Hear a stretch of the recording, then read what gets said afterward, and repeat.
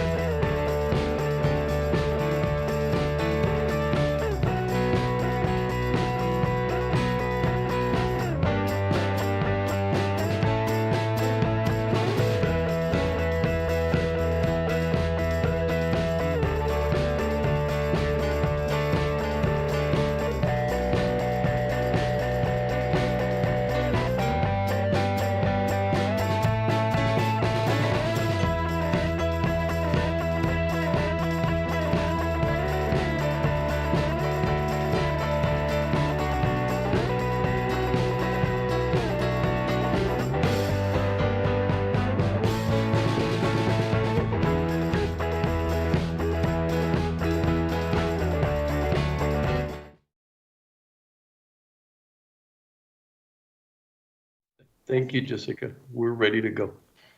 Go ahead, Jessica. Good morning. Today is Monday, August 24th, 2020. Commissioners Court is meeting in regular open session. Today we are joined by ASL interpreters Dario Garcia and Maria Hernandez. Would you please rise and join us for the Pledge of Allegiance, followed by an invocation by Pam Ferroni. I pledge allegiance to the flag of the United States of America, to the republic for which it stands, one nation, under God, indivisible, with liberty and justice for all. Thank you. Good morning, everyone. Good morning. For all who would care to, I invite you to join me as I pray. Almighty God, we thank you for a beautiful new day, for the gift of life, and for the opportunities that lie ahead for each of us to make a significant contribution to this world, to our society, and to our beloved county of El Paso. Even amid a pandemic, we acknowledge your sovereignty. You still hold the reins of this world in your mighty hands. We can trust you and trust in your ways. It is a privilege to acknowledge you in our midst today. We especially pray for our county judge, our commissioners, our leaders and staff, and for all who influence the well-being and future of El Paso County. As the agenda for this meeting is considered, I pray that our leaders will be blessed with grace, wisdom, and understanding as the challenging issues are faced and difficult decisions are made. Your word in the book of Proverbs tells us, blessed are those who find wisdom, those who gain understanding.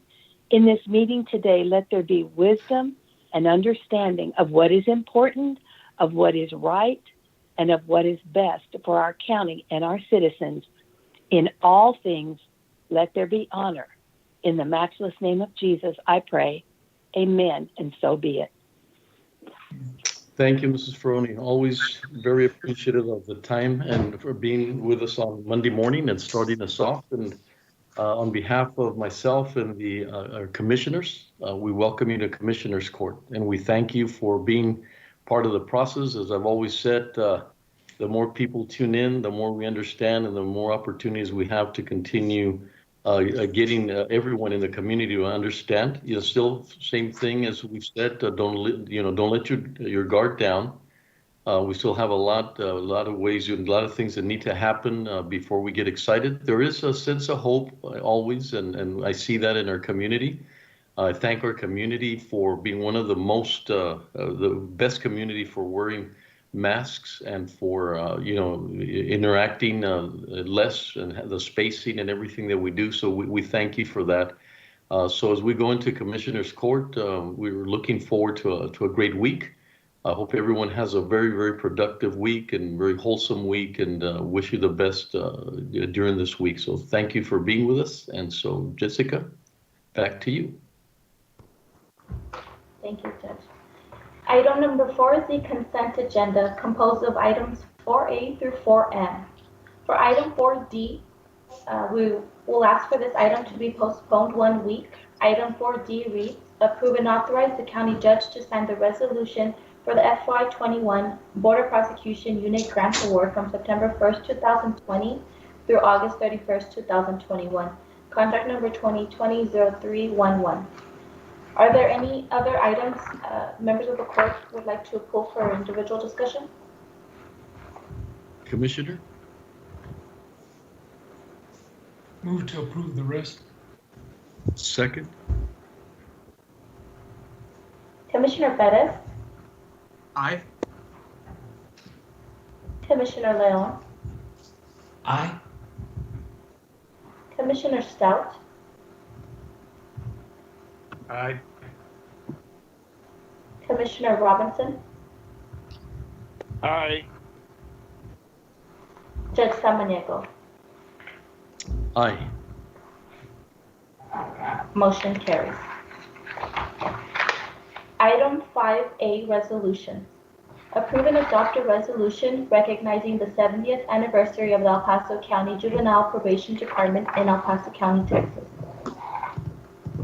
Good morning. Leon? Yes, good morning, Judge, Commissioners.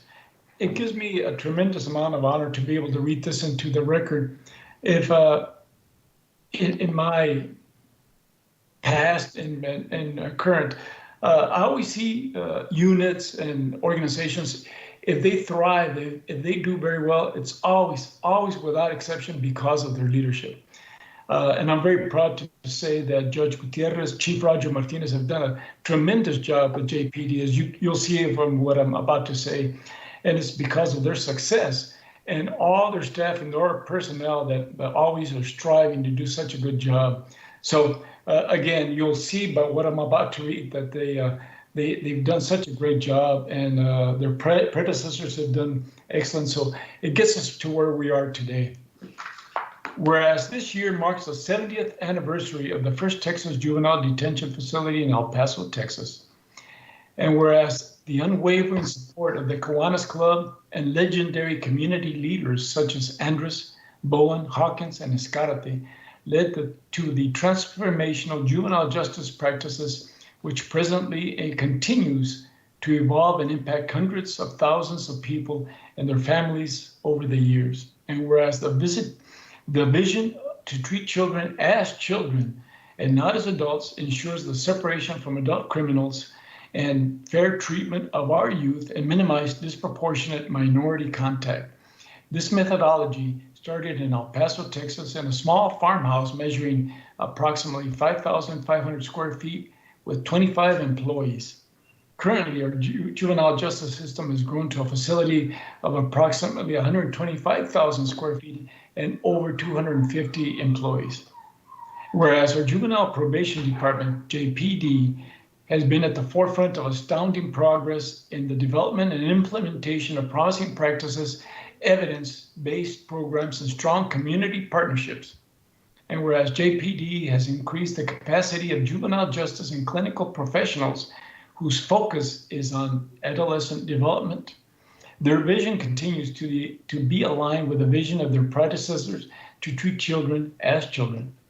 Whereas through exceptional executive and judicial leadership in their collaboration with funding entities, the County of El Paso, the Texas Juvenile Justice Department, and the Texas Governor's Office all provide leadership and funding support in order to provide innovative and quality services of our community. And whereas in the past 70 years, the Juvenile Probation Department has become a leader juvenile justice and a mentor site for jurisdictions across our great state, nation, and international counterparts.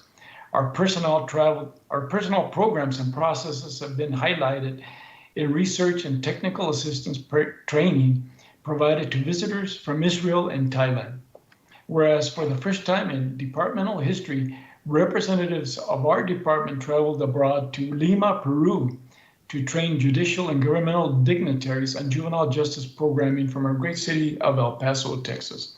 Now, therefore, be it resolved by the El Paso County Judge and Commissioners Court that the El Paso County Juvenile Probation Department be honored for their 70 years of great work and continued legacy of leadership and innovation. Signed this 24th day of August 2020 by the honorable members of Commissioners Court. Second. Commissioner Perez, Aye. Commissioner Leon, Aye. Commissioner Stout, Aye. Commissioner Robinson, Aye. Judge Samaniego. Aye. Motion carries.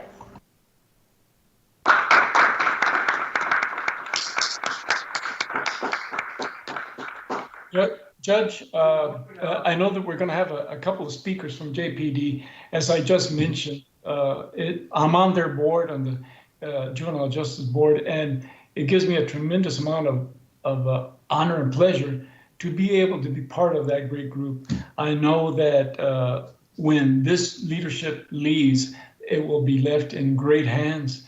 And as you've seen, if you look at the news, where there would be statewide, nationwide, worldwide, you see the problems that are erupting in different places. But you hear very little from JPD because they're doing such a great job. So Chief Martinez, Judge Gutierrez, thank you.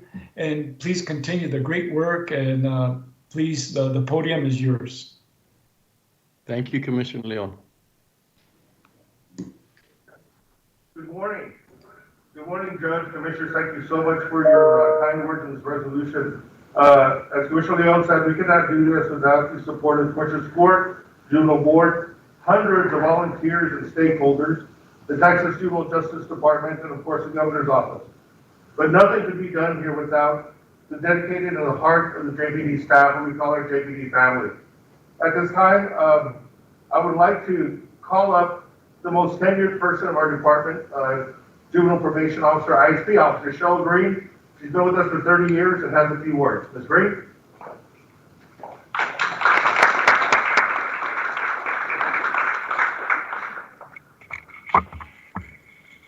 Good morning. My name is Cheryl Green, and I started with the Juvenile Probation Department back in April of 1990.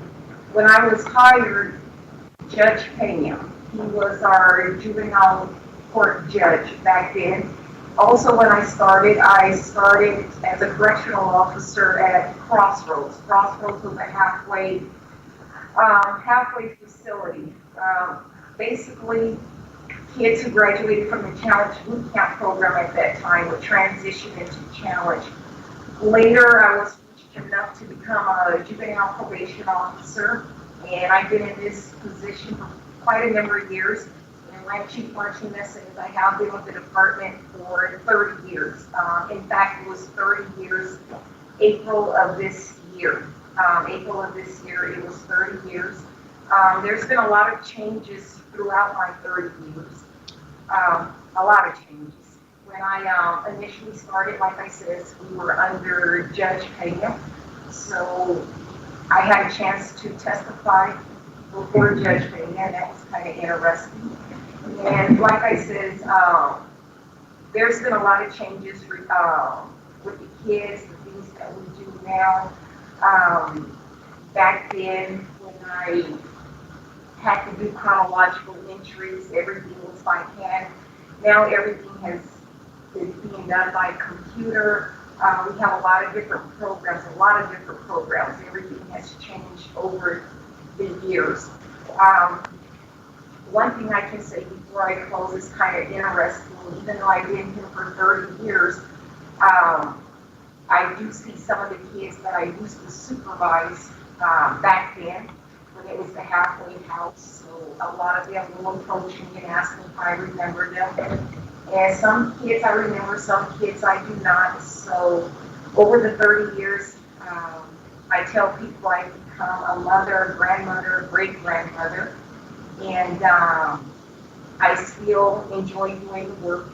A lot of times it can be tedious, but we're here for the kids, and I appreciate everyone. I appreciate you. Thank you, Cheryl. We have our newest juvenile probation officer, Ms. Yolanda Padilla. Ms. Padilla, she's in our intake unit. She's been with us now for approximately 3 months. Come on up.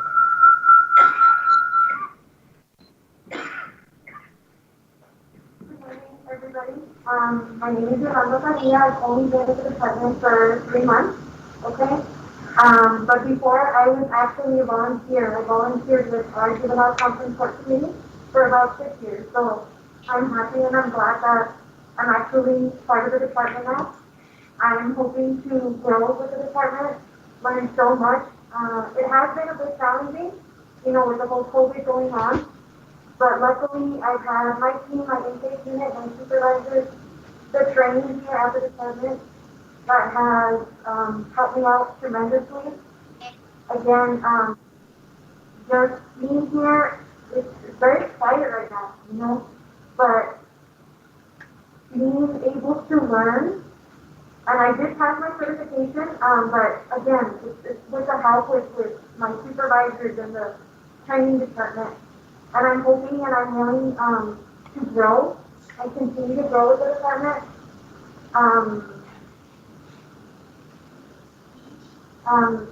I just want to thank everybody for this opportunity. And I'm just grateful for being here. Thank you. And our last speaker that we have, here we go. Our last speaker that we have, is Cadet Garcia from the Challenge Academy. Cadet.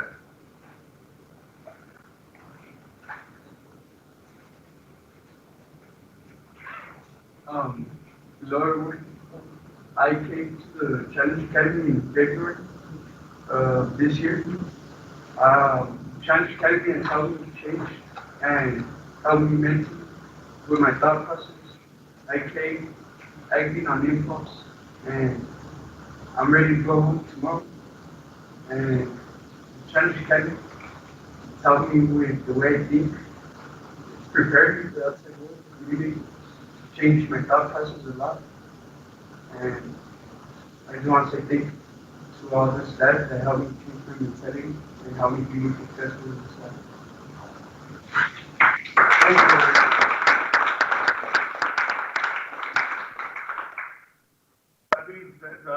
Judge, Commissioners, we really appreciate all the support you've given us, the kind words again. I don't know if you can see this, but we have our anniversary cake sitting to our right of us. And we have our socially distanced room set up here for staff that are able to come down here and join us this morning. So thank you so much. We appreciate you all, and have a good rest of the day and the rest of the meeting. Thank you. Well, if I could say a few words, I don't think you have a bigger, stronger advocate than Commissioner Leon as far as juvenile probation is concerned, and he's just been. And I thank you. I thank you for that recognition, for always the support that you showed him and your service to them. I too, as one of your speakers, I was actually a probation officer during the times of Judge Peña, and I know that dates me, back a little bit. But very fortunate to feel being a part of that family. Once you're there, you're part of a family that keeps growing.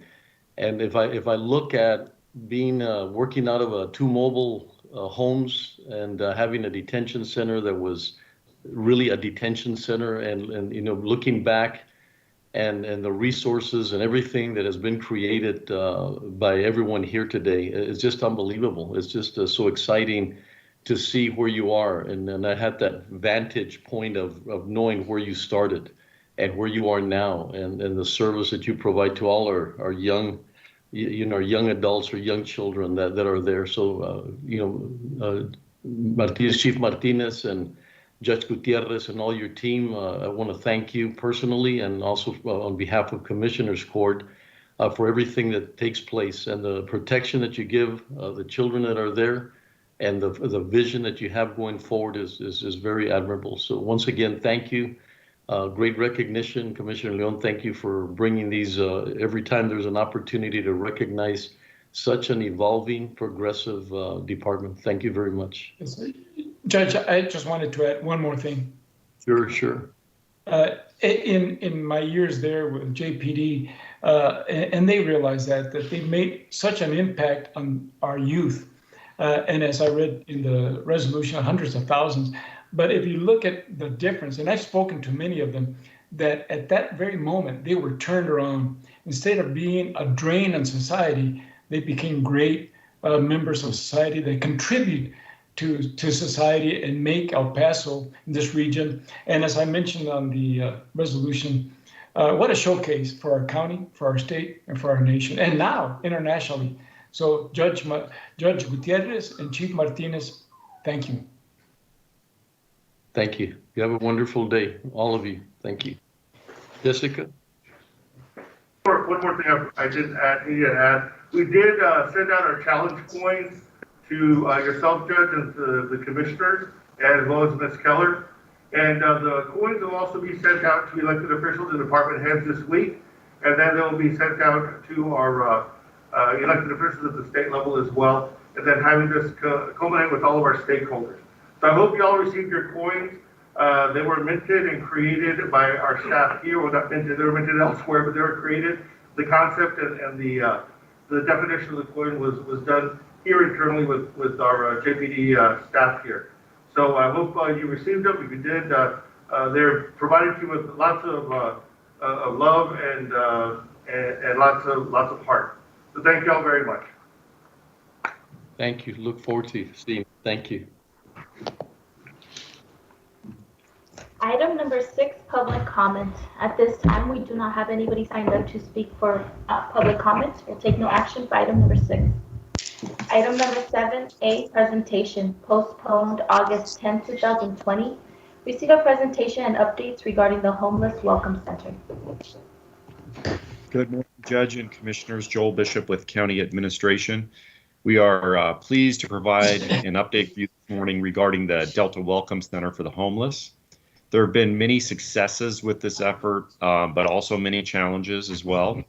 I'm pleased to report a 0% known positivity rate originating within the facility, which is remarkable for a congregate facility. All positives have been screened upon intake, and proper quarantine measures have been taken through coordination with OEM. Best practices have been set up with OEM regarding the intake and screening. So it's been a true success in avoiding an outbreak. We're also pleased to report that the overall positivity rate upon intake has remained significantly lower than the community average. The homeless shelters could have been easily overlooked in this pandemic, but we're thankful that they were not, and that we're not in the reactive crisis mode to an outbreak in those facilities like some other cities have faced. In addition to these successes have come new opportunities as well.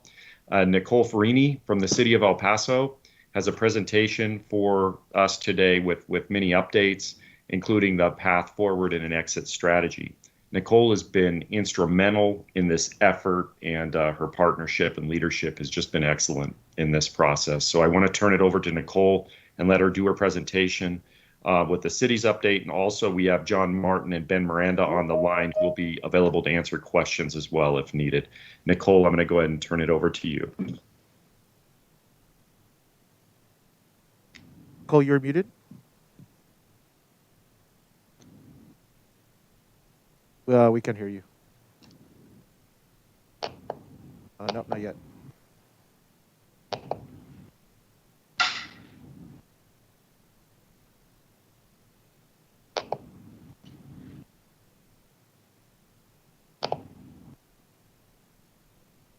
Nothing yet.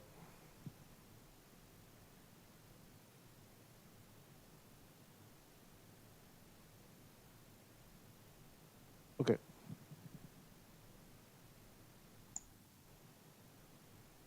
I think she stepped out. She's going to come back in.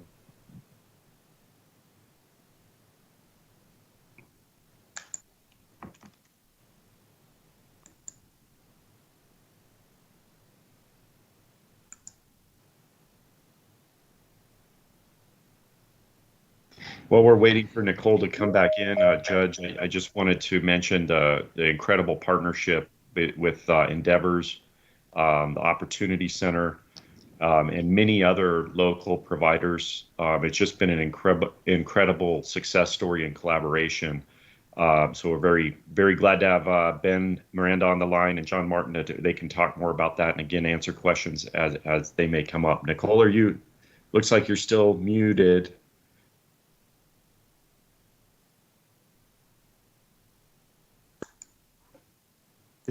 It's showing you as muted, Nicole.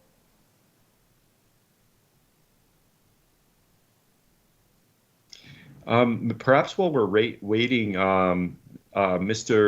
maybe we can have Mr. Ben Miranda, if he'd be willing to share a few comments with the court about the efforts thus far and your perspective in the partnership there, Ben. Would you mind sharing? Good morning, Ben. Everybody. Go ahead. Can you hear me? Yes. Yes.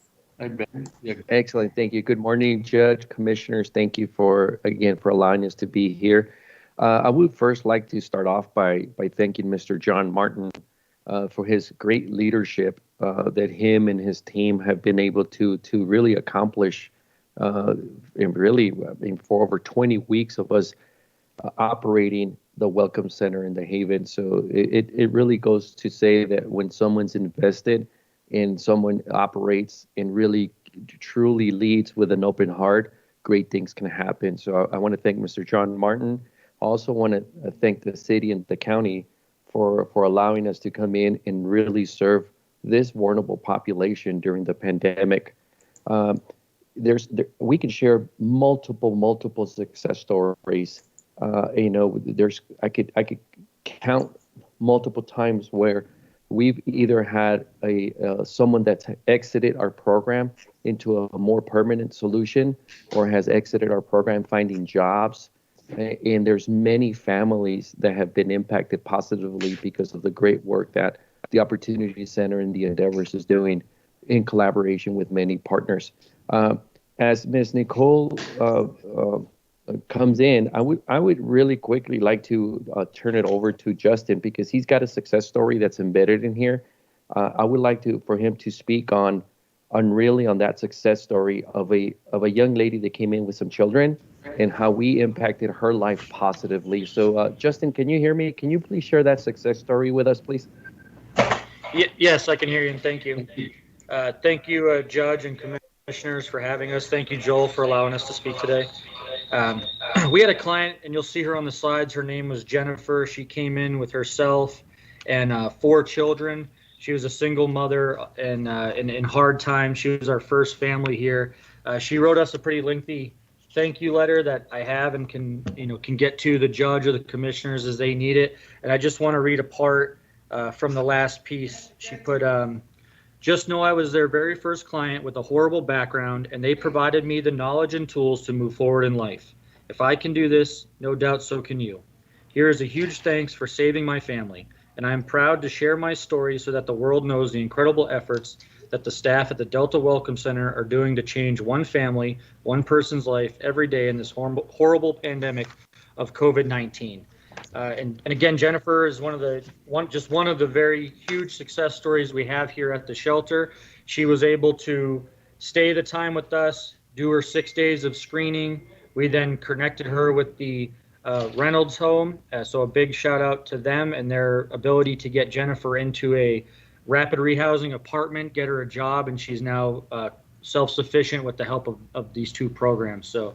And I want to thank the county and the city for allowing us to do that for Jennifer and all our other clients we've been able to serve here. Thank you. Thank you, Justin. I believe that we have Nicole mic'd up now. Is that right, Nicole? Let's see. Can you all hear me? Yes. All right. Yes. See, they don't call me the Chief Resilience Officer for nothing. Where there is a will, there is a way. And actually, I think it's quite appropriate. So my apologies. Good morning, commissioners, judge, my friends that I see here on the screen. It's quite appropriate, I think, that these gentlemen had the opportunity actually to speak before I get started, because these are really the champions of this effort. Joel and I have enjoyed a fantastic collaboration since this entire thing started. But really, we are the enablers.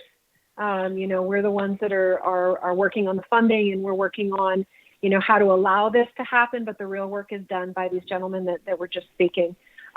Next slide, please. Can we advance this? There we go.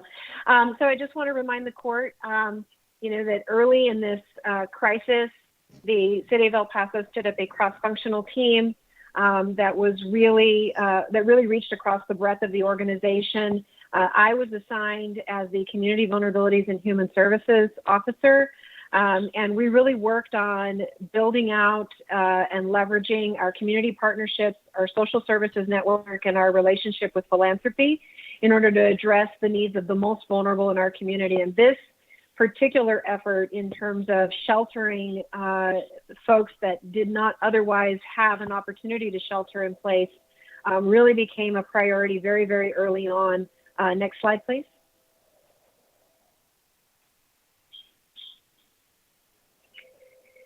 So in order to make that happen, one of the biggest challenges for us was to identify funding and a facility that could accommodate the needs of this population. And so looking at how we could immediately address those needs, we looked at CARES Act funding and identified the Emergency Solutions Grant coronavirus that was part of the entitlement portion of the CARES Act. We immediately pushed those dollars to containment of prevention of the COVID-19 virus with regard to individuals experiencing homelessness. And this is actually a really important thing to consider in terms of how we acted, how quickly we acted, and the purpose for which we stood up the shelter. It was not simply just to stand up an additional shelter because we knew there was going to be an increased demand.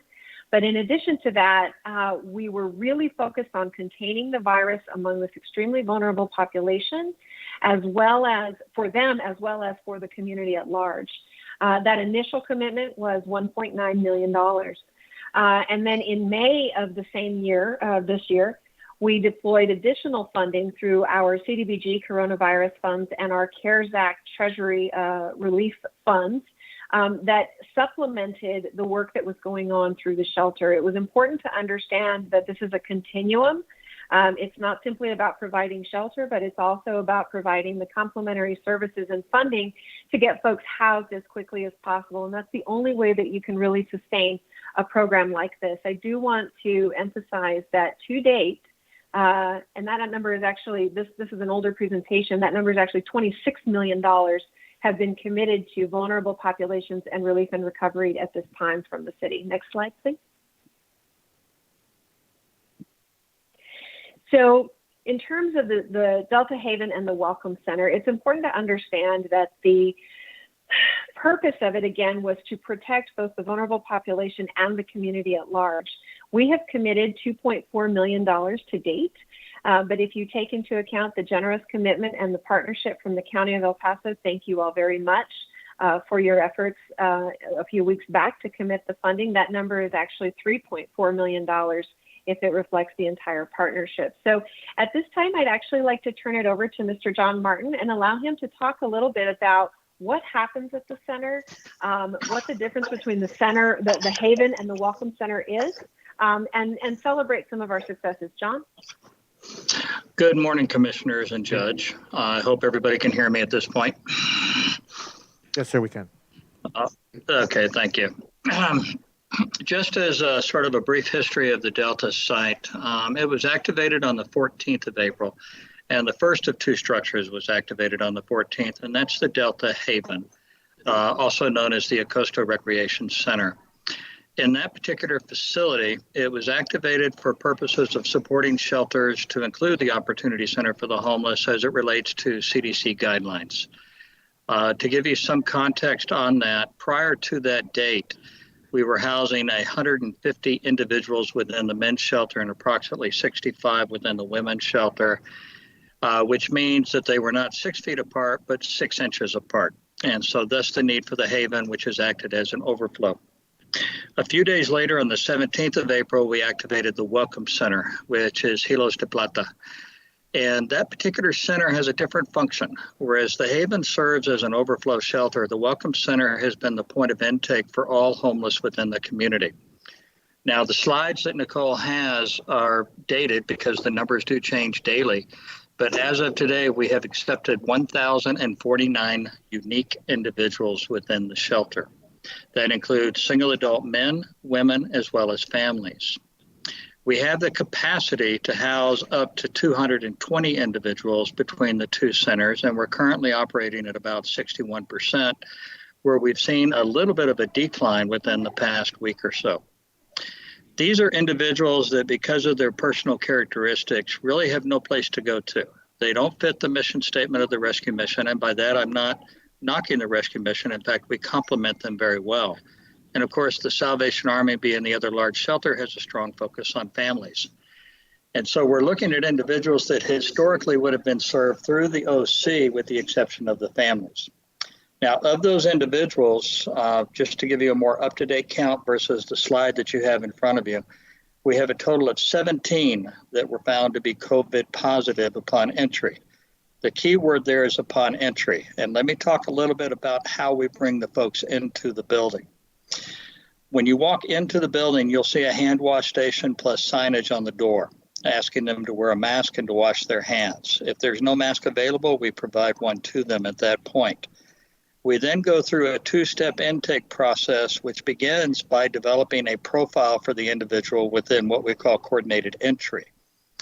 Once that is complete, we do an in-depth intake where we talk to the individuals about their individual needs, their concerns, whether it be medical, mental health, or substance abuse. But at the same time, we also screen them. We not only look at symptoms, but we also look at point of origin and travel, which is one reason why we've been so conservative. And by saying that, the 17 individuals that we have encountered to date were basically caught before they were introduced into the general population. And through our ongoing partnership with the Office of Emergency Management, we have policies in place where those individuals are tested, typically within a 24-hour period. And until such time as we have the test results, they're located in a hotel that's located in Northeast El Paso. We continue to monitor them because as the test results come in, typically 1 to 2 business days, we then either bring them back to the Welcome Center at that point if they're found to be negative, but if they're found to be positive, they stay in the hotel initially for a 14-day period, which has recently been reduced to a 10-day period per OEM. Now, what we do here at the Haven and the Welcome Center is intended to be a transfer point, and I don't mean to sound cold. The intent is to feed into the other shelters within the community, of which there are several, and I believe there's a total of 13 that are large and small. We've been fairly successful with that, for example, as it relates to families. This time last week, we had 7 families. Today, we're down to 2. And so in turn, they're able to move fairly quickly, but we are running into issues as it relates to single adults with the lack of space for them as we work through it. And so when you take what we've done and move it and compare it to other communities, it truly has been a success story. Have we had our hurdles, or what we refer to in our morning meetings, our curveballs? And the answer is yes. But we've been able to work through those and hit it out of the park as it relates to working with our partners within the community. To give you an example where the El Paso Center for Children came into play, who also has partnered here. Young mother, 3 girls. Mother was very sick, ended up at the hospital. So all of a sudden we had 3 unaccompanied girls. It was the Center for Children that came and picked them up because they do operate a licensed shelter for those that are 11 years of age and up. So this would not be possible without the collaboration that's ongoing, not only with the city and the county, which we're extremely grateful for at this point, ourselves, which is the Opportunity Center for the Homeless, Endeavors, Can Rescue Mission, Salvation Army, both of which are providing food, and in the case of the Salvation Army, clothing, and they've also mobilized a couple of facilities for us, which are trailers. One of which is a laundry trailer, the other of which is a shower trailer, at no cost to the city or the county. This is part of their agreement with their divisional headquarters in Dallas. So it's been incredibly amazing. We'll continue to have curveballs that are thrown at us. We'll continue to address those as needed. But with that stated, I can answer any questions, but I think Nicole might want to wrap up her presentation first. Thank you, John. Go ahead, Nicole. Yeah, so thank you so much, Joan. And I think that, you know, to put an exclamation point on something that John said, this project, this initiative could absolutely not have been successful if any one of our entities had attempted to do it in isolation. This is a reflection of what can happen when multiple entities and this entire community come together to achieve a common goal. And I think that that's something that we've talked about as I've been in front of Commissioner's Court many times previous to the pandemic, talking about the challenge of homelessness in our community and talking about the challenges of systemic collaboration. And it may have taken a global pandemic to make it happen, but here we are. And I think we have a tremendous success in front of us. As John mentioned as well, though, I do want to say, you know, we acknowledge that there have been concerns expressed in the community regarding the center and its ongoing presence in the neighborhood. And we are working very diligently and directly with those individuals that have expressed concerns. And we are committed not only to transparency, but to a satisfactory resolution of those concerns as we move forward. But again, that would not have been possible without our partnerships with these folks that you have on the line. I do want to note that I believe it was on Friday, we distributed I think probably 300 or more individual postcards door to door in the neighborhood. Those postcards have 3 different phone numbers on them. Those are so that the neighborhood can feel comfortable reaching out with any type of concern that they may have, and that they can reach a warm body on the other end of that phone line to help them ease their concerns. And so we've done a lot in that space. Next slide, please. I believe this is the success story that Justin was referring to earlier, but I want to at this point turn it back over to Ben and Justin to talk just a little bit about Endeavors and what it has done. And I just want to take the opportunity to really say how impressed I have been with the level, the quality of service that is provided, the professionalism and the attention to detail of this particular agency has been extremely impressive. And that's coming from someone who has been working with multiple agencies across the state and the city for several years now. So congratulations to you all, kudos to you all, and I'll turn it over. Thank you, Nicole. Ben? Thank you, Nicole. And just a little bit more about Endeavors. We are a long-standing national nonprofit organization. We're celebrating our 61st anniversary. And as Nicole was mentioning, we pride ourselves in really serving with an open heart.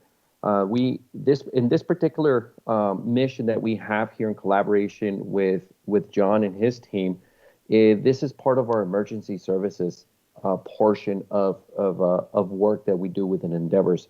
I'll allow Justin really quickly to talk about emergency services and how we were able to come into working with the Opportunity Center. He can talk a little bit about how much staff we have on the ground and what the staff focuses on to make sure that we take care of our homeless population, our clients, and how we keep those buildings extremely, extremely sanitized and clean. Over to you, Justin. Thank you, Ben. And again, I'm Justin Roddy. I'm running operations for Endeavors here at the shelter. I work primarily for our emergency services division. I think the county commissioners and judge are very familiar with our mental health facility here in El Paso, but what emergency services does is we maintain between 1,500 and 3,000 we call them reservists, and they're trained staff, trained for shelter work, natural disasters, that we can call up in the case of one of these shelters or disasters to work for temporary time. The staff are all trained prior to the mission, whatever the mission may be, this time being a homeless shelter, and then they execute until we close down the emergency shelter. Here on site we have 46 staff with the shelter, and right now 2 staff for the transportation throughout the city for COVID testing. We also are running similar shelters in Dallas and Houston. They're not quite as large as this one, but they're just as successful in keeping the positive rate down. Here we've created some very strict protocols that Joel alluded to earlier, where we are checking temperatures, asking COVID questions to people as they walk in the door, where they're immediately isolated. If they have any of the symptoms or have come from what has been recognized as a cluster by the Office of Emergency Management, from there we get them tested, put into a hotel provided by Office of Emergency Management, and then await their positive or negative results, in which case they'll either return to the shelter or stay at the hotel until they are 10 days symptom-free. We also have a very strict cleaning and hyper-sanitization protocol here that the staff is constantly cleaning. I tell people this is probably one of the cleanest places in El Paso. I feel safer here than I do going to a Walmart or any of those places in the town. But that, pending your questions, that wraps up what our emergency services are doing here in El Paso. Thank you so much, Justin. If we can go to the next slide, please.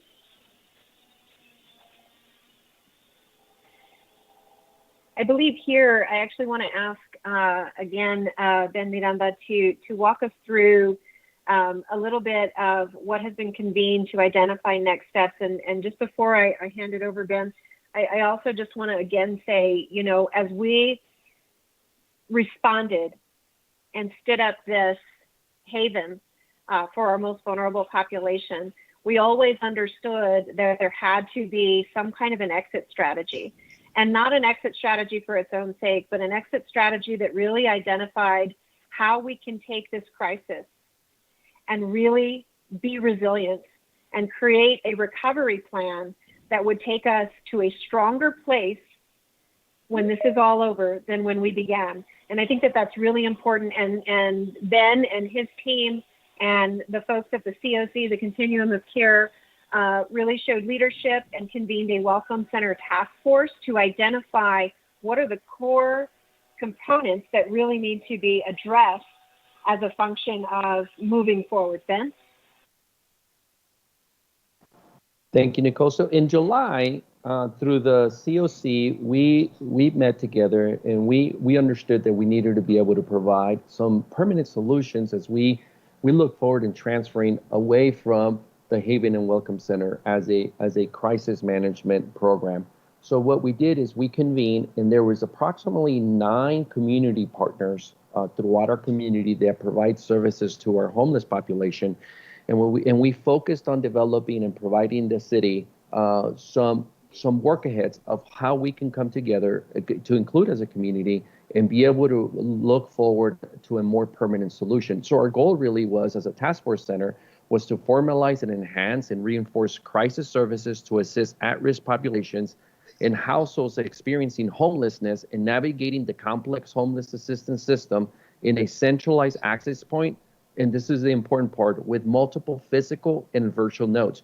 We wanted to make sure that this was a collaborative effort as we provided solutions to be able to ensure that it wasn't just one entity that provided these services to our vulnerable population, but there was multiple entities having physical locations and also implementing virtual nodes.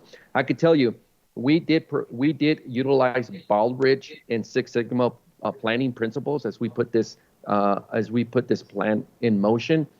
So as you can see on the left-hand side of the PowerPoint presentation, these are some requirements that we focused on that this permanent welcome center needed to have.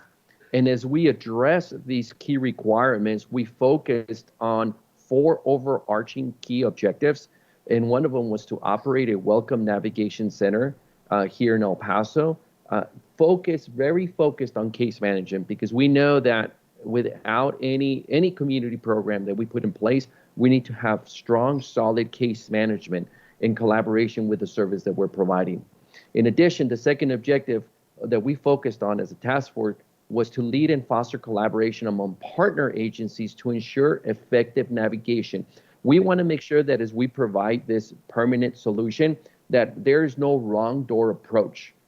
So if one of our clients comes into, let's say, the Opportunity Center, but it's not the Opportunity Center that has that level of care for them, that Opportunity Center can immediately refer to another agency. In other words, they're not going to come through our doors and us tell our client, well, we can't help you, I'm sorry, but rather us having a warm handoff to another agency, because we want to make sure that whomever comes through our doors, they don't feel that they're entering a wrong door. We will assist them. And then the third objective is the center will be a welcoming environment. We are going to provide hospitality services, needed resources. I mean, we talked about having back storage, dog kennels, refreshments, showers, laundry, even a post office, because many of our vulnerable populations that we serve don't have a physical address. We can provide them a post office address. So if they're applying for a benefit, or they're applying for employment, if they're applying for school, they can utilize a physical address where they can, with all their mail can come in a system. And then lastly, the last key objective that we developed as a task force was to operate a crisis surge shelter to provide bed space until we can transition them to a permanent housing, or if we ever have another man-made or natural disaster, that we can immediately surge and provide that bed space to our vulnerable population. So this task force met for 4 times during the month of July, and we had some very interesting conversations. And I can tell you, there was the key players that needed to be in this task force came to the table, and we had some wonderful dialogue. What we did is we packaged this strategic plan, and we provided it to Nicole and her team, and then they utilized some of this information as they went forward and developed the NOFA that we received a couple of weeks ago. Pending any questions, that summarizes our task force tasking meetings. Thank you, Ben. Thank you so much, Ben. Next slide, please. And I promise, commissioners, we are getting through the end here. As I mentioned, moving forward, it was really important that we continue the collaboration and really understand what are the best practices or promising practices that we have been established at the Delta site, but also what are the lessons learned? No initiative is ever perfect, and I think that everyone on this call can probably attest to that.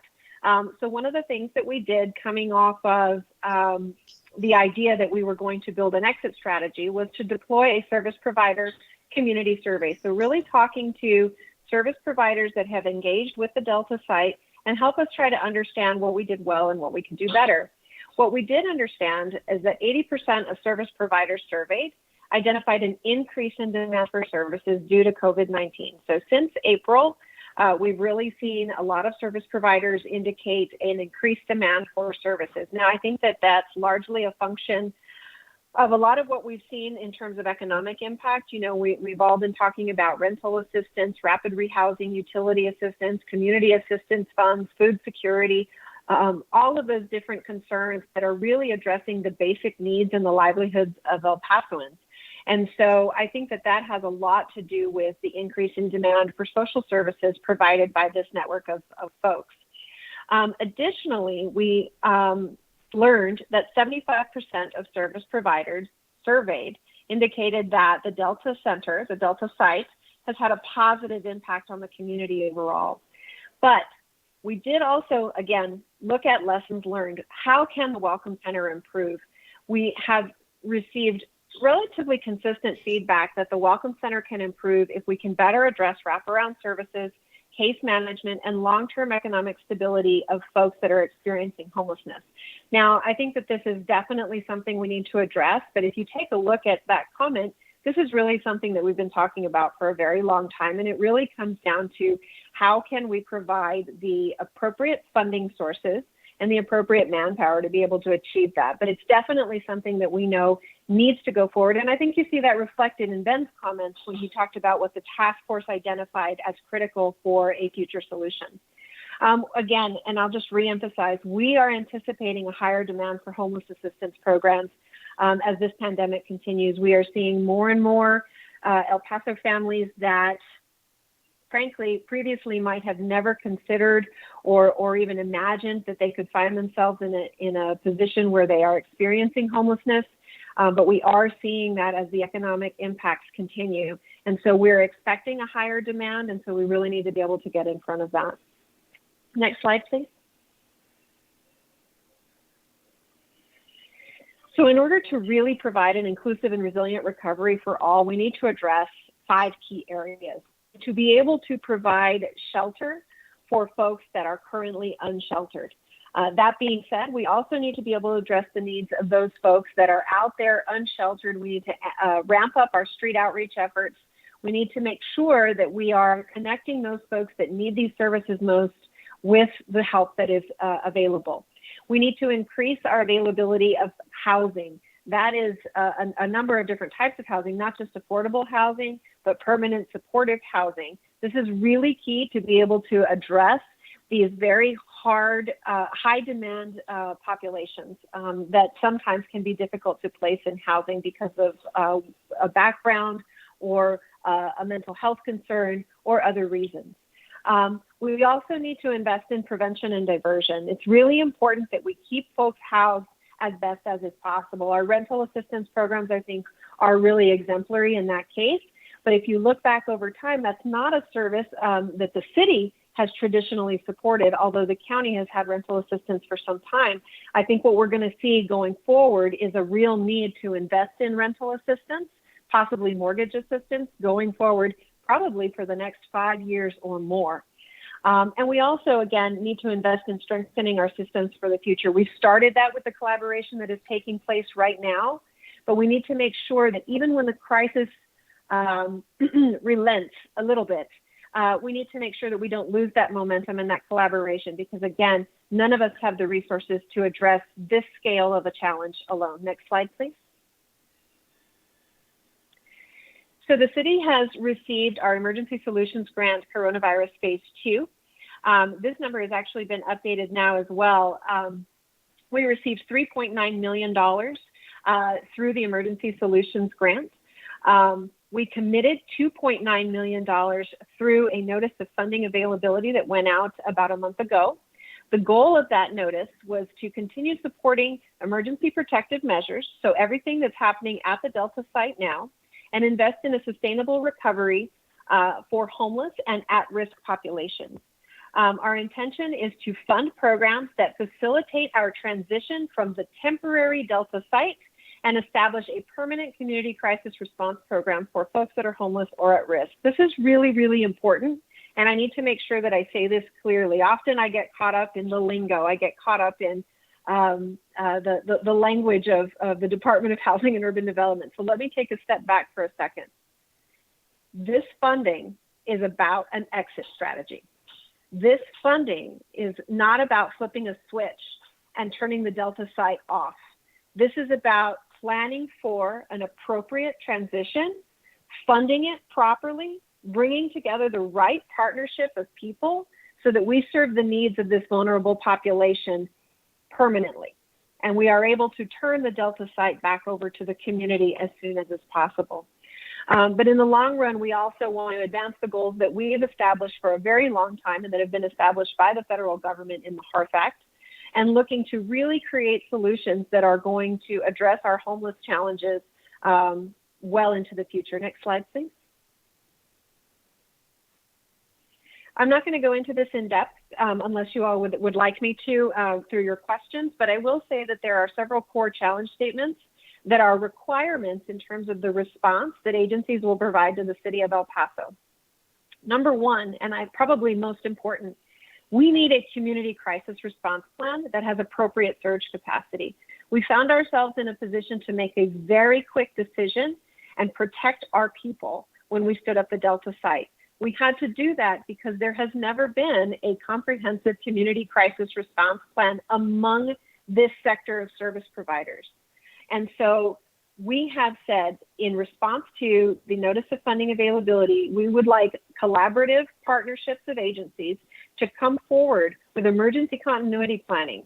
We're talking about continuation of operations plans. And this is not just in the case of this pandemic or the next, or an economic crisis, or it could be a surge of folks needing shelter in the event that we had 18 months ago or 2 years ago, when we had a number of migrants coming into our community requiring shelter. It could be a function of one of the emergency shelters needing to close down for whatever reason. Maybe there's a fire. The point is, we don't have a plan and we need one. And so that's a requirement of this funding. We also are asking for an expanded capacity for data collection and analysis. We've talked about this for a long time. We need to understand how we can leverage and target our community resources on the gaps that exist, particularly for highly vulnerable populations. But we can't do that without data. And so we are asking for the folks that submit proposals to really look at how they enhance and streamline our existing approach to data collection and analysis so that it works for us and so that it works for decision makers like yourself.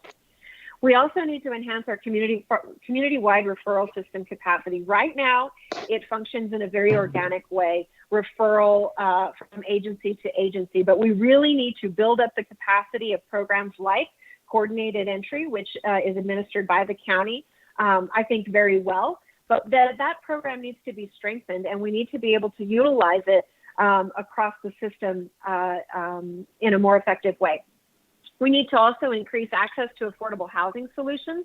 We need to be able to bring the private sector to the table to be able to provide some of that. So really looking at very, very layered approach to a long-term solution that addresses the need, yes, right now for COVID, but lays the groundwork for a resilient recovery. Next slide, please. The key deliverables for this $2.9 million. Number one, first and foremost, the transition from the Delta site. But we are, again, we cannot flip the switch on and off. It doesn't work like that. With over 1,000 individuals that have come through the facility, we want to make sure we are doing what's best for them as well as for the community. And so this funding will support the transition from the Delta site. We are targeting an exit from Delta by this coming spring of 2021. We are hesitant to put a specific date on that. I know that everyone would like for us to say that, but it's very important that we acknowledge the unpredictability of this pandemic. And so we are committed to an exit this spring. If for whatever reason we see that the emergency order is lifted prior to this spring, the contractual obligation of the Opportunity Center is that they vacate the Delta site within 45 days of the lifting of the emergency order. But I think all of us will acknowledge that that's not likely to come anytime soon. Next slide, please. Community crisis response, I've already addressed, and so I won't belabor the point, but it's extremely important that we be better prepared for whatever the next crisis is. Resilience is not about planning for what you know is coming or what has passed. Resilience is about making your community, your systems, and your organization strong so that they may endure what you don't expect. Example, case in point, a global pandemic. Next slide, please. And then ultimately, again, as I've mentioned, we want to make sure we are advancing our national strategies and that we are investing in a recovery that helps folks experiencing homelessness or those at risk of homelessness well into the future, and that we are not squandering this opportunity to learn from a crisis and take our community forward. Next slide, please. Here is the timeline for the deployment of those funds. As you can see, we released the notice of funding availability on July 22nd. We hosted an orientation for all of the eligible service providers on July 29th. We then received initial eligibility submittals on August 19th, and we expect to receive final applications from those collaborative entities on September 2nd. One thing I will note, I keep saying collaborative entities. One key requirement of this notice of funding availability is that we would not accept applications from a single agency.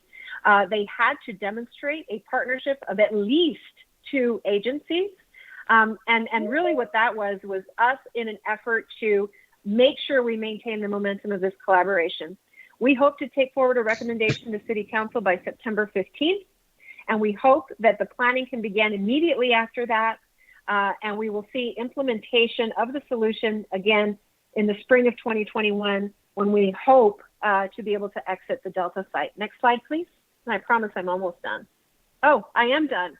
And with that, I will take any questions from you all. Thank you so much for your patience and your time this morning. Thank you, Nicole. And I'll go first. Nicole, John, Justin, Ben, Joel, what an amazing presentation.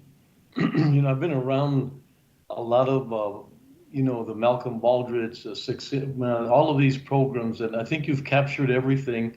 And one of the things that really stays with me is the fact that it became a crisis, sort of a tactical approach, because that's what you had to do. But it evolved in getting into the root cause. It evolved into something that's going to be permanent. I think we're uncovering a lot of information, the root causes of homeless. And I'd like to underscore when we say the most vulnerable, there is no doubt that they are the most vulnerable. And when they're vulnerable, they're able to create a lot of different situations for our entire community. And you're being able to address some of the things that would be extremely costly further down the road, from addressing all the inabilities of accessibility of health, accessibility of all these things that we all take for granted. And like I said, just this multidimensional approach of what you're doing is extremely, extremely valuable. You know, Paso does really step up. And just when I think, you know, we've sort of hit the benchmark of how to do things, I think this is one exceptional. I think this is going to be a role model. I think it's going to be, you know, our path to really understanding. We've taken a foundation that to me has been amazing. What Ray Tullius and John have done in the years and years, will not go unnoticed.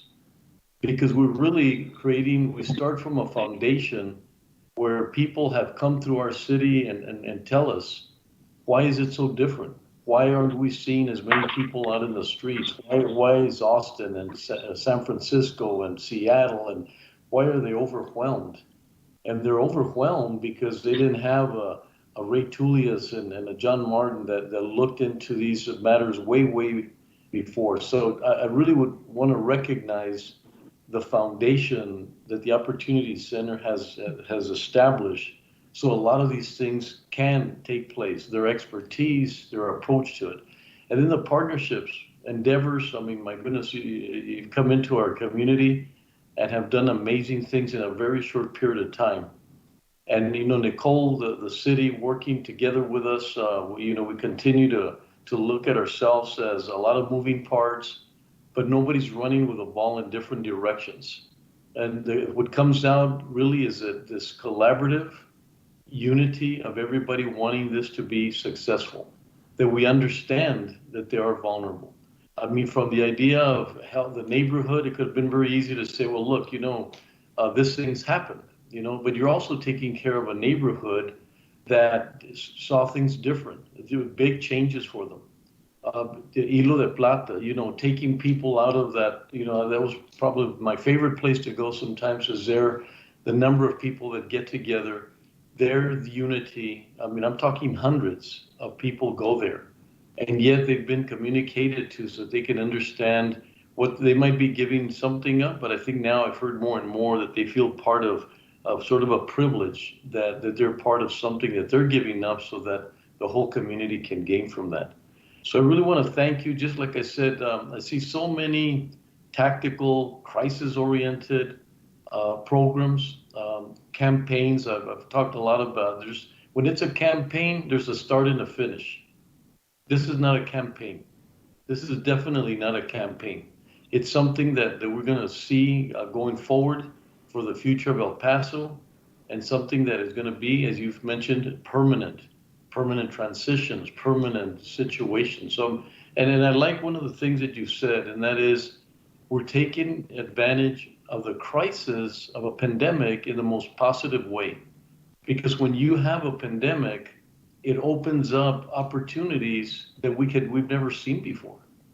And we could either just look at them and move away, or we could take advantage of them. And I think this is what this program has done. So very, very fortunate that the county and the Commissioner's Court has been extremely supportive, but we're very fortunate to be in part of that, a little bit of that contribution of being part of something so important that other cities just can't find that little thread.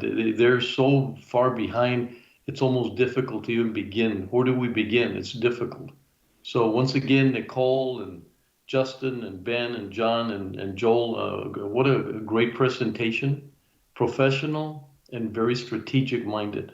Like I said, I like tacticals for, you know, the first month, but then that's it. But when it's strategic like this one, it feels very comfortable that we're going in the right direction. So Nicole, thank you for your presentation.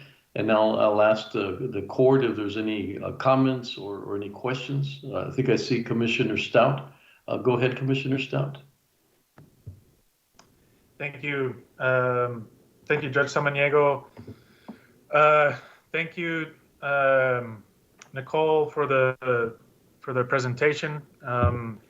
Thanks to Ben and your operation, and Mr. Martin and the Opportunity Center, and special thanks to Joel and Irene on our staff for doing everything that y'all have been doing to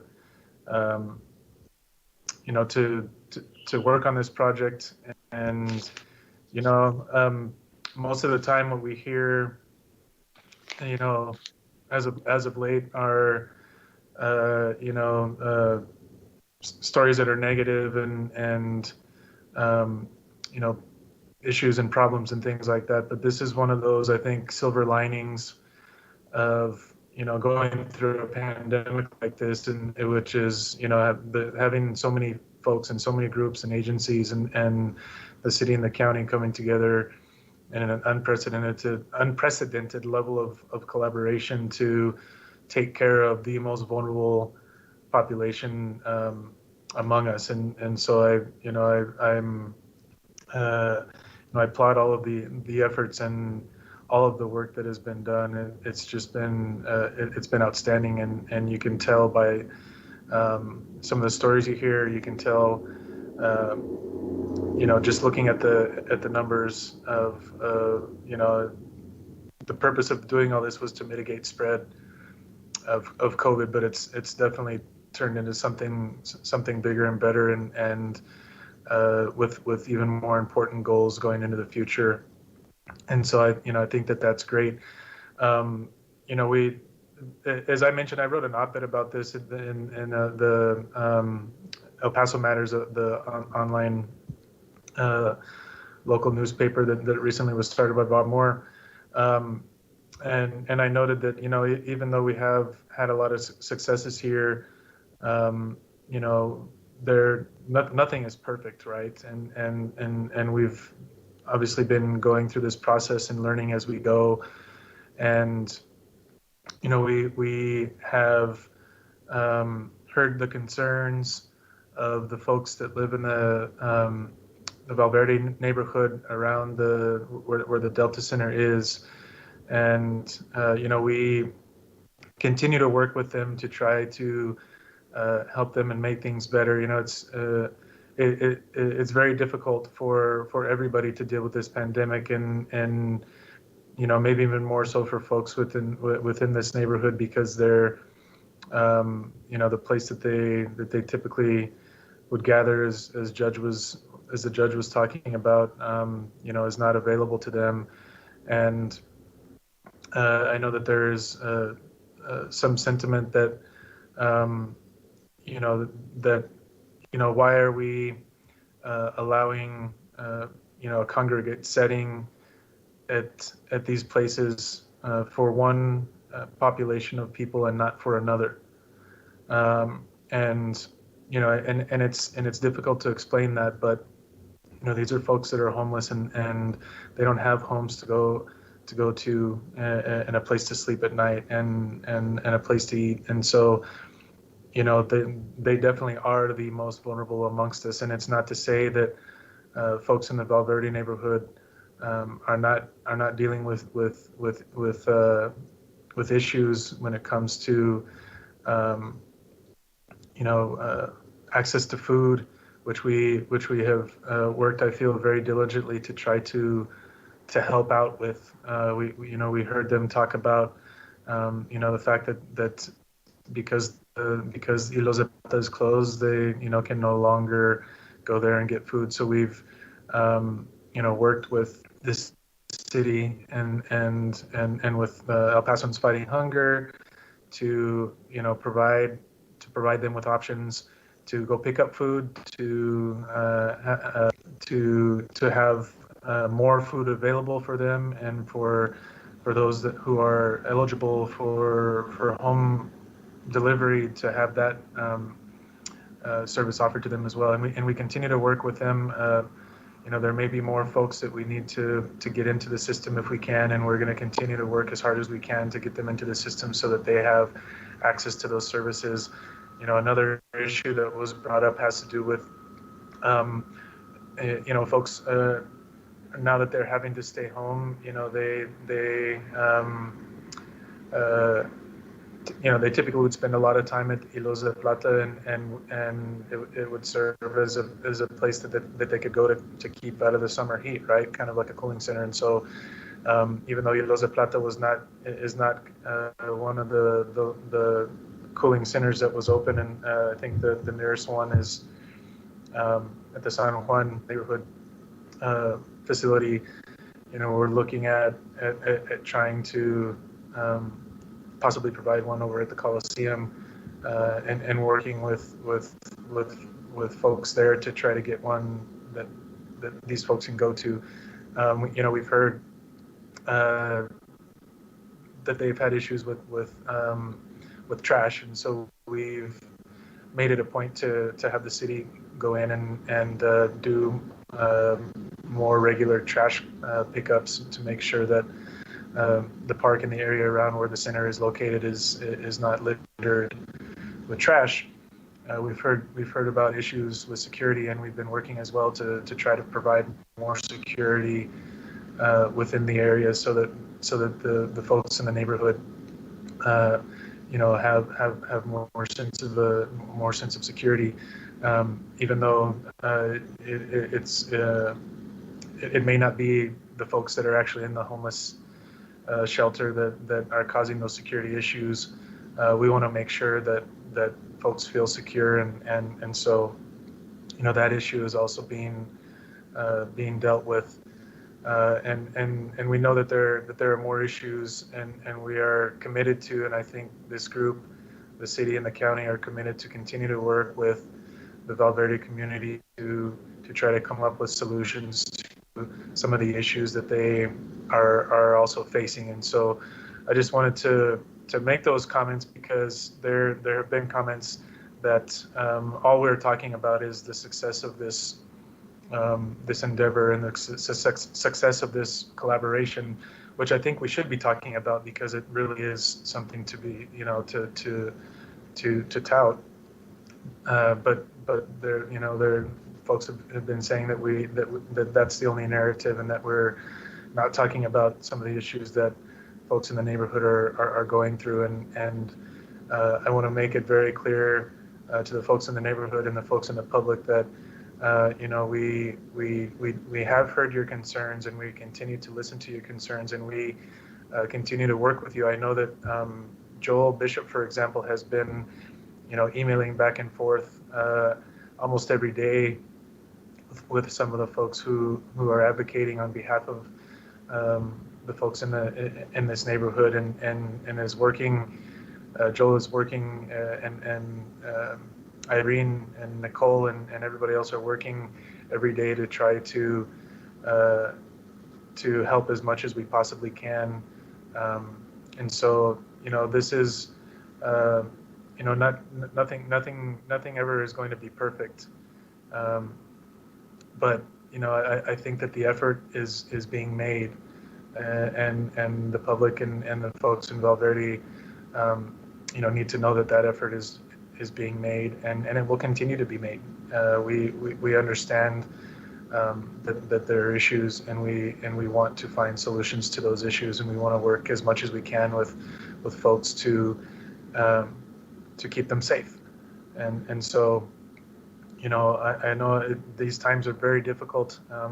So many of us would love to be able to congregate with our friends and with our families, but we have to refrain from doing so. And it's difficult on people's sus ánimos, their mental health, and sometimes physical health. And so we all have to get through this together, and we're not here to try and pit one vulnerable community against another. We're here trying to work out the best situation for everybody, and with very few resources to do so. And so thank you very much for giving me the time to talk about this, and because I think it was important to bring this up.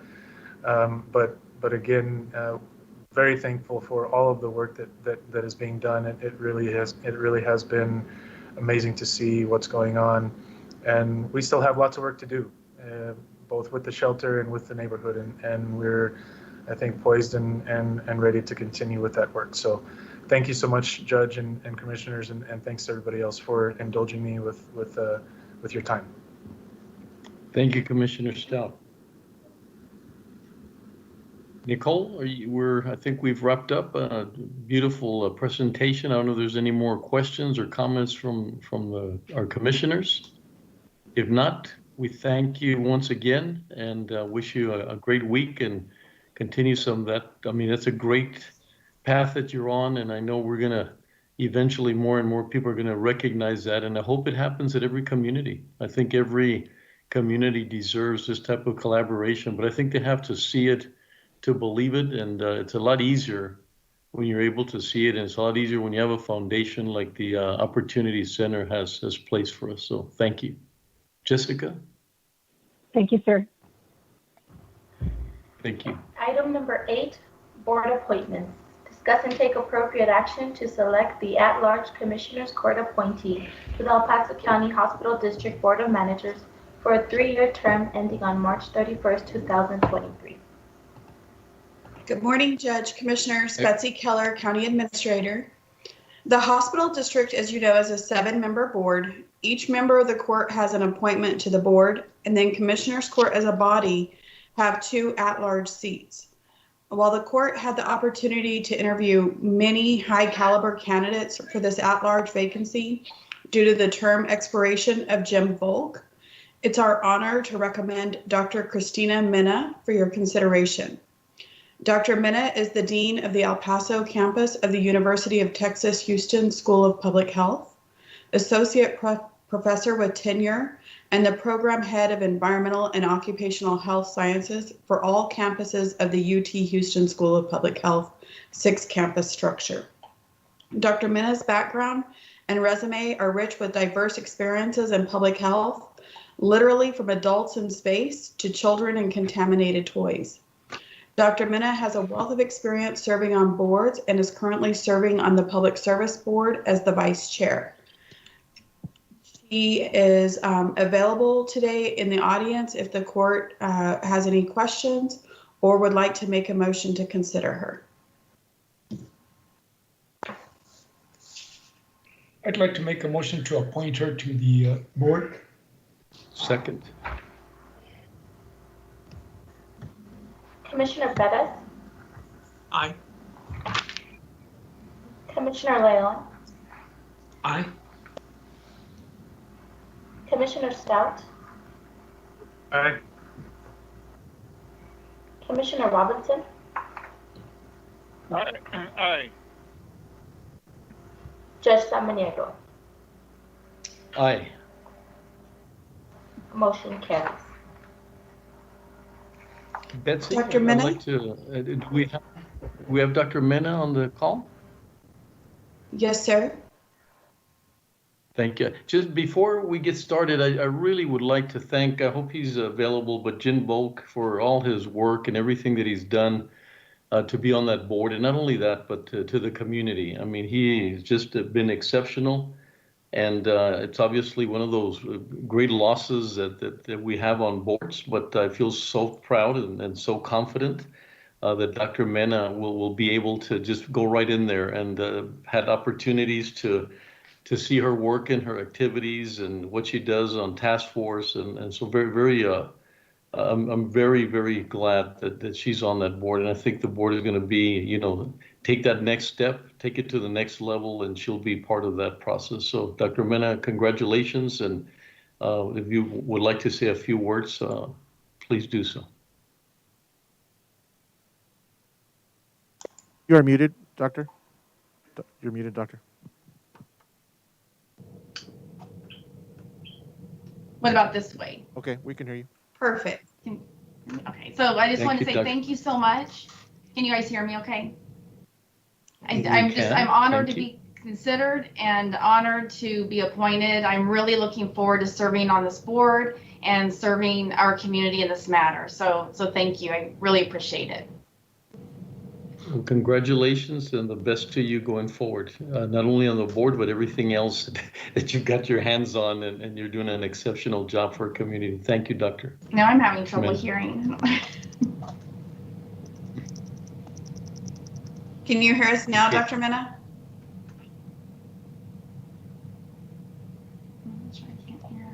Can you guys hear me? Yes. Okay. Yeah, we can hear you. Oh, let me see. I think I need. There I go. Okay. Can you hear us? Okay. Yes, I I'll can. Thank repeat you. because it's worth repeating. I just wanted to wish you the best going forward and thank you for not only on this board, but everything else that you're doing for our community.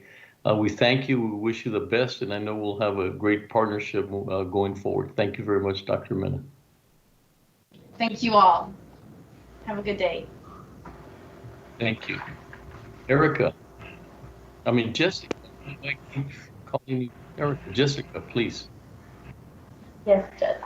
Item number 9, Commissioners Court. Receive a weekly expense and commitment report from the Budget and Fiscal Policy regarding CARES Act funding beginning on Monday, August 31st, 2020.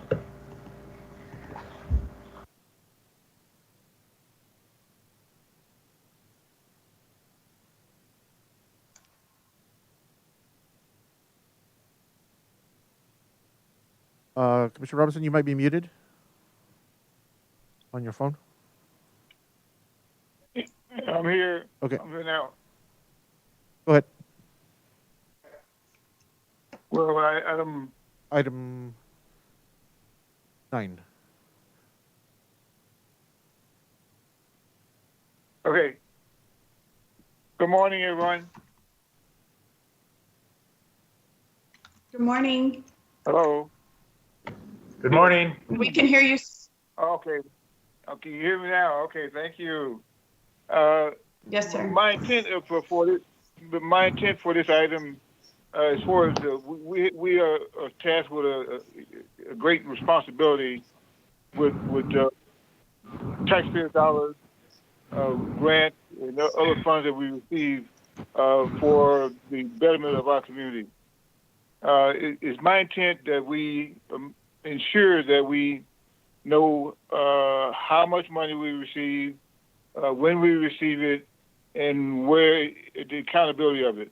And we not to say we're not doing a good job of that, but I want to make sure that we are made aware and informed of these funds, the disbursement of the funds on a more regular basis.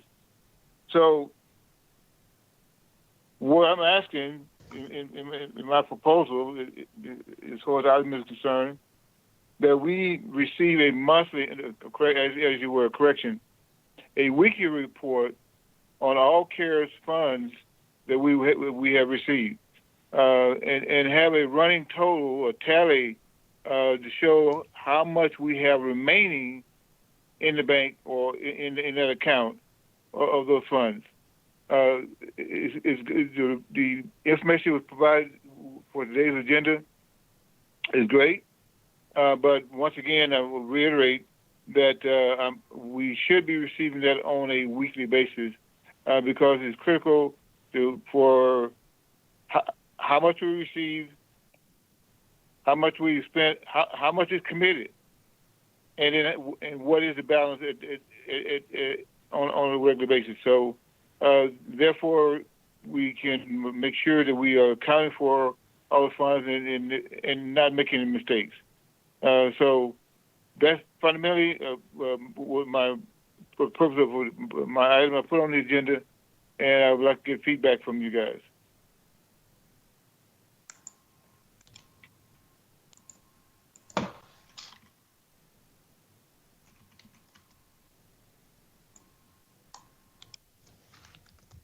Are we there? Judge, you're muted, if FYI.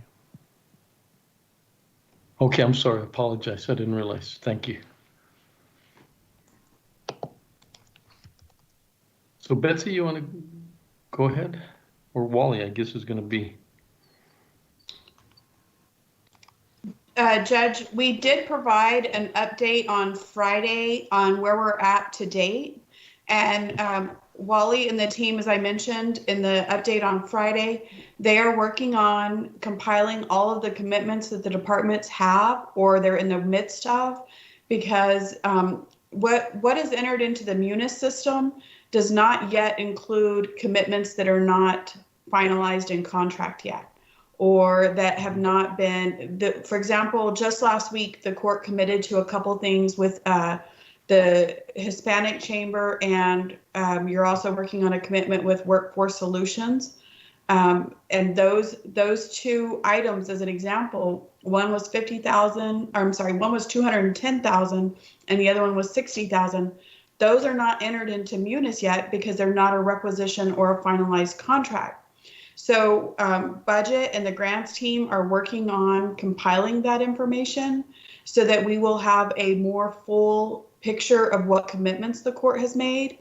We're also aware that we need to have a reservation for the policy item that the court asked us to bring back in early September regarding some kind of supplemental pay. So that would not show up on a munis sheet that we pull out of our system. So we're working to also compile and add all of those commitments that the court is either made or is considering making, so that you all see the full picture. And then we'll be able to provide that on a weekly basis. Wally, do you want to go over the numbers and the information we have to date? I'd be glad to. Good morning, Judge Commissioners. Wally Hargrove from the Office of Budget and Fiscal Policy. The email you received from Ms. Keller on Friday morning does show the total that we've received from the CARES Act of just over $27.4 million. On that $27.4 million to date, we've got either expenditures or purchase orders that have been issued totaling just under $4.4 million. And we have commitments outstanding of just over $7.6 million. So overall, from expenditures, purchase orders, and commitments, we're at about $15.5 million remaining, or 56%. So through the first 4 months, middle of this week will be 4 months since we've received this allocation from the federal government, will be about 44% either expended or committed. Categorically, the items that were presented to you several months ago from Ms. Keller has those categorized in the categories of elections, small municipality commitments, our food banks, the homelessness presentation that you just received on the last item from Joel and Ms. Nicole from the city of El Paso, about $1.5 million in financial assistance, of which we're either expended or committed about 80% on that. Your medical and PPE and sanitization, we're about a third of the way, a little less than a third of the way committed on that. We will also, there's a large balance there you'll see remaining on the worksheet. Out of the $7 million, we've got about 5.4 remaining. We will be using a portion of that. We don't know the total amount yet, but as the implementation of the task force recommendations come back, we will be using a portion of that to cover the implementation of those task force recommendations. You've got a commitment right now, not a contract, for $1 million to consider with the Texas Education Agency for school connectivity, but we've got that in the commitment column right now. In discussion I had this morning, email discussion with staff from the auditor's office, as we get these contracts drafted for the commitments that the county is going to make, the auditor's office is going to go ahead and make an encumbrance on those, so those can move over into the expense and purchase order column, so that we've got those moved out of the commitment folder. We've got about a $1.1 million balance overall allocation for technology, which we are about $300,000 into right now. We've got about $800,000 left for technology. A small amount for training, of which we've conducted some staff training, about $1,800. Your economic impact mitigation, we've allocated just under $2 million. We've expended about $1 million and have $500,000 in commitments, so we've got about $400,000. We have allocated $200,000 for testing transport, of which we're about 10% spent on the transport for testing. Senior meals, we still have $165,000, the full allocation. Operating expense, just under $3.9 million. And we're about $700,000 in for commitments or expenditures to date. This is probably a category that we'll consider for additional expenditures as the court, as Ms. Keller mentioned to start this off, as the court makes consideration for any supplemental pay that comes back to you in the policy you receive in September. This would probably be the category we'd make that allocation out of. Last two categories we've got allocated now are equipment for $343,000, which we're about a little less than a third spent on operating and capital equipment. And lastly, the category of reserves, we have $4 million still earmarked for reserves for the possibility of impacts from the second wave. So we're about halfway through the receipt and reporting period for the receipt of these federal funds, and we're a little less than half spent and committed to date. This summary report we intend on providing to you on a weekly basis. So as the court takes additional action and additional requests come in from departments, this will be updated. I did send out countywide on Friday morning as well an email for our planning purposes, sent out to all department heads and elected officials asking what COVID-19 related impacts that they have yet to present for consideration for either ordering or any projects that still require any allocation of funding, so that as we make this reporting back to the Commissioners Court on a weekly basis, we can. To date, we've received an additional request for consideration of the following amounts. With that, I would open it up for any questions or discussion from the court. We are going to also work at getting you the greatest level of detail that we can from our Munis system, so that you can see the allocation and expenses at the department level as well. My team's working with staff. Yeah. Yes, ma'am. Also, that does not include, there's a couple expenses that we've already incurred that we have not transferred over to the CARES Act grant. It doesn't include that yet. Also, we do believe that there is most likely going to be an extension to the time to which we'll be able to use the CARES funds, because I think when the funds were originally allocated by the federal government, I don't know that anyone anticipated how long this pandemic was going to last and how much time there was going to be a need for being able to buy supplies. Also there was, as you know, many interruptions in the chain, the supply chain. And so some of those have caused where you don't order as much at one time. You order in smaller increments, but more often. And so we do anticipate that we're going to be able to use this funding source longer than December 30th.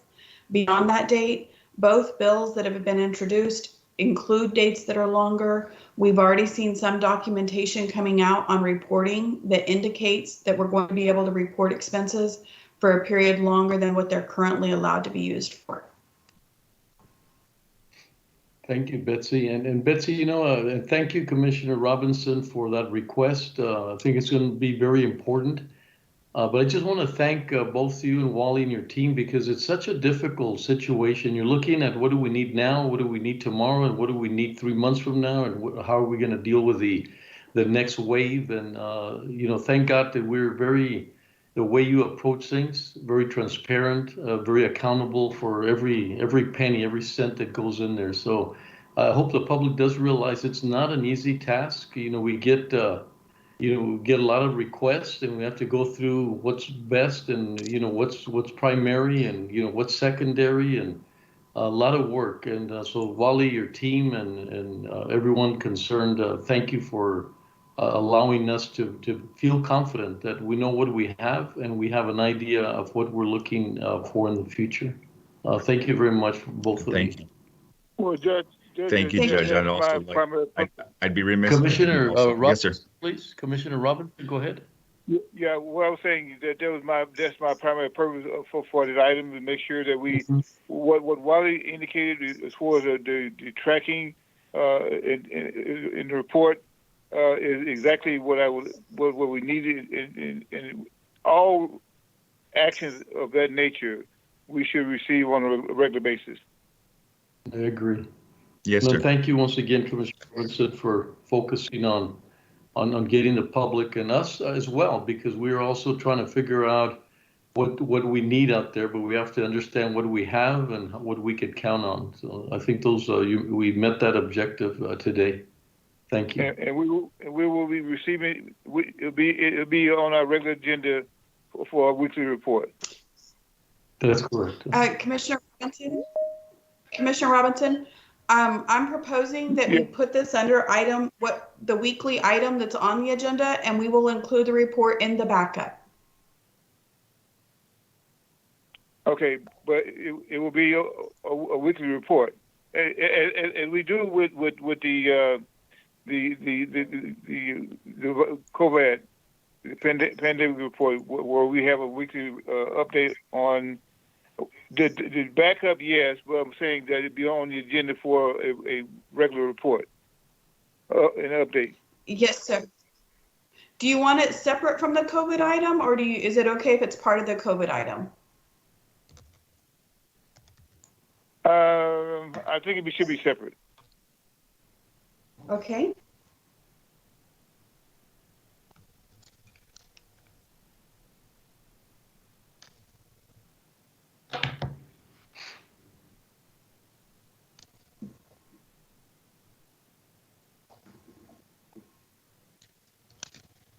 We'll do that. Okay, All right, thank you. Thank you both. Jessica? Item number 10, County Administration. Discuss and take appropriate action regarding El Paso County's preparation and response for COVID-19. Judge, Commissioners, I believe we have Chief Rodriguez on the line. Chief, are you here? Betsy, we had also invited Angela Mora to do a presentation on the contact tracing, but I wasn't sure if it was coordinated. So Chief Rodriguez, if you're there, and then if you could respond, that way we know the amount of time that we're needing. Yes, he's here, and so is Dr. Ocaranza. Okay, thank you. Go ahead, Good morning, Chief Judge Rodriguez. and Commissioners. Everybody hear me okay? Yes, sir. Yes, we can. All right.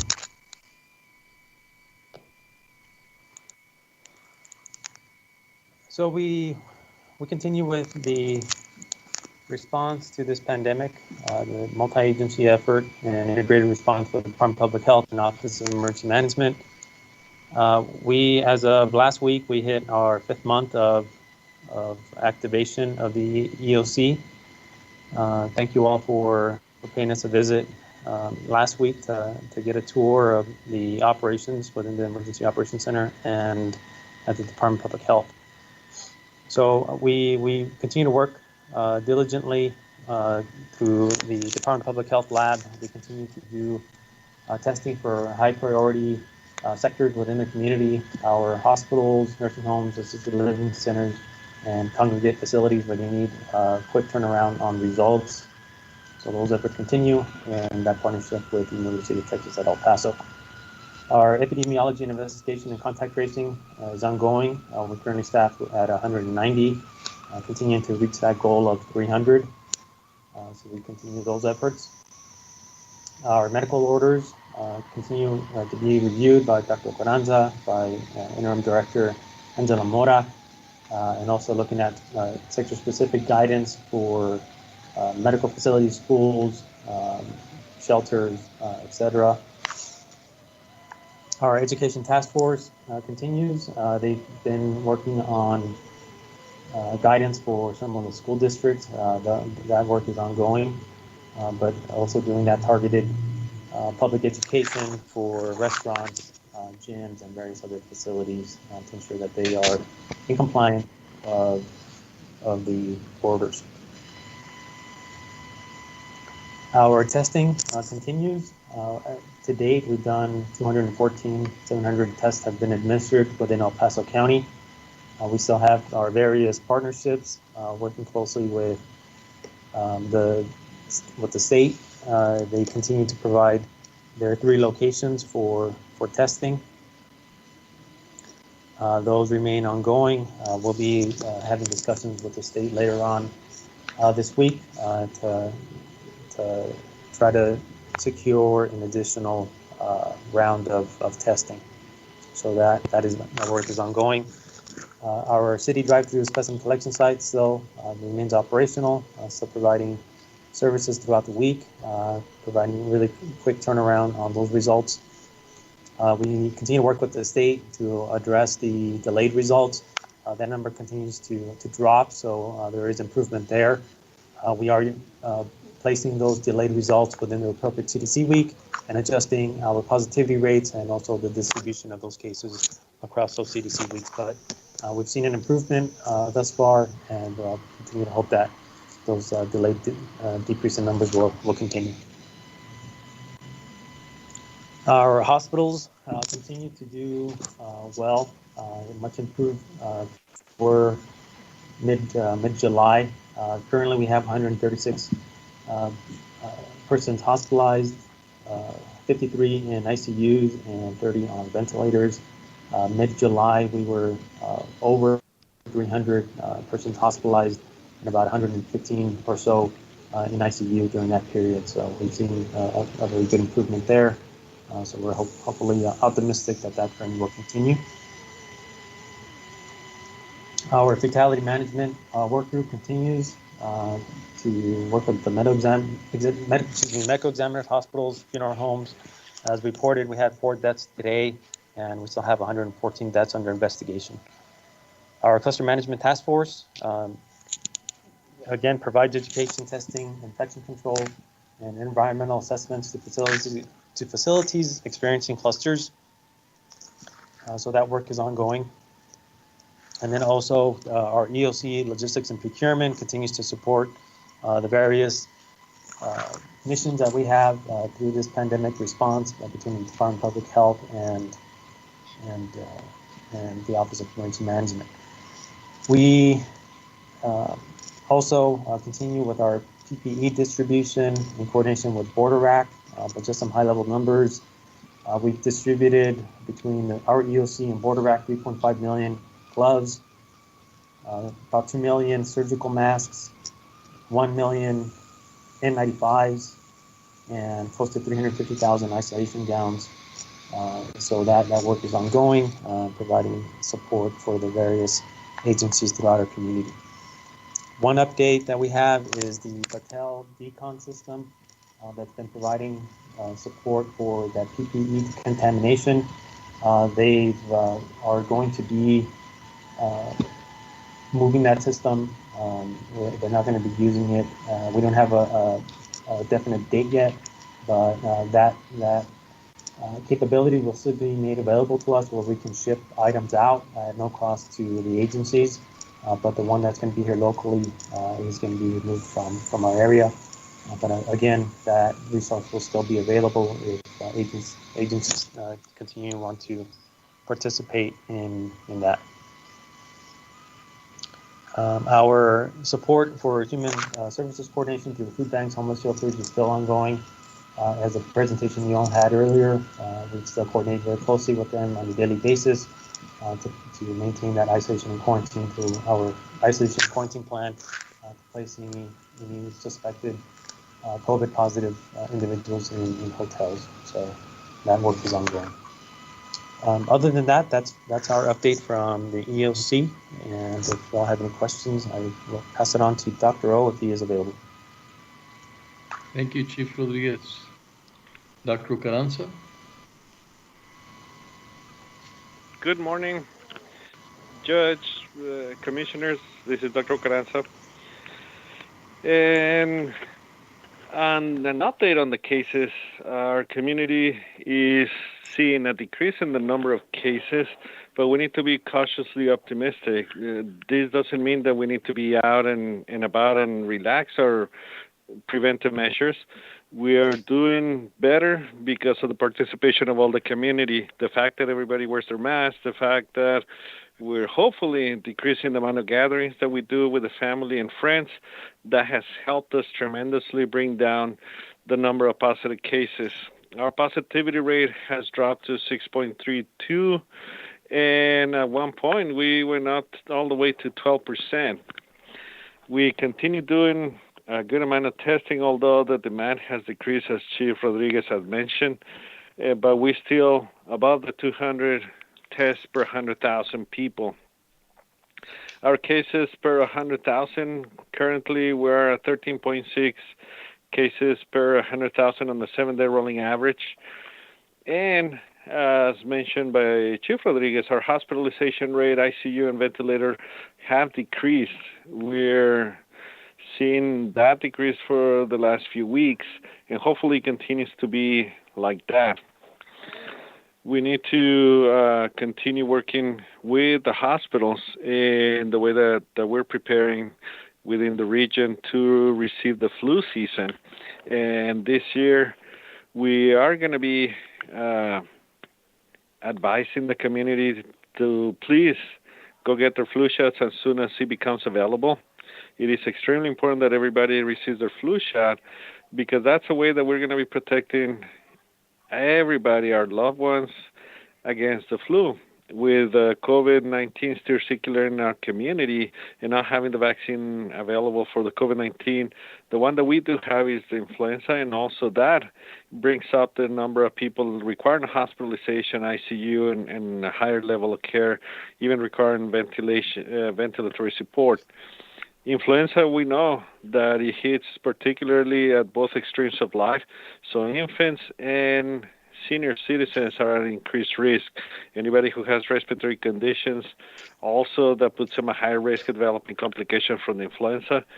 And pregnant women, it is recommended that pregnant women receive their flu shot, and that's the way that they're going to be protecting their unborn child. Once the baby's born, in many cases, if they didn't have a chance to receive their flu shot while they were in the hospital, they will receive the shot while in the hospital after delivery, but it is recommended that everybody in the household receives their flu shot as well. The fact that everybody is going to be wearing the mask, the fact that we're still advising the community not to be gathering and coming to visit people is going to protect those newborns as well. On the deaths, our case fatality rate or ratio has stabilized, and we're about 2%. And even on the mortality rate, also we've seen a stabilization. We continue to see the high blood pressure and diabetes to be the main underlying health conditions that can predispose people to develop complications due to COVID-19. One thing that I keep mentioning every week is that with the start of school for in-person instruction, we're expecting to see an increase in cases of children or in pediatric population.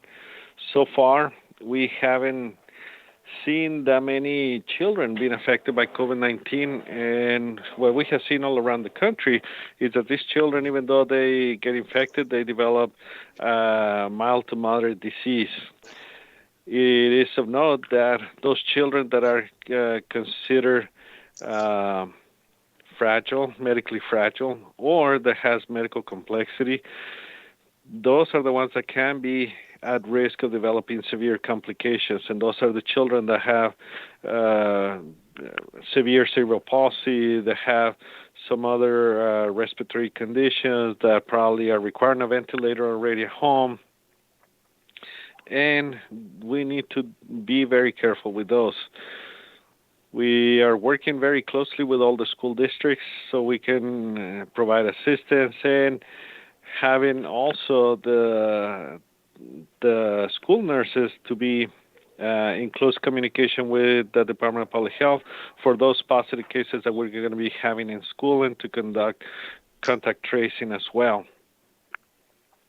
We will continue informing the court and the community about the development of how children are being affected once they start in-school instruction.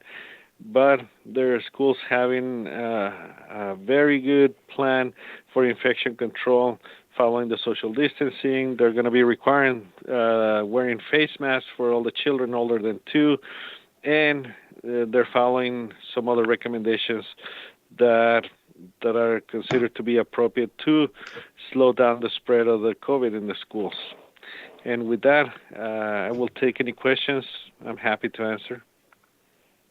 Dr. Carranza, just want to thank you for the school situation. Obviously has created a tremendous amount of anxiety for our community. People don't know, want to know, understand. It's just been a very difficult and trying, as with just our family members, friends, and the community. It's a big, huge step. Very concerned about, what's happening in other parts of the country. And so I wanted to know, is there any contingency plans or anything that you've looked at from other cities that didn't fare well? And maybe some ideas as to why, what happened there, and what do we need to do to be a little bit more prepared than what we saw around other counties and throughout the United States. It didn't work well for them, and yet we're going in that direction. Any additional comments for the public and our Commissioner's Court here that tells us that we've learned a little bit about what happened in other counties, which we tend to be, it's favorable to us. We seem to be about 2 to 3 week lag from what happens in other parts of Texas. Anything you've gleaned from that can help us, Dr. Carranza?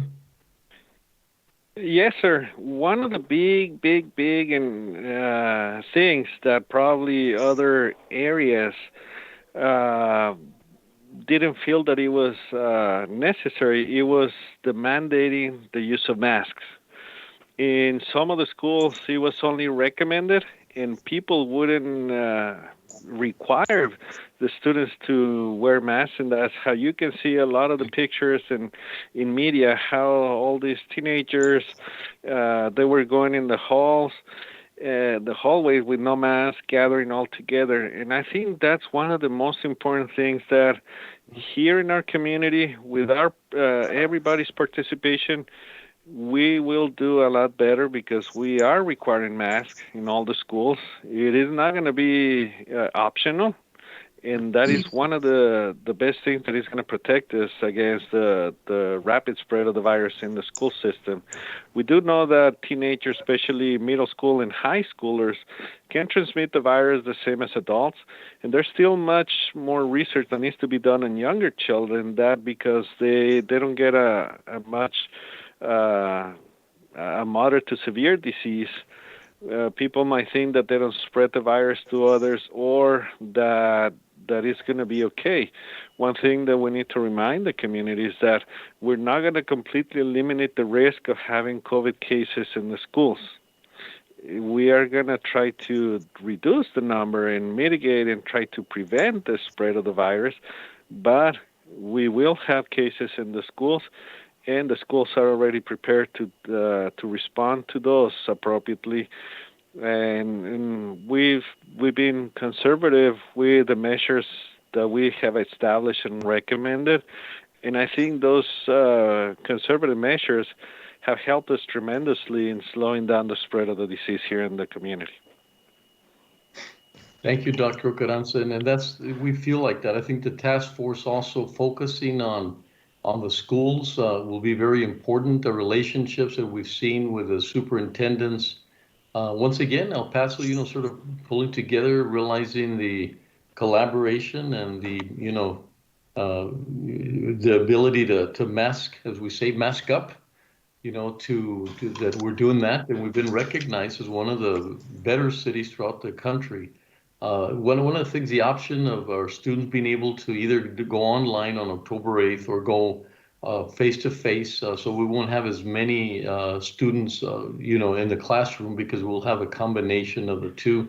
I think that was also very well done. So, kudos to our superintendents and how they've been working together and the relationship they have with public health. We've gotten calls from Cabrera saying, hey, look, we're going to support public health.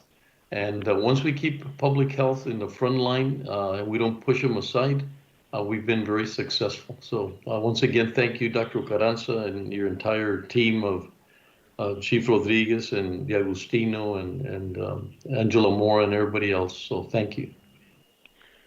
Thank you, sir, and thank you, the Commissioner's Court as well. And one thing that I want to reiterate, as you said, the collaboration is something that also makes us who we are, and that's why we are El Paso Strong. That's yes, basically our community, and all the family values that we have are also one of the big assets. Yeah. Thank you. Betsy? Yes, sir. Just an update on the task force. So we have been going through the task force recommendations. The city believes that the majority of the recommendations they can implement in fall 2020. There are a couple that require additional resources that they don't know will be able to be implemented in that time frame, but they are assessing when they will be able to be implemented. We are working on a countywide communication strategy. Our team's looking at this initiative to see how we can participate in that. The task force completed its changes to the midterm and long-term recommendations this last week. They're going to review the final draft this week. Then we will bring forward the full report for the Commissioner's Court's consideration. We're continuing to work on filling in the data for the scorecard. We hope to present this in an ongoing manner in the near future. As you know, Commissioner Robinson has the request that the CARES Act grant be provided weekly. This will be a great way to keep the court informed of its commitments. We'll add a separate standing item for our budget grants team to give a report for that each week. And that's all I have for this week. Do any members of the court have any updates they'd like to share with the group? Yeah, I'll go first. I think Commissioner Leon, I think he's going to be presenting, and also the others. But just want to thank Angela Mora for the exceptional tour that we took. I think one of the things we learned is how complex it is and how difficult it is, and all the moving parts that take place. So got to see, we had Chief Rodriguez and Dr. Ocaranza were able to meet at the command center. We looked at all the interactions with everyone. I mean, you go to command center and everyone's there, from the hospitals to everyone that's involved in trying to address COVID-19. When we got there to the actual where the contact tracing takes place, we learned a lot about the complexity, and sometimes the community. Also, I've said, we love what the community is doing. But we also need to encourage the community to be more supportive. They have a difficult time contact tracing simply because people hanging up, not responding, not getting the information, not wanting to reveal where they've been. And so it takes a tremendous amount of time. If they could get the call, it is very efficient. But when they don't get the call, and they have to be trying to get the number and then trying to find out who's that person, and having to go there physically, it's extremely, extremely challenging. And the process, unbelievable, the way the samples get to the testing labs and how it gets to them. People like Ruby, what they do, a tremendous amount of, scientific work and a lot of collaboration. So it was very, very unique. I've asked, probably not this time, but I did ask Angela Mora to do a presentation on the actual process, and I think the public will begin to understand the difficulty in that. The other item, very important, I'm sure, to everybody, and I've been working with legal and trying to find out this concern about the delays and what does it mean, and the impact that it has when you have delays in the testing results, and the public feeling that either we're not being transparent or that we don't have the right numbers since they're coming in late on us. So trying to do the best we can and trying to find out, where's the issues? Is it the labs are not reporting the way they should, and sometimes it gets to the state, and the state maybe not giving us the information. So legal has been extremely involved. Their team has been exceptional, as always, and Joanne's team and Christina and everybody else trying to figure out what is it that we could do. And we're not going to ignore. Some people are saying, well, it's not significant that it comes in late, but our public doesn't feel like that. The public is telling me and others and Commissioners Court, they don't want to see 35, 40, tests that were supposed to have been within our data 2-3 weeks ago. So we were still working very hard and trying to determine what we could do for that.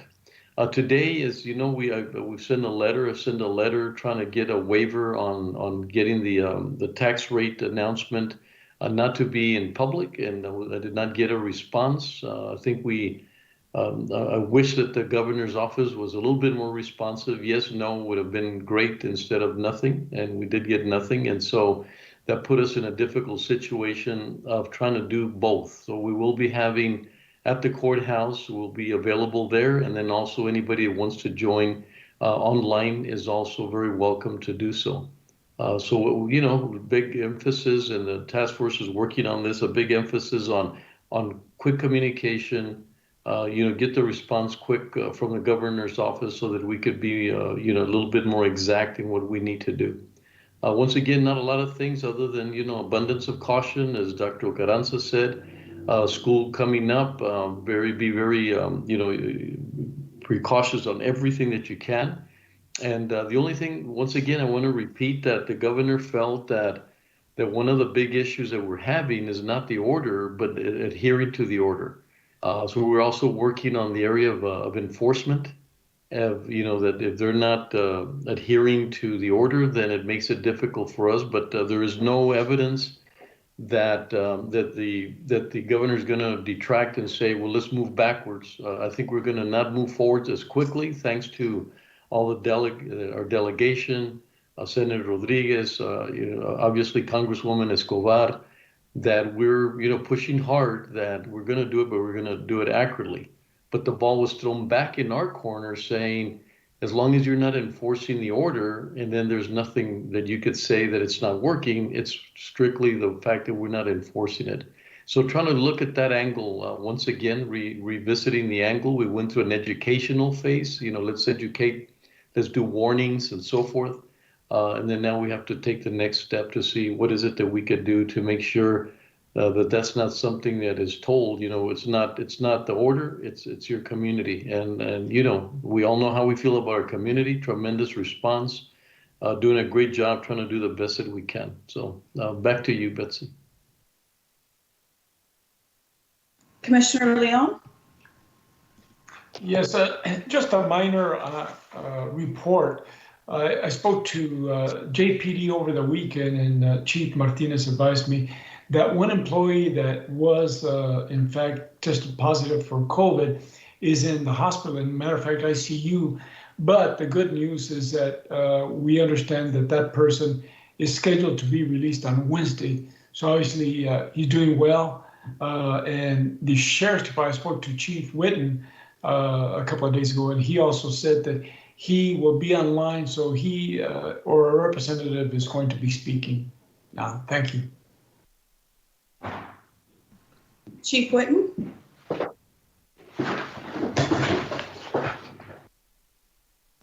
Good morning, Judge and Commissioners. Good morning. Good morning. Hi. So the last part was kind of garbled for me. So right now in our jails, we have a total of 27 inmate positive infections and 6 employees. That's about a 1% infection rate department-wide. The majority of those 27, 21 of them, in fact, are actually at the DDF. And that's what we would expect insofar as that we accept bookings, whether they're positive or not. And we certainly don't let them leave until they are no longer positive. But again, we have 21 downtown, 6 at the annex. Really, all of this is attributable to the job that UMC is doing. And they have all the plans in place on how to move forward. In fact, they're the ones, again, that don't let people go from the DDF to the annex. We don't do any moves that aren't approved or signed off on by UMC. And, we're kind of, we think that's the numbers have been decreasing week by week, not increasing. And again, the bookings we accept. And so we expect that number to be larger at the DDF. And we don't transfer it to the annex. But with that, I'll answer any questions. We don't have anybody getting treatment outside right now. Everybody's in the jails and asymptomatic. Chief, on those employees, are those any of those in the hospital? No, sir. No, sir. 2 of those are downtown, 4 of those at the annex. Nobody's getting treatment. Like right now, like I said, everybody's asymptomatic. Wow. Okay, good job. Thank you. Thank you. Yes, sir. Great job, Chief. And thank you once again for recognizing UMC and your partnership. Looks like some great things have happened since they became your partner. So thank you for recognizing them. Yes, sir. Absolutely true. Thank you. Thank you. Do any other members of the court, sorry, do any other members of the court have an update? Commissioner Stout? Yeah, Commissioner Stout, please. Yeah, thank you, Judge. I have a quick update. We heard a lot of information about the homeless activity, and so obviously not going to belabor that point. Just quickly, in terms of the immigrant detention, last week's call was canceled, and we weren't able to meet the week before because we were in budget. So I'm eager to resume those calls this week. Shifting to the census.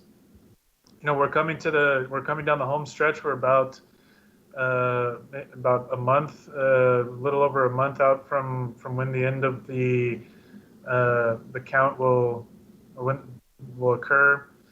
The Complete Count Committee has made over 7,000 calls to encourage people to participate in the census. 20% of those calls have come from county employees. So praise and thank you to the county team. Applause for them for getting those calls out. We're continuing to inch up and improve our count in the outerlying areas, as well as the city and Fort Bliss. I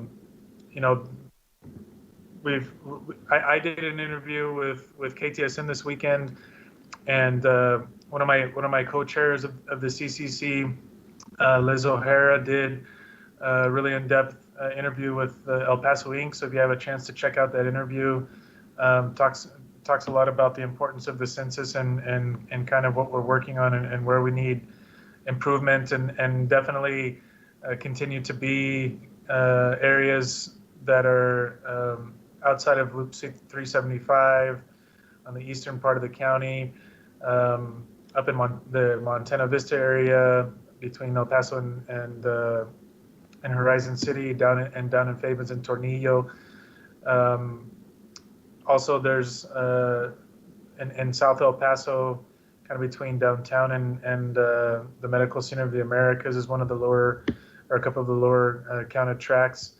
And then Fort Bliss is a big one as well. So we're really trying to focus on Fort Bliss and ask the military families that are on or around the base to please be counted.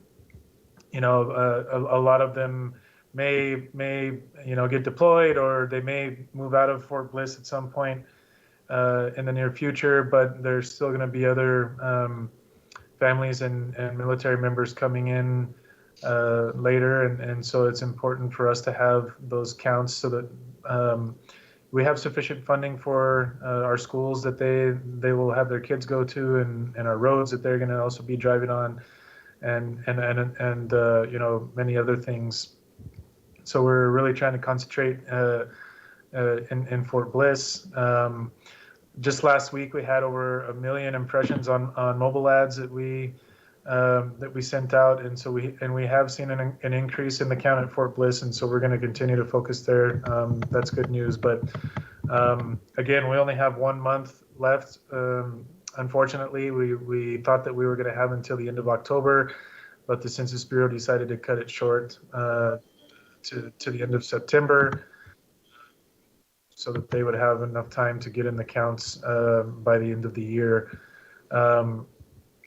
Really appreciate the judge's office for their help in coordinating with the testing sites to get flyers to folks who are being tested for COVID. And also we now have UMC is now helping us distribute flyers at their clinics and their main campus to folks that come in and out of the hospital. So if anybody has any other ideas or suggestions on how we can improve the count, please let us know. We're going to push to the very end. Last time around, we were at about 72%.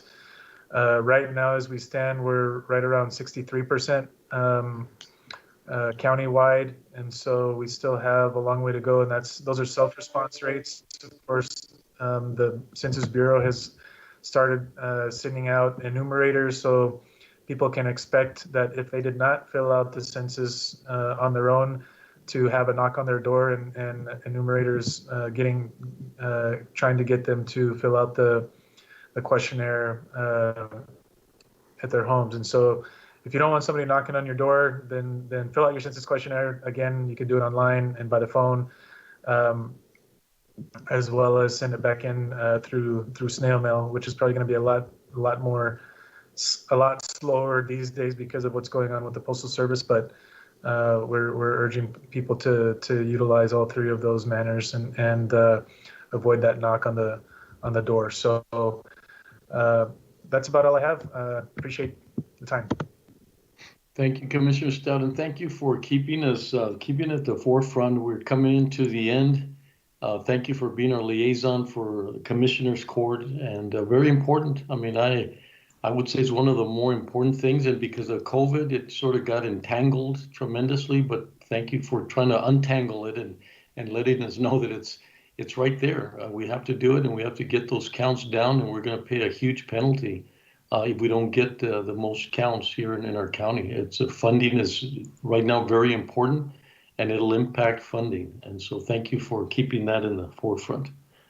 Betsy? Yeah, our initial goal when we started was to try to get at least to 80%. And so we need about 150,000 people to be counted within the next month to actually get to 80%. I think it's going to be very difficult. It may be difficult for us even to get to the 71 or 72% that we had last time. And the amount of money that we are going to be missing out on is just tremendous. There's about $1,500 a year per person is what comes into the community and funding that's related to our population count. And so if you multiply $1,500 times 150,000 people times 10 years, that's billions of dollars. And so, it's millions and millions of dollars. It's a huge amount of money. And so, anyway, please ask your friends, ask your family, whether it's an infant or your grandmother that's living with you, whether you are a citizen or you are undocumented, you need to be counted. Thank you. Thank you. Christina, did you want to say something? Yes. Sure, yes. Good morning, Commissioners. Christina Sanchez, Assistant County Attorney.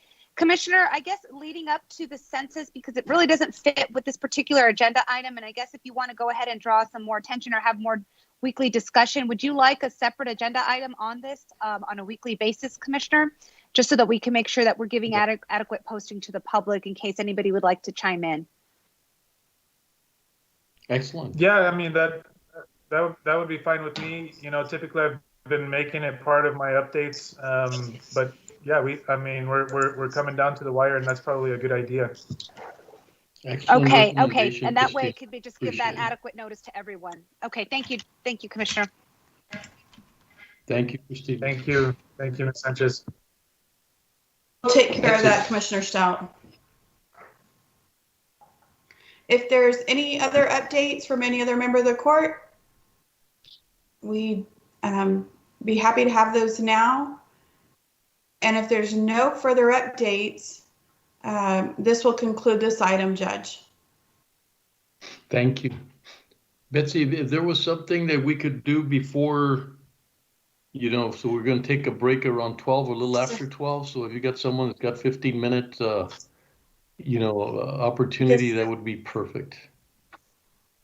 Judge, we would like to take item, if the court would indulge us, we would like to take items 19 and 20. We have the ESD staff who have been on the line this morning. Excellent. We'd like to get those two done if we could. Sure. Jessica?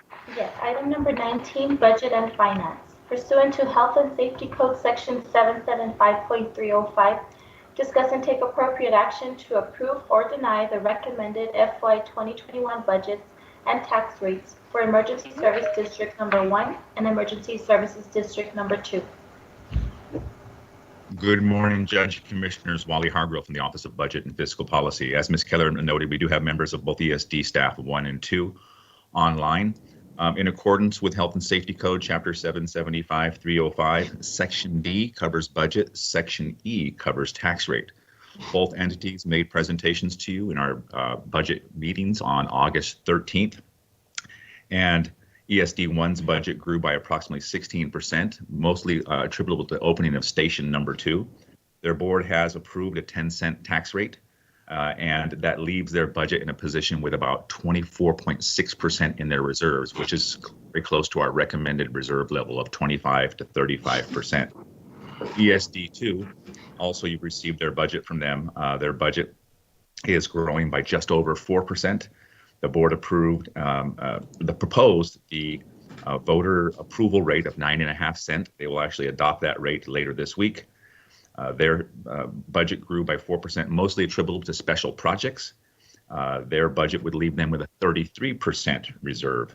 And in accordance with that statute, the court has to either accept or deny both their budget and recommended tax rates within 31 days of receipt. That's why it's on the agenda today.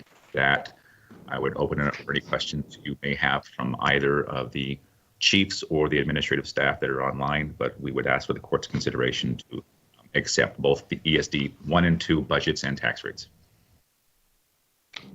Move to approve. Second.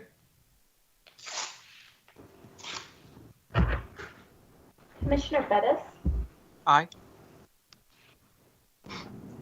Commissioner Leon, Aye.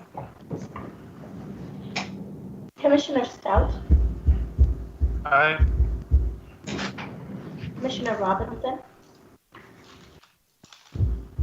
Aye.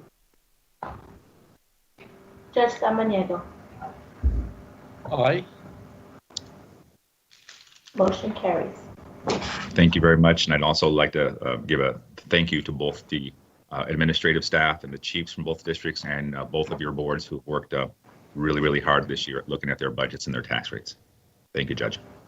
And Thank you all. Chief Melendez or Chief Esparza, you're very welcome to, if you want to say a few words or anything that you'd like to address the court, you're very welcome to do so. The Judge, Commissioners, want to tell you all thank you very much for approving the budget, and we hope to have a good year. Well, thank you. And Thank you, Judge, for Chief taking all this into consideration.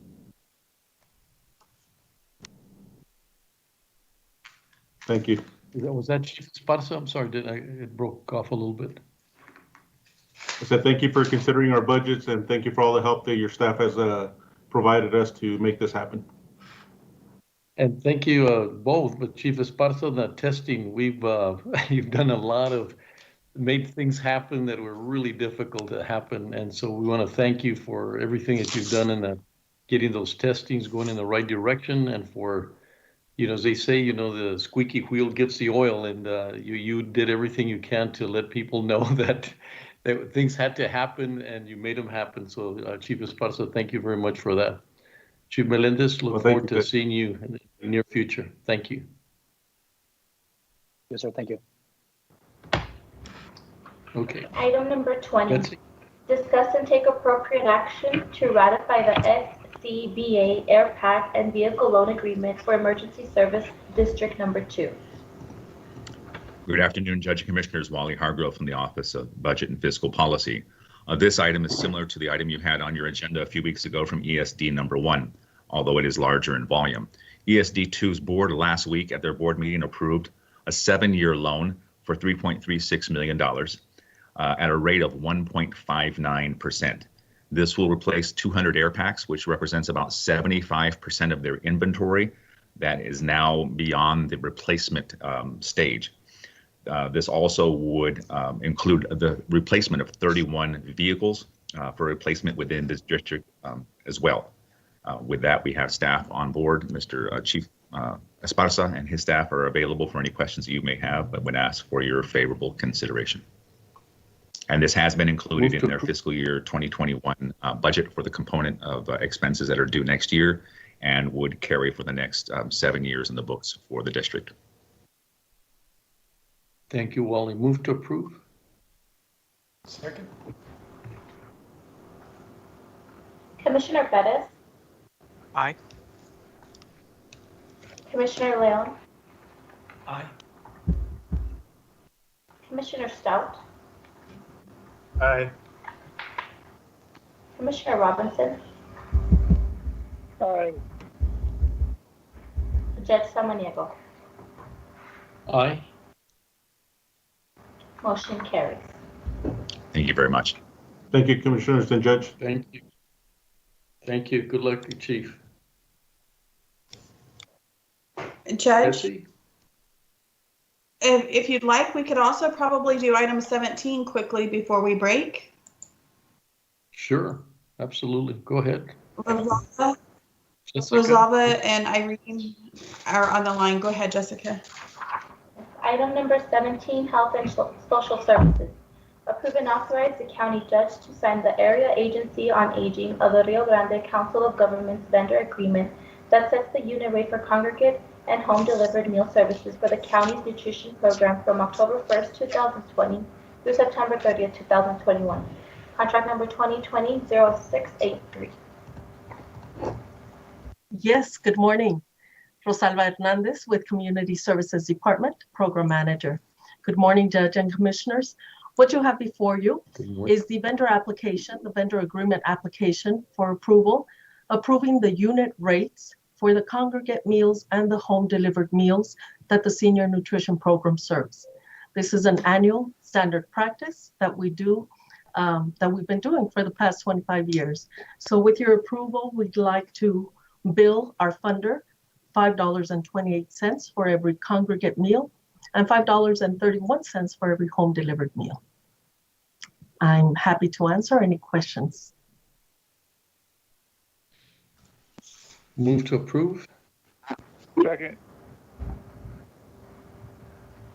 Commissioner Perez, Aye.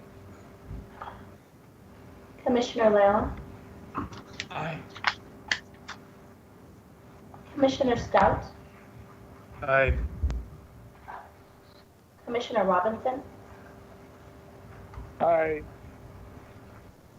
Judge Samaniego. Aye.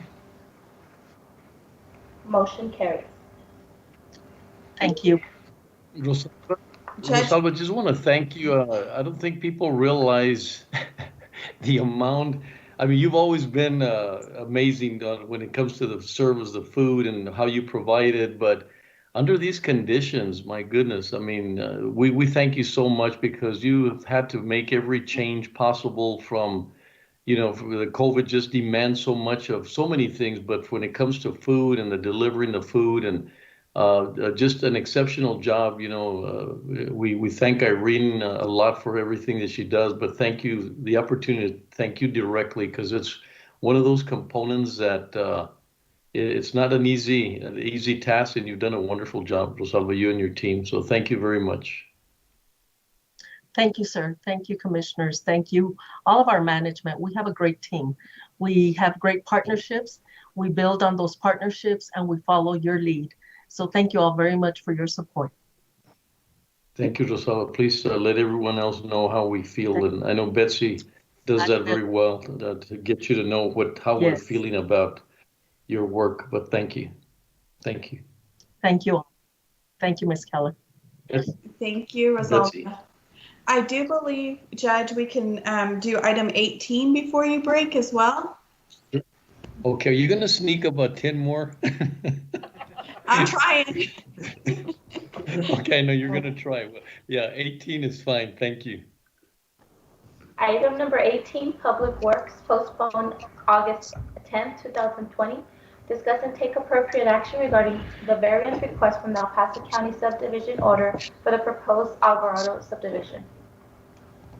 Good morning, Judge and Commissioners. Jose Netos with the Planning and Development Department. Recognizing I am standing between you and lunch, I will be as concise and brief as I can.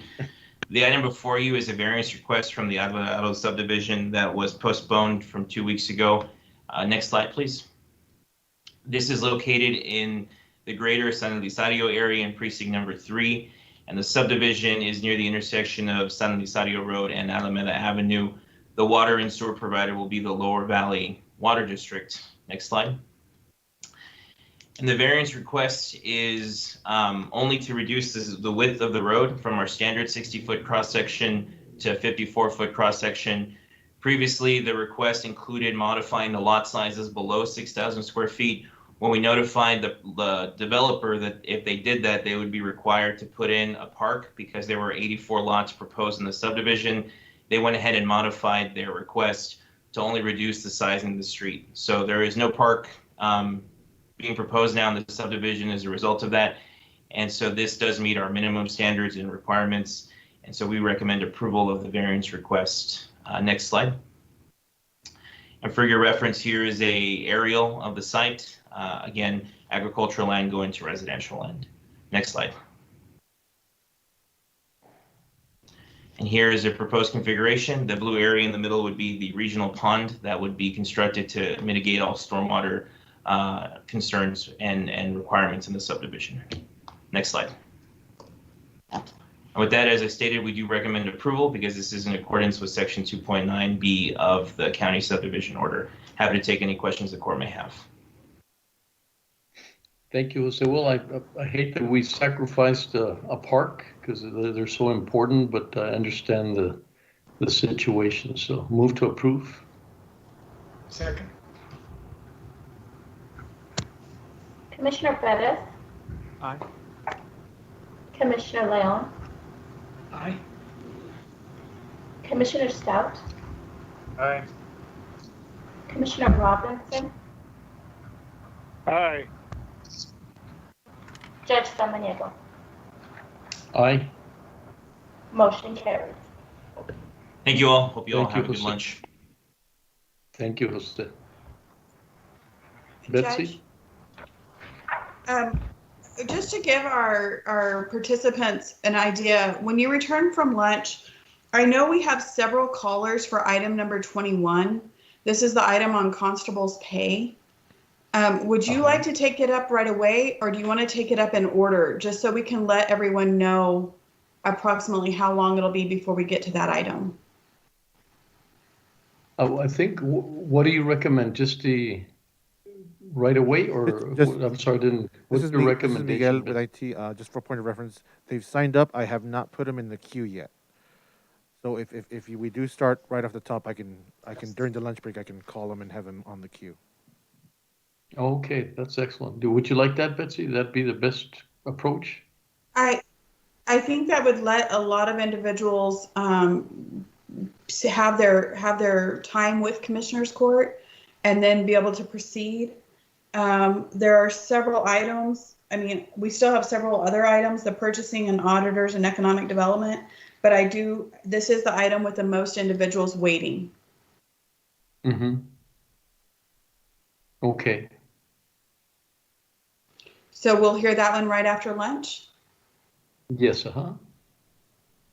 Okay. Great. Thank and then you so much, Judge. Well, because Miguel will be able to work on that during the lunch and get them ready. Yes, sir. I think that'll help tremendously. Thank you. Go ahead, Jessica. Thank you, Okay, Judge, how long would you like to recess for, sir? We'll be back at 1 o'clock, please. Okay, Commissioners Court will recess until 1 p.m.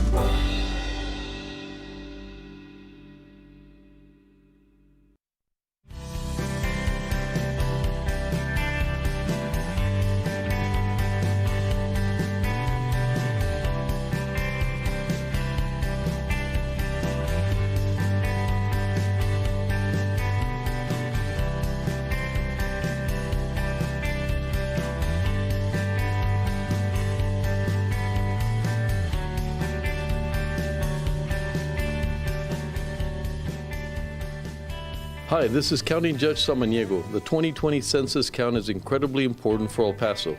It helps our school, healthcare, food and housing programs get the money they need. This is County Commissioner Vince Bettis for Precinct 3.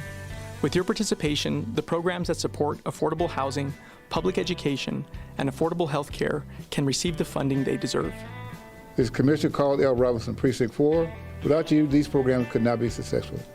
This is Commissioner David Stout. Participate online, by phone, or by mail. Everyone in El Paso County must be counted, even children and babies. Your responses are safe and required by law to be kept confidential. Hi, this is Commissioner Carlos Leon from Precinct 1. Let's come together and fill out those 2020 census. Together and fearless, we count.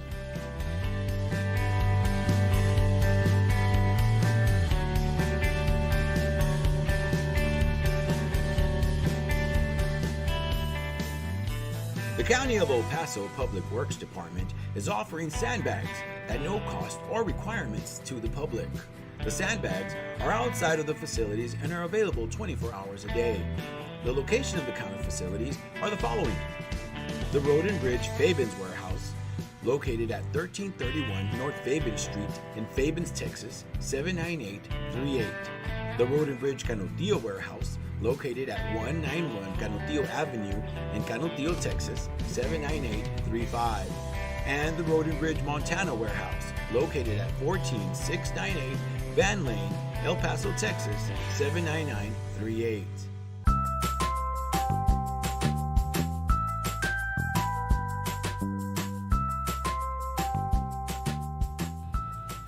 Don't wait in line, pay online.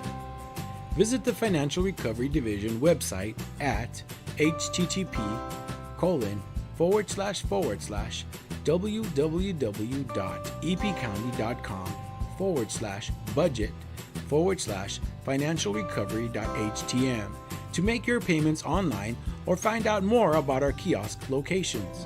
We now accept payments on misdemeanor, felony, and justice of the peace cases.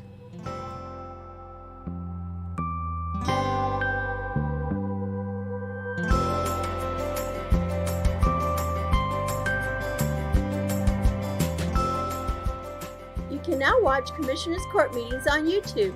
Go to youtube.com and search for El Paso County Commissioners or El Paso County, Texas. Subscribe to our channels to see our latest videos.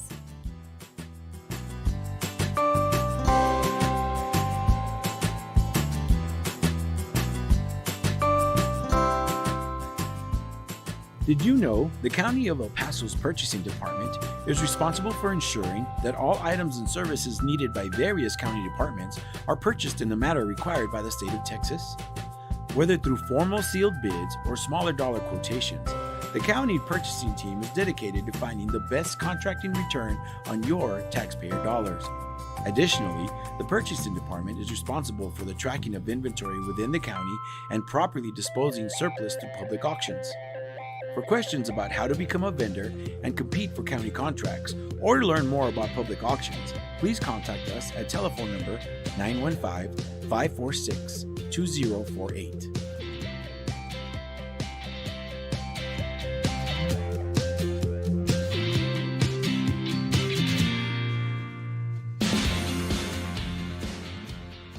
The 346 District Court Judge Angie Juarez Barril started the El Paso Veterans Treatment Court program in 2012 for veterans and active service members that have been arrested and charged with a felony or misdemeanor criminal offense. To be considered for this specialty court, the statutory criteria includes be a veteran or current member of the United States Armed Forces, including a member of the Reserves, National Guard, or State Guard, and suffer from a brain injury, mental illness, or mental disorder, including PTSD, or be a victim of military sexual trauma, all occurring or resulting from military service. Call Sylvia Serna, Veterans Program Director at 915-546-2119, or email her at sserna@epcounty.com for any information.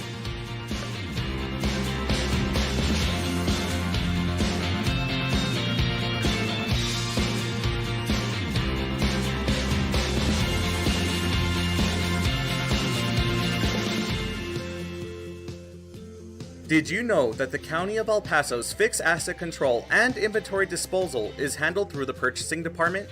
Throughout the course of each business year, the county holds live public auctions to dispose of aged equipment, vehicles, furniture, and other items that are no longer needed.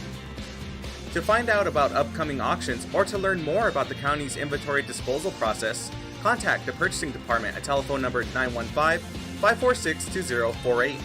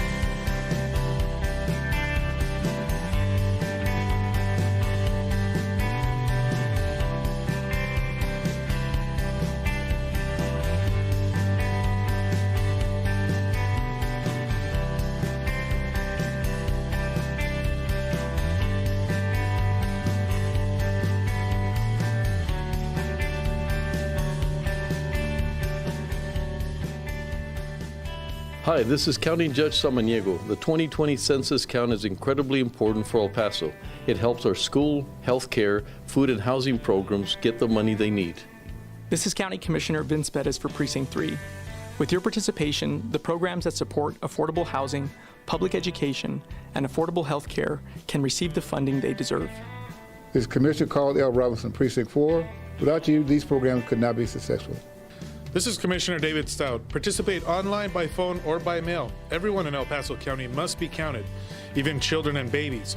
Your responses are safe and required by law to be kept confidential. Hi, this is Commissioner Carlos Leon from Precinct 1. Let's come together and fill out those 2020 census. Together and fearless, we count.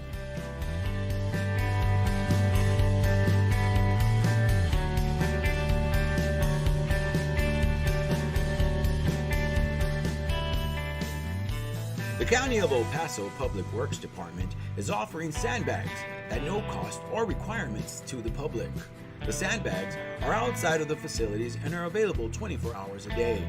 The location of the county facilities are the following: the Road and Bridge Fabens Warehouse, located at 1331 North Fabens Street in Fabens, Texas, 79838. The Road and Bridge Canutillo Warehouse, located at 191 Canutillo Avenue in Canutillo, Texas, 79835. And the Road and Bridge Montana Warehouse, located at 14698 Van Lane, El Paso, Texas, 79938.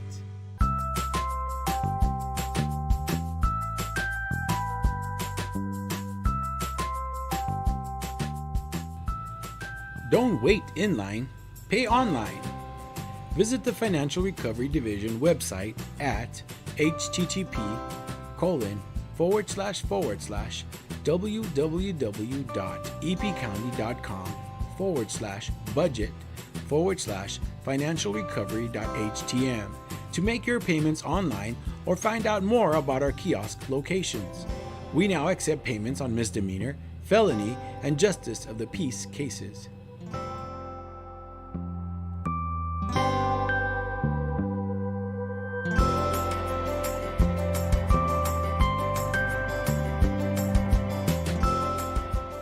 You can now watch Commissioners Court meetings on YouTube. Go to youtube.com and search for El Paso County Commissioners or El Paso County, Texas. Subscribe to our channels to see our latest videos.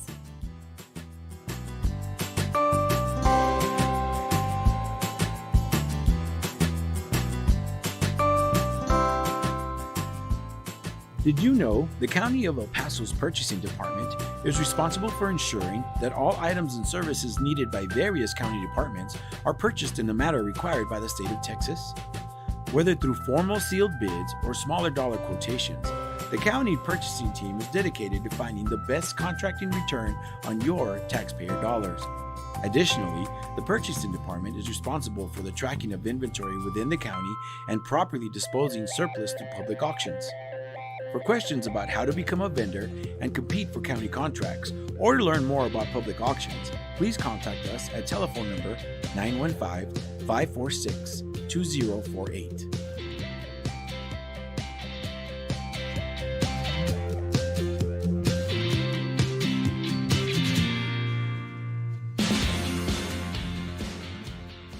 The 346 District Court Judge Angie Juarez Barrid started the El Paso Veterans Treatment Court program in 2012 for veterans and active service members that have been arrested and charged with a felony or misdemeanor criminal offense. To be considered for this specialty court, the statutory criteria includes be a veteran or current member of the United States Armed Forces, including a member of the Reserves, National Guard, or State Guard, and suffer from a brain injury, mental illness, or mental disorder, including PTSD, or be a victim of military sexual trauma, all occurring or resulting from military service. Call Sylvia Serna, Veterans Program Director, at 915-546-2119, or email her at sserna@epcounty.com for any information.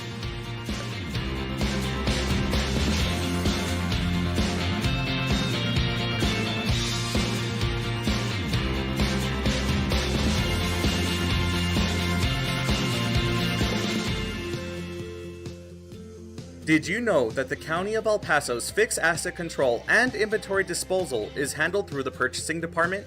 Throughout the course of each business year, the county holds live public auctions to dispose of aged equipment, vehicles, furniture, and other items that are no longer needed.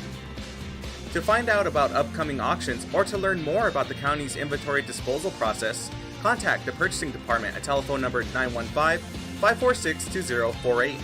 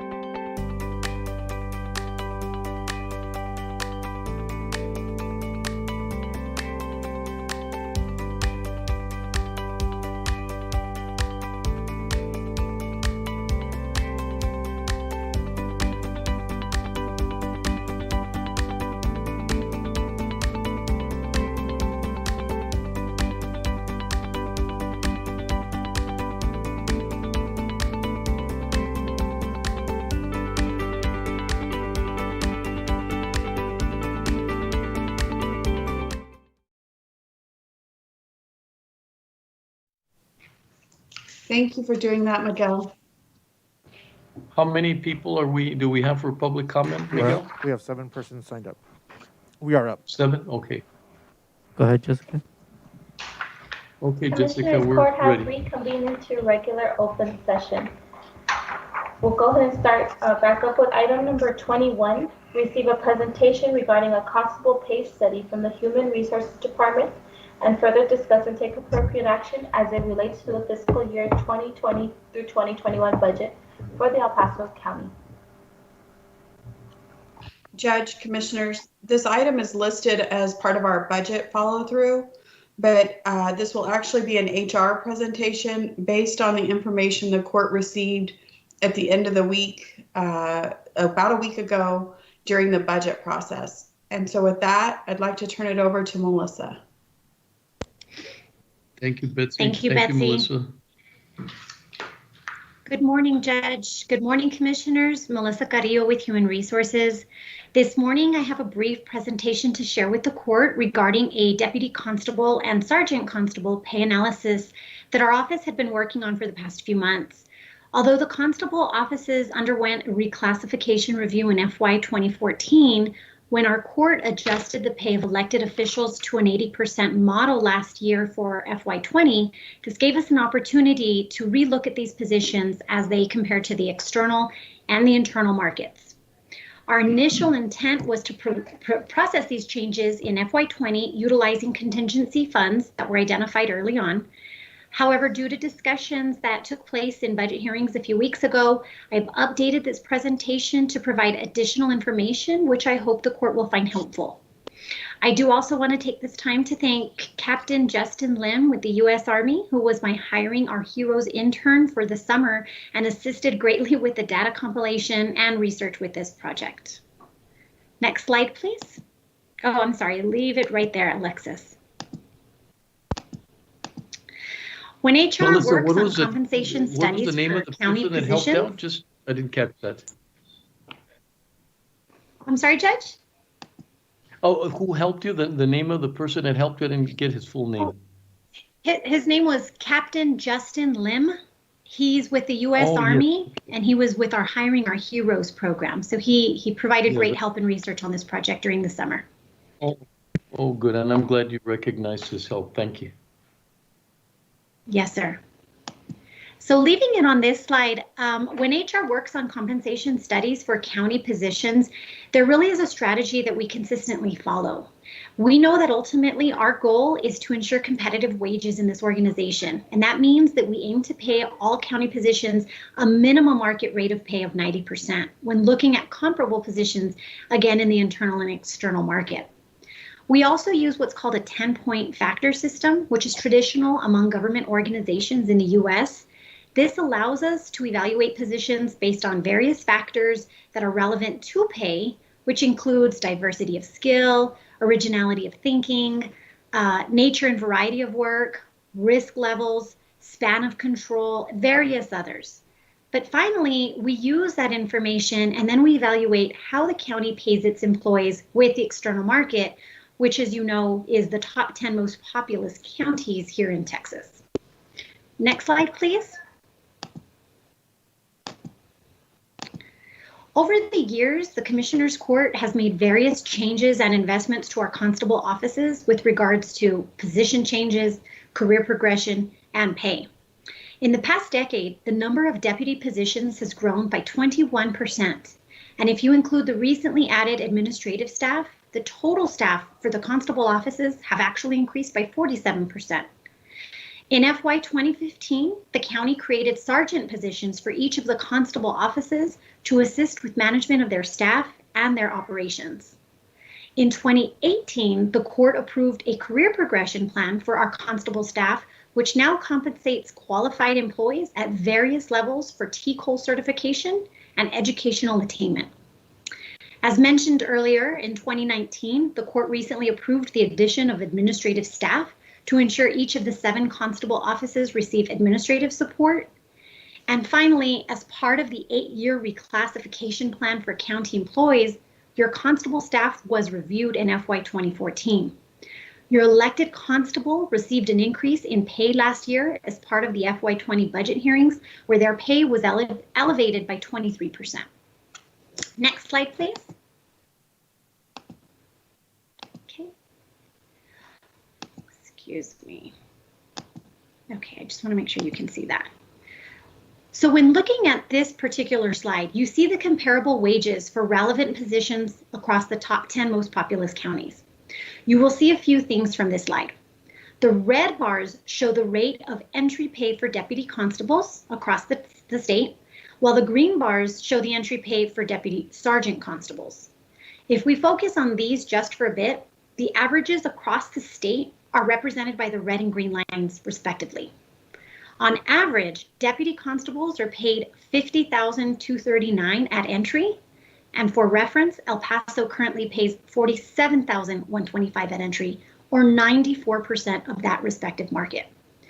Deputy sergeant constables are paid $66,074 on average across the state, and as a matter of reference, El Paso County pays $52,676, or 80% of that respective market.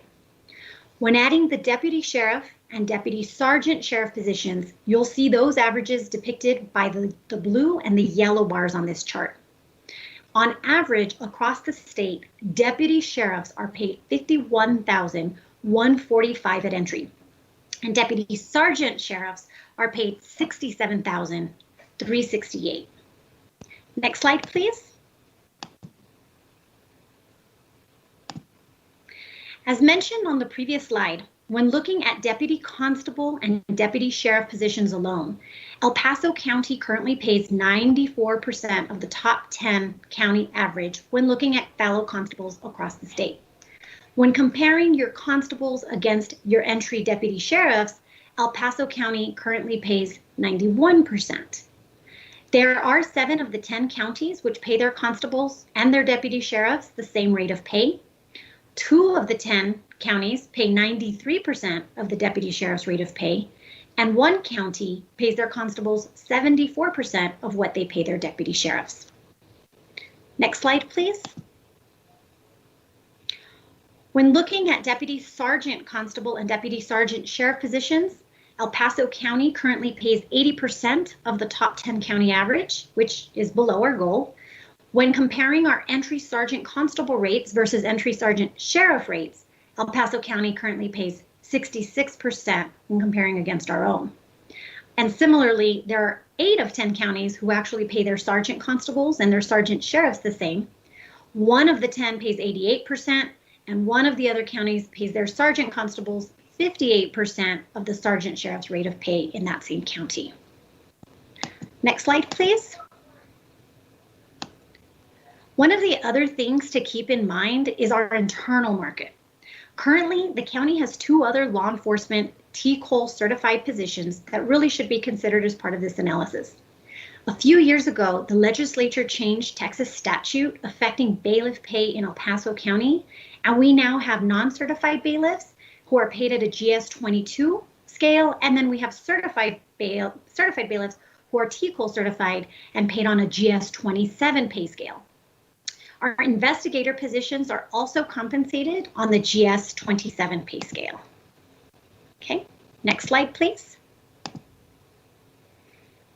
As a result of reviewing the positions and the internal and external markets, your HR recommendation is to reclassify deputy constables from their current GS 23 rate to a GS 27 scale, elevating their starting salary to $54,668, or a 16% increase, and reclassifying deputy sergeant constables from their current GS 26 rate of pay to a GS 30 scale, elevating their starting salary to $61,106, a 16% increase as well, coincidentally.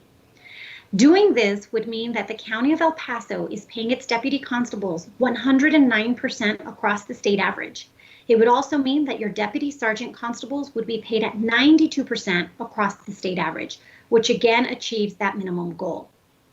Using our existing reclassification policies, this would result in an impact of $122,192. And as mentioned early on, contingency funds have been identified to process these changes this fiscal year. Okay, next slide, please. On Friday, July 14th, during budget hearings for FY21, the court heard from a few of the constables regarding their desire to be compensated in alignment with your deputy sheriff and deputy sergeant positions. The next few slides are intended to share additional information as it relates to that request, just to make sure information is shared with regards to these differences in positions. Okay, next slide, please. So you'll see on this particular slide, as we look at the differences between hiring criteria for a deputy constable and that of a detention officer, and I'll explain why I use detention officer, is that a deputy constable requires 12 college credit hours before being considered for the position, and it does require that they have continuing education in civil process and other education mandated by statute. The reason I use a detention officer for comparable differences, forgive me, is that when you come into the sheriff's office, our deputies must spend at least 1 year in a detention officer capacity before even being eligible to go into a peace officer academy and then being selected for a deputy sheriff position. It doesn't always mean that they become sheriffs 1 year after. It actually takes on average a little over 4 years before they change into that position. So for comparing hiring criteria of both of these positions, I wanted to share this information just in terms of highlighting the differences. And then also as a matter of reference, your deputy constables on average, when they closed out the FY19 year, we had a turnover rate of 6%. And then your deputy detention side on the sheriff's side had a turnover of 8%. Next slide, please. I won't read this entire slide to you, but this is just to show that when you look at selecting a deputy constable over what you do to select a detention officer, there are a few phases that differ. It is important to note that both are required to be TCOL certified at the deputy level and at the deputy constable level. Most often, deputy constables already have that certification when they come in. Well, they actually do have that certification when they do come in. They either come in because they've retired from a different agency or they've transferred from another agency. Some even obtain that certification through the EPCC courses that are offered. On the right side, you'll see the detention officers began as DOs, and throughout that process will go into an academy, which includes comprehensive math and reading, writing skills, physical fitness assessments, a background investigation, a polygraph exam, oral board interviews, psychological exams, medical exams, and then the final review for the sheriff's approval. If they're admitted, it is a 7-week academy and they must pass their TCOL certification and the physical agility portion of that academy. Next slide, please. When looking at the summary of duties, there are quite a bit that can definitely be the same, and I definitely didn't want to put too much information on this slide, but what I'd like to call is basically a summary of the differences between the two. According to your Texas Association of Counties, your sheriffs and deputy sheriffs, constables and deputy constables are all peace officers. By statute, sheriff's duties include serving as a licensed peace officer, and they are responsible for enforcing the criminal laws of the state. They can also manage and operate county jails. They provide security for your courts.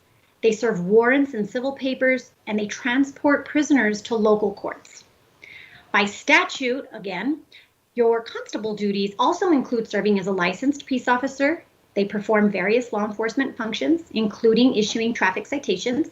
They serve warrants and civil papers such as subpoenas and temporary restraining orders and other writs. And they serve primarily as bailiffs as well for your JP courts. Again, this slide is highlighting just some of the differences. Next slide, please. So if you look at this slide, you'll see the difference in salary. You have a deputy constable and a deputy sergeant on the left side. You currently pay $22.66 an hour for the deputies and $25.32 an hour for the sergeants. If you compare that on the right side, you see what a detention officer starts off at. We have trainees who start at $18.29. Upon graduation, they go into a $20.30 hour rate of pay. Their max rate of pay is $33.07. If and when they get into an academy and move into the deputy sheriff rank, if they so choose, that starting rate of pay on today's scales is $23.71 an hour.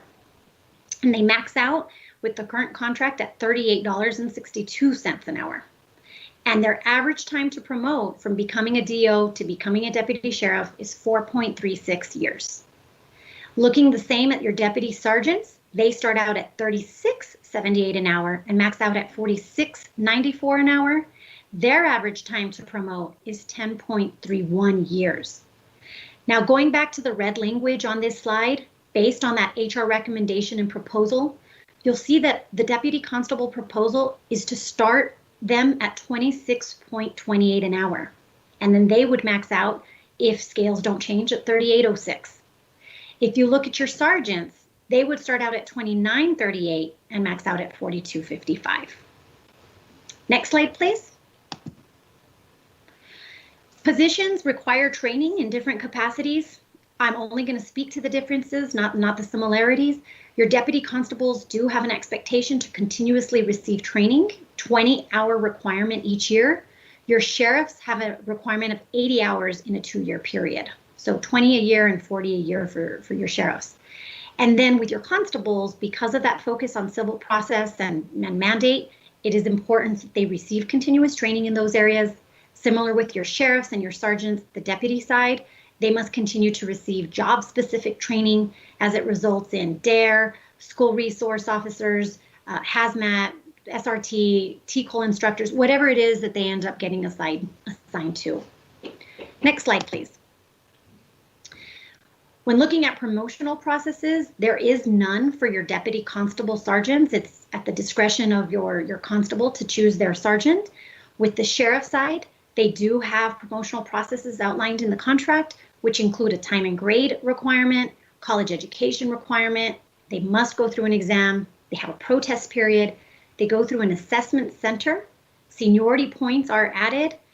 A promotional list is created, and the sheriff has to select within the rule of 4. So there's stark differences on the promotional side. Next slide, please. One of the bigger differences is pertaining to schedules. Your deputy constables are expected to work on an 80-hour pay period or 40 hours a week. However, your deputy sheriffs under the 207K provision of FLISA work an 84-hour pay period where they rotate between 48 hours and 36 hours one week or the other, but for a total of 84, and they're still compensated at that same level.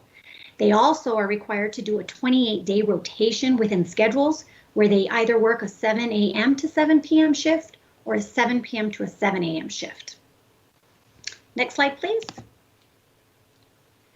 When looking at holidays, your deputy constables receive the same holidays your other county employees receive, which is 16, and your deputy sheriffs by contract receive 8. They do get 36 hours of personal leave as well. However, this just highlights those differences once more. Next slide, please. So in closing, some other items that may differ between constables and deputy sheriffs when looking at your contracts. On the deputy side, the deputy sheriff side, there is no civil service coverage for a year. With the constables, it's 6 months. They're on probation for a year. With our constables, it's 6 months. Your deputies are subject to internal affairs investigations. They are subject to polygraph examinations. They have no appeal rights on reprimands. They are able to receive 90-day suspensions depending on what the sheriff decides and the investigation reveals. They have grievance time limits that differ, and then annual leave when requested is granted by seniority. So these were just some of the other items that I wanted to highlight for the court. Next slide, please. Unless there are any questions, well, at this point, I'll turn it over to any questions. And I thank you for your time in reviewing that information with you. Thank you, Melissa. Very comprehensive. Thank you for that. We'll go to public comments and then we'll continue. Yes, sir. The first person we have is Mr. Peña. Hello, can you guys hear me? Go ahead, Mr. Peña. Yes, we can hear you. Yes, we can. Okay. Yeah, so my name is Joshua Peña. I'm a resident in Northeast El Paso. And I just want to start by saying, you know, I've had the pleasure of working with multiple law enforcement agencies to include the El Paso Police Department, the El Paso Sheriff's Office, and the El Paso Constable's Office. And, you know, what came to my eye was definitely more recently, you know, through all these tough times, I've seen the Constable's Office help out with these COVID-19 testing sites and controlling traffic. I've also, you know, seen the constables help out with the El Paso County Sheriff's Office in holiday hours when they're busy out there and they're on patrol through these busy times. And then I've also more recently heard about the Constable's Office helping the FBI with some investigations as well. So when it was brought up to attention that they're getting paid different, that was definitely something of a concern to me, right? If they're out doing the same job as the other agencies, I feel like they should be, you know, compensated about the same. So I kind of just want to leave you guys with this. I won't take too much more time. And it's going to be, you know, the phrase El Paso Strong. So we always hear El Paso Strong. And El Paso Strong is not a bumper sticker, just a bumper sticker. El Paso Strong is not just a billboard, or El Paso Strong is not just a T-shirt. It's the model that we build our community here, we base our community on. And it's that at the end of the day, we're going to do what El Pasoans do, and that's take care of each other. So our constables are out on the front lines, and there's no question about that. I mean, the proof is out there. I ask you, commissioners, let's be El Paso Strong, and let's take care of our constables, and let's take care of our frontline workers. And that's all I have to say about that. Thank you, sir. Appreciate your time. Thank you. Next person we have is Osvaldo Juarez. Yes, sir. Go ahead, Mr. Am I on Juarez. Go ahead, sir. Good afternoon, County Judge and Commissioners. My name is Osvaldo Juarez. I'm calling as a resident of El Paso County and also as an employee of El Paso County. I'm currently employed as a deputy with the Constable's Office out of Precinct 6. I have proudly served this community as a deputy constable for over 18 years. I've witnessed how the Constable's Office has evolved year after year, and the services that we provide our community have expanded and become more diverse. I can also tell you that during my 21 years in law enforcement, these times are the hardest times to be an law enforcement officer. All these years working in the Constable's Office, I've also known that we get paid less, that our counterparts in the Sheriff's Office, even though we provide the same services. I'm glad this issue has been brought up to the Commissioner's Court, and we can finally get paid what the county already is paying other county employees, which are doing the same job. I'm asking that you please support and implement Constable Ugarte's proposal, and that'll be all. Thank you for your time. Thank you, Mr. Juarez. Appreciate your time and your comments. Thank you. Next person. Go ahead, we Miguel. have is Isela Reyes. Good afternoon, everyone. My name is Isela Reyes, founder of Writing for Boobs, a nonprofit out of San Elizario. For the past 10 years, I've done volunteer work for my El Paso community, and I've always asked Constable Garcia and part of the Precinct 16 constables for their help, and never has there been a hesitation of their help towards our community. The constables have provided the same caliber service as any other law enforcement agency in this county. By giving them this pay raise helps them show that their hard work towards our community doesn't go unnoticed. I appreciate you listening to my comments.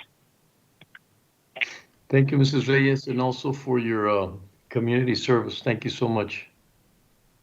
The next person we Go have ahead. is Miguel Angel Ramirez. Mr. Ramirez. Good afternoon, County Judge, Commissioners. My name is Miguel Angel Ramirez, calling as a resident of El Paso County and an employee of El Paso County. I'm currently a deputy constable with Precinct 6. I've been with the county for more than 18 years. And I understand there's two different proposals as far as the pay raises goes. And during my tenure with the constable's office, I've seen it change. The professionalism has gone up. The constable's office has drastically improved throughout the years. I personally strive to provide the best service to El Paso County residents. However, my morale is affected knowing that some of my counterparts will get compensated more than I do after 18 years of service with the constable. So what I am asking is if we can please look at Constable Oscar Ugarte's proposal as opposed to the one that we're looking at now. Thank you for your time. Thank you, Mr. Ramirez. Thank you for your service as well. Thank you. Next person we have is Francisco Almada.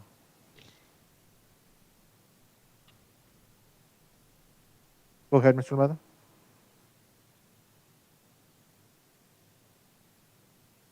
Hello, can you hear me? Yes. Yes, we can. Okay. Good afternoon, County Judge and Commissioners. My name's Francisco Frank Almada. Thank you for allowing me to speak. I've been a lifelong member of the El Paso community, and also I currently work with the Constable's office as a sergeant at Precinct 1. You know, I've proudly been working for the county for about 15 years. I've been a dedicated employee. I've also had the privilege to work alongside other law enforcement agencies, respectively. And in doing so, I see that us as constables, we do perform the same duties as the sheriff's department. You know, however, as a smaller agency, we're required to wear many hats to compensate for the lack of specialized units and assignments. Although we're performing the same duties and functions as the sheriffs, there's an obvious difference in the pay scales. I know it was mentioned earlier, the requirements of a sheriff's deputy, but we also have to undergo the same type of physical, psychological exams as well as background checks because it is required that you come in to have 2 years experience with another agency before becoming a deputy constable. I'm a family man as well, and from working, the front lines on many aspects and events throughout these years, I believe there should be fairness from the county for performing the same peace officer's duties as the sheriffs. I reviewed Constable Ugarte's proposal and hope the commissioners will move to support our constables for equal pay as the sheriff. I also believe that this would help improve the employee morale throughout the county. Thank you for your time and for your consideration, and hopefully we can move forward. Thank you, Mr. Almada. Thank you for your service as well. Thank you. Thank you. Next person that we have is Margarita Perez. Yes, good afternoon. My name is Margarita Perez. I live in the Socorro area. I'm with Christmas Trails for Toys, which is a nonprofit organization. I have worked with Constable at Precinct 6 and Javier Garcia and all his staff. They do an amazing job with our community. This community that helps out are underprivileged, and they have helped us for about 10 years. Please consider them for a pay raise because they do deserve it. I have seen deputy sheriffs and deputy constables working in my community, and I see no difference in the work and their professionalism. Please help them with this raise. Thank you for letting me speak. Thank you, Mrs. Perez. Also, thank you for your service. Finally, we have Mr. Ken Sutherland. Good afternoon, County Judge, Commissioners. I'm Ken Sutherland. My input is that I have served on the police volunteer and sheriff volunteer boards in the past. I have professionally worked with constables for almost 3 decades now. And I concur with the previous sentiments of those who spoke earlier, and I feel that the constables do almost an identical job as the sheriffs. They're T-close certified, same type of training. They're in harm's way identically every day, and I truly believe that they deserve equal pay. So I'm for equality in pay, and I thank you for giving me this opportunity to express my thoughts. Thank you, Ken. Nice hearing you, and thank you for all your service to the community. Appreciate that. Thank you for your time as well. Thank you, Judge. Judge, that is all that we have in the public comment hotline. Okay, thank you. Melissa, go ahead, or Betsy, if you could help Judge, with the yes, process sir. here. So we wanted to provide this information to the court so that the court can take it under consideration. You also received a presentation on that, I believe it was on the 13th of August during the budget hearings from Constable Ugarte, requesting to be paid at the same method and rate as our patrol deputies. And so we basically need information or guidance from the court what method you would like to take, whether you'd like to pay them as patrol deputies and put them on that type of pay scale and that pay system where the timing of increases differ and the pay rates differ, or whether you want to leave them on the traditional county G pay scales as HR has proposed. Good afternoon, County Judge Constable Oscar Ugarte, if I may speak. Sure, absolutely. Go ahead, Constable. Thank you, Judge. Good afternoon, County Judge and County Commissioners. I'm Oscar Ugarte, Constable Precinct 1. Thank you to Human Resources for the presentation they just concluded. I appreciate the time and effort Melissa and her team invested in this analysis. Unfortunately, I disagree with the proposal, as I believe this is not the adequate compensation for my staff. To remind you of my presentation from last week, the data reflects evidence that El Paso County Deputy Constables are one of the least paid in comparison to the 10 counties that are similar to El Paso County, which reflects lower salaries than that of local peace officers working in El Paso County. Additionally, the job descriptions filed with El Paso County Human Resources for deputy constables and deputy sheriffs are almost identical, and they have the same duties, but the constables are undercompensated.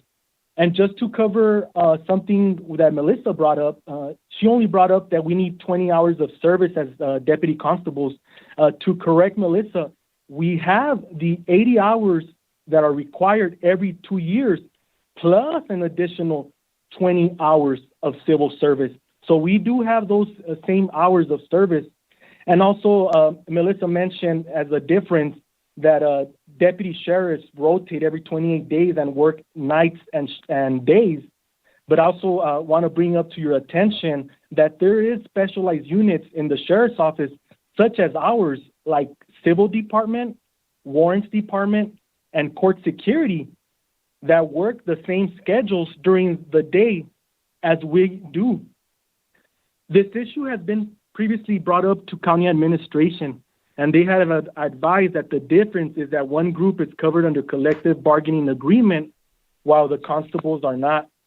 However, in speaking with county commissioners, it has been specified that no county employees should be treated differently simply due to being covered by collective bargaining agreement. The proposal brought up by Human Resources only looks good on paper, but it is not in the best interest of all constables.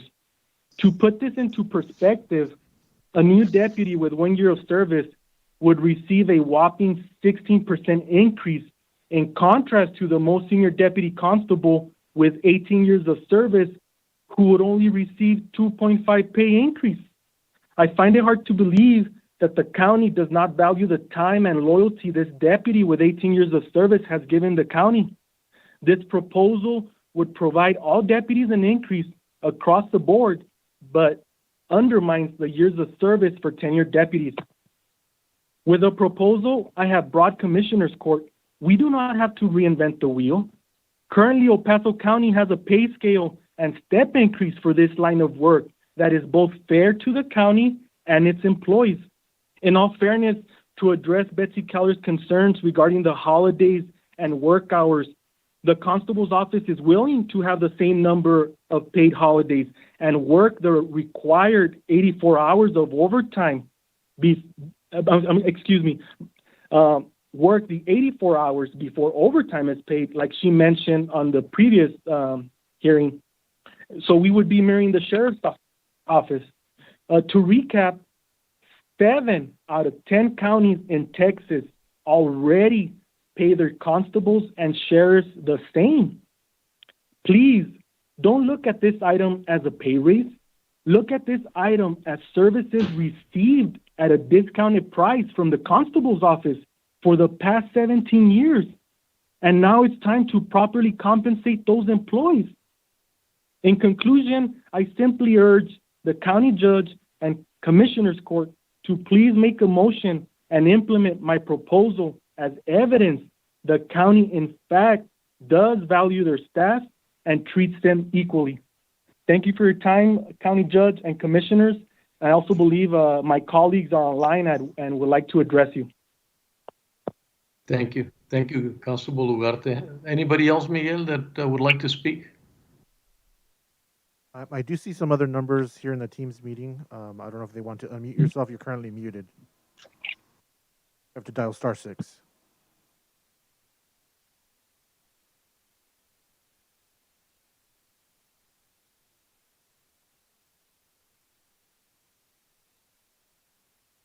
No, I don't believe so, Judge. I only see Constable Ugarte. I do see other numbers, but they're not unmuted, and I am not able to unmute them.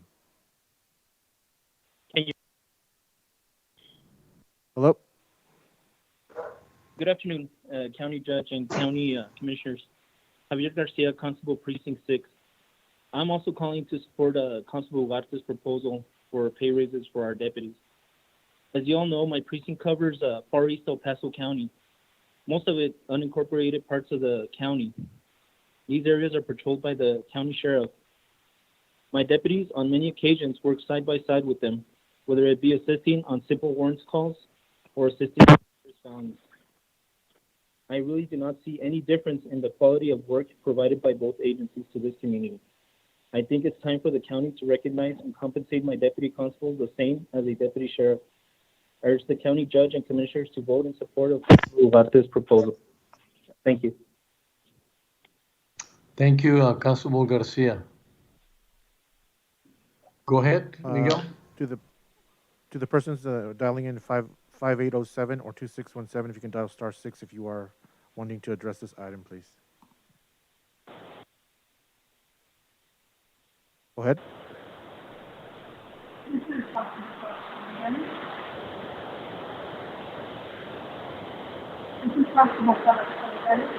We can barely hear you. Okay, that's the one we're talking to. Can you hear me? You sound far away. Okay. Is this a little better? No. Okay, wait, hold on.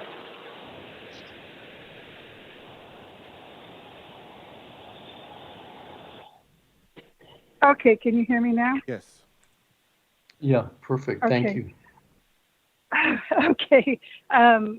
Got a couple of things going on here, so I've got a lot of noise in my background. There's a few things that I'd like to bring up in reference to Melissa's presentation. The first thing is when she covered, she compared the deputy constables to the jailers. Deputy constables, when they are hired, they must have already obtained their TCOL certification. So they have by far more than 12 college hours, respectfully. We don't bring them in for a year and then send them off to an academy. That's not what we do. So they've already got their certification. Many of them come from other agencies where they've retired. That's where most of them come from. And we do at times hire individuals directly from the EPCC. The way that Melissa made that sound, it was kind of like they graduated from classes at community college. Well, that's not what they've graduated from. They've graduated from the Law Enforcement Academy at community college, which is a state-recognized law enforcement academy. So they have had excellent training. The second issue that I wanted to bring up, and I believe somebody already covered it, is the number of training hours that we must have. I'd like to reiterate, we have to have exactly the same training hours that any other law enforcement agency has to have, which is the 80 hours. But again, we have to have that additional 20 hours. So respectfully, we have to have 100 hours compared to others' 80 hours. That's a little bit of a difference. That the spin on it didn't sit well with me at all. And also, constables, if you look at Harris County, Galveston, Travis County, they utilize, their constables have traffic units, mounted patrol, investigations. Each constable has 300 deputies. They are full-blown law enforcement agencies. Where El Paso, we have chosen to pretty much hold our constable offices down and say, well, these are your only responsibilities. Commissioner Leon, you and I both go back a long way together, and we both know in law enforcement, there's always room for more boots. The more boots you have on the ground, the better it is. The spin that Melissa kind of put on it, and maybe I misunderstood, which is, it could be probable that I misunderstood what Melissa was saying, but it sounded to me as though she was limiting what our real responsibilities are. Our real responsibilities are the same responsibilities as any other peace officer, and to include not only those responsibilities, but civil responsibilities. So, our plate is actually very full. I didn't realize the difference until I walked into two different sets of boots. I was with El Paso PD for 22 years and I retired, and then I came into the constable's office, and it's a completely different set of boots with the same responsibilities. I thank you all for your time, and I do absolutely support Constable Ugarte's efforts and his hard work, and I think if we really looked at it, it might be actually a better plan. Thank you again, and y'all have a great, safe day. No, thank you. Thank you for your time and comments. Really appreciate that. Thank you. Judge, I believe Constable Haggerty and Constable Lopez are also on the call, as well as possibly Constable Aguilar. Okay, let's get them to speak. If they might be muted, if you can just please dial *6 to unmute yourself and to state your name.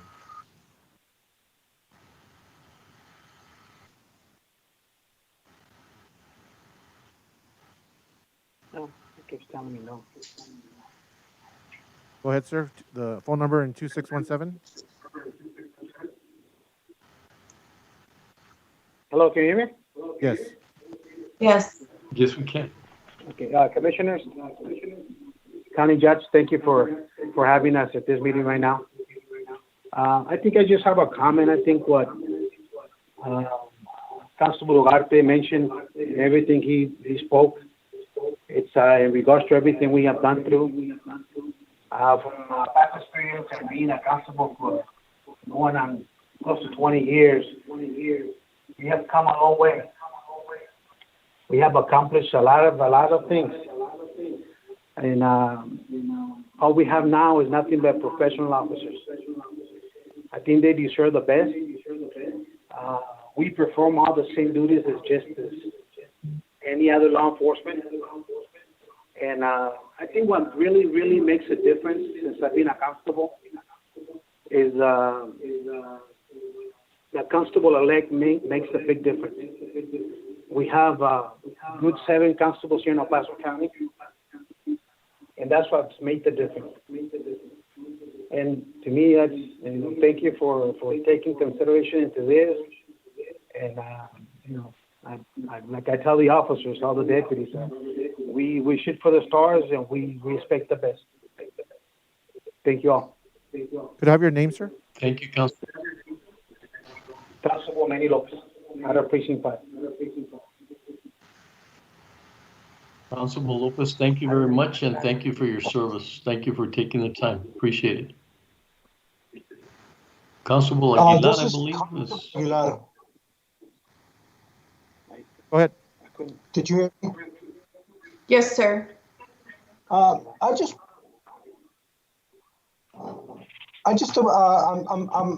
fully in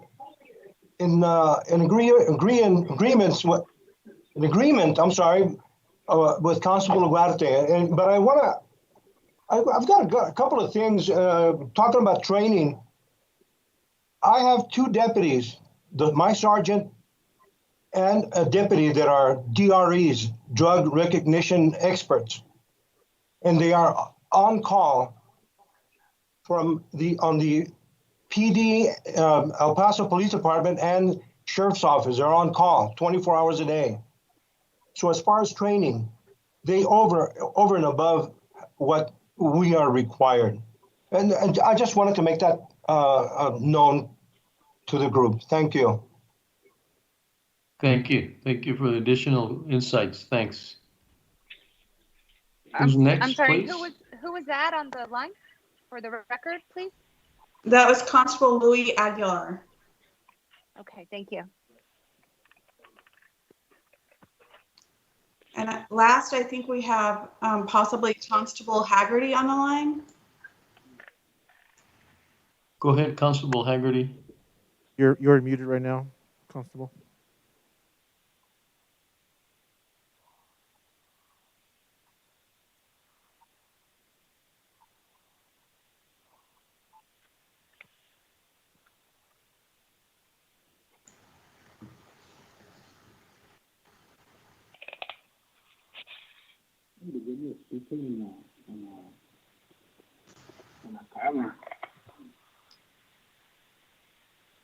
I don't think that they're there. Okay. Judge, if I may, I wanted to give a little bit of background information to the court. So Wally, Melissa, and myself, we prepared a budget based on the direction the court gave us back in January, and then the information that you all gave us in March. At that time, it was a hold the line budget. That was the direction we received from the court. And as far as the constable positions go, the county admin, human resources, and budget, we have worked off of the direction of the court. We have worked off the direction of what in the past the court had directed that the constable's offices were intended or created for. And at that time, it was to provide bailiff duties to the JPs and to provide process service for the JPs and to take care of evictions. We always have recognized that they are licensed peace officers and they can do additional duties.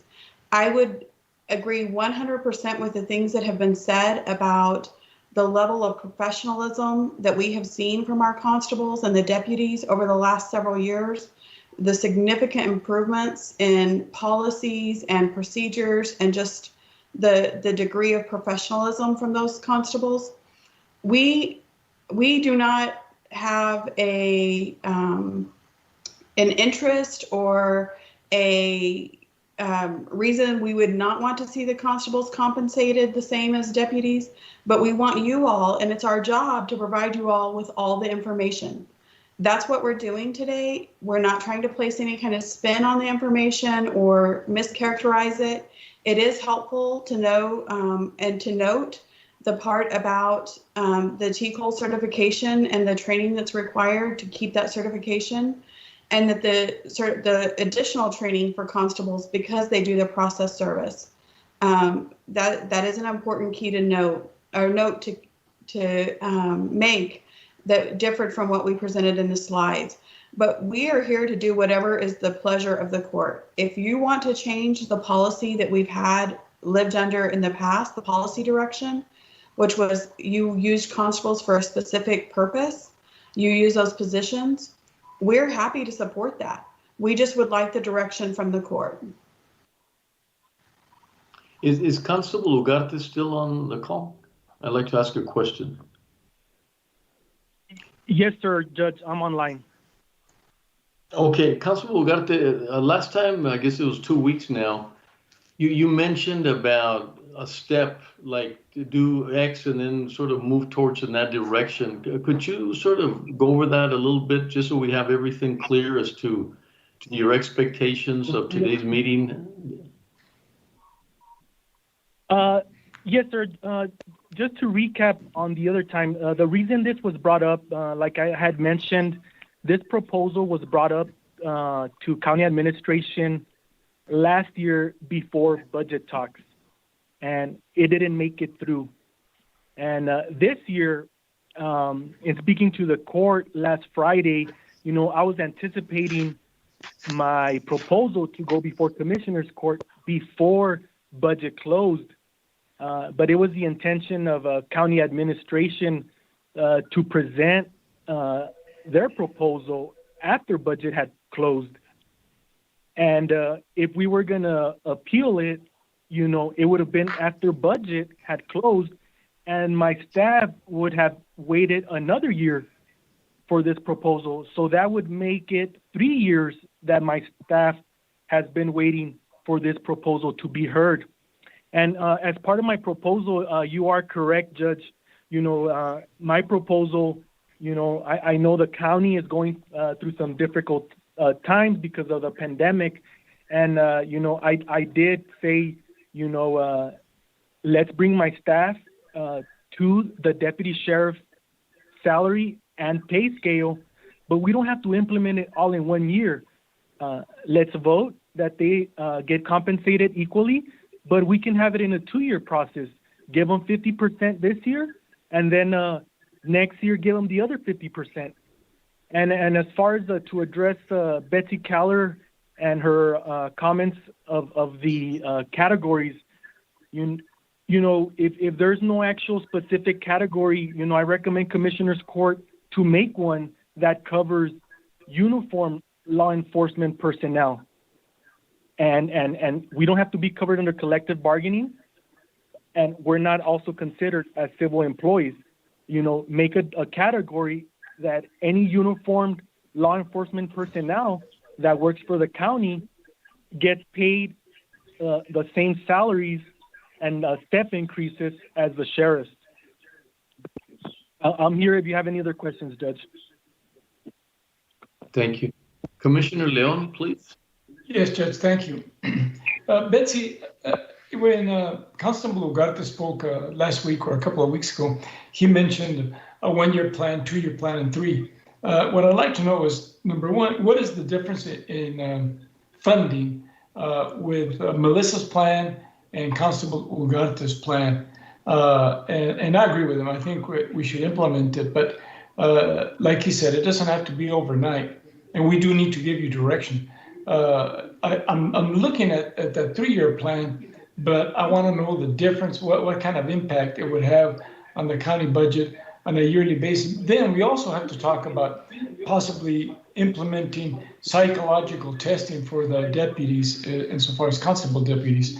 I see that basically is the only biggest difference on entry. I don't know, can you give me that information? Do they undergo a psychological test? I believe they do to become TCOL certified. I believe you have to undergo a psychological. Constable Ugarte, can you correct me if I'm wrong?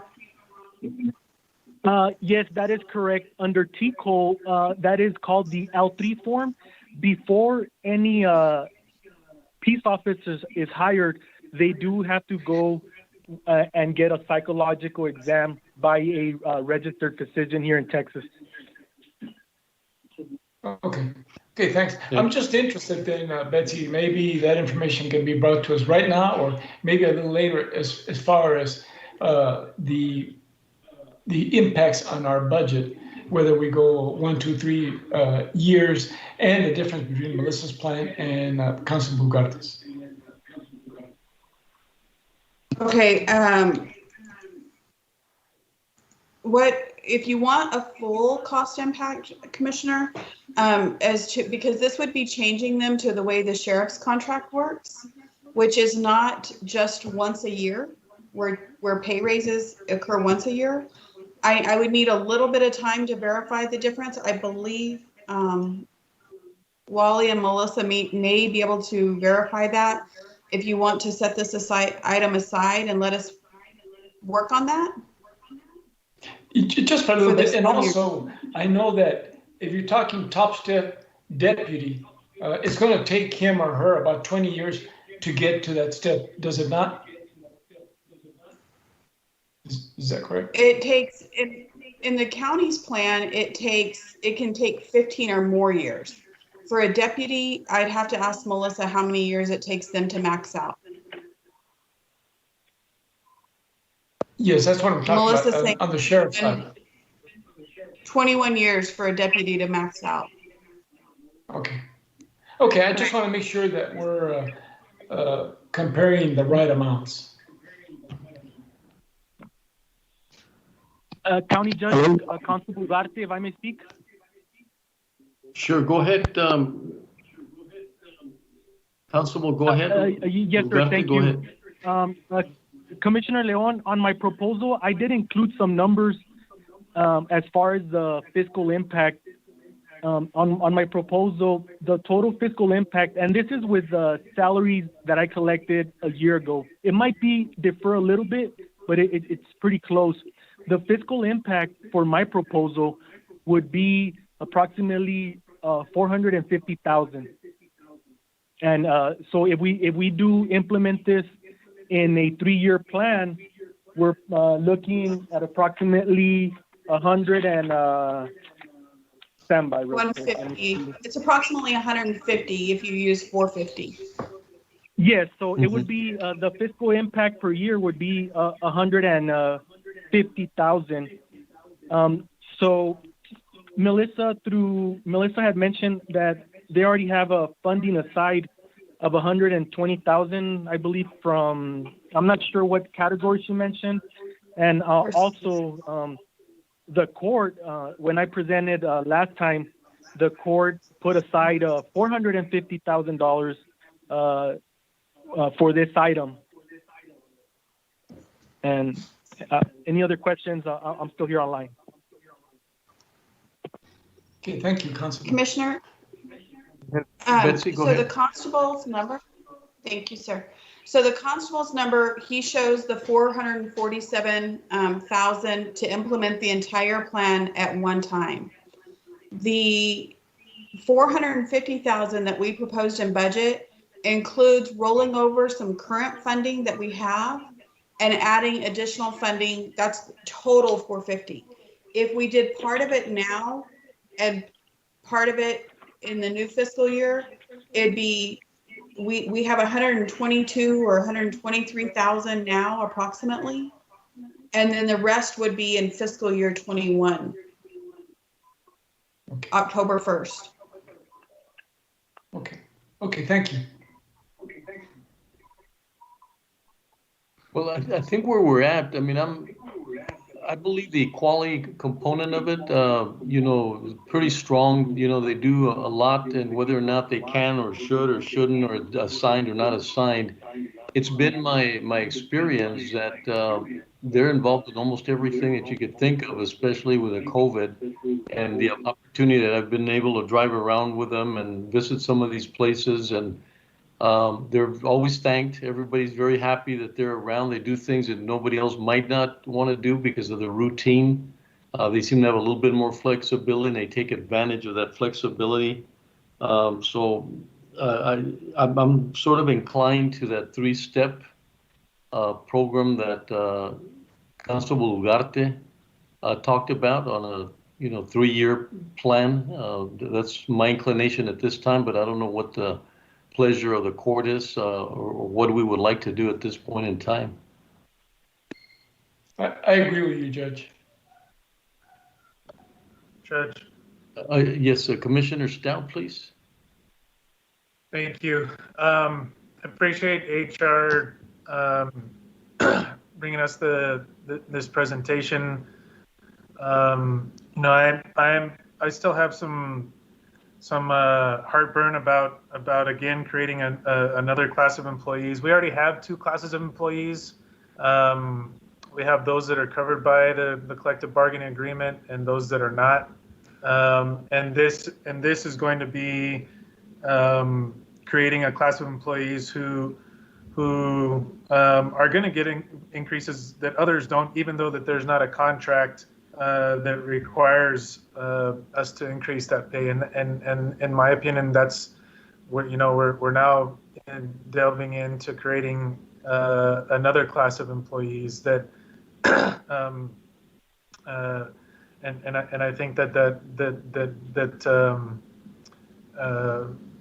it would be a mistake to do something like that. You know, I don't have a problem with continuing with our market analysis as we have been doing with every single employee that is not covered under the CBA, and making sure that we're paying fair wages as to what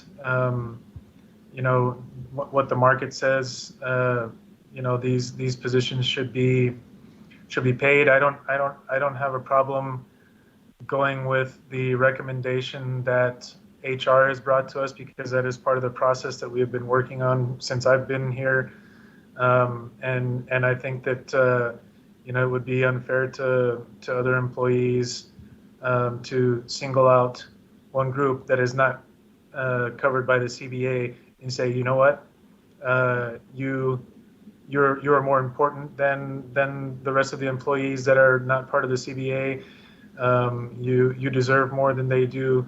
I think that by staying uniform with what our policy has been is the correct way to go. Now, I can definitely see that the market analysis that was done shows that there may be a need to increase the salaries to catch up to the market, and we can try and do that. I think that's within the budget that we have already set out.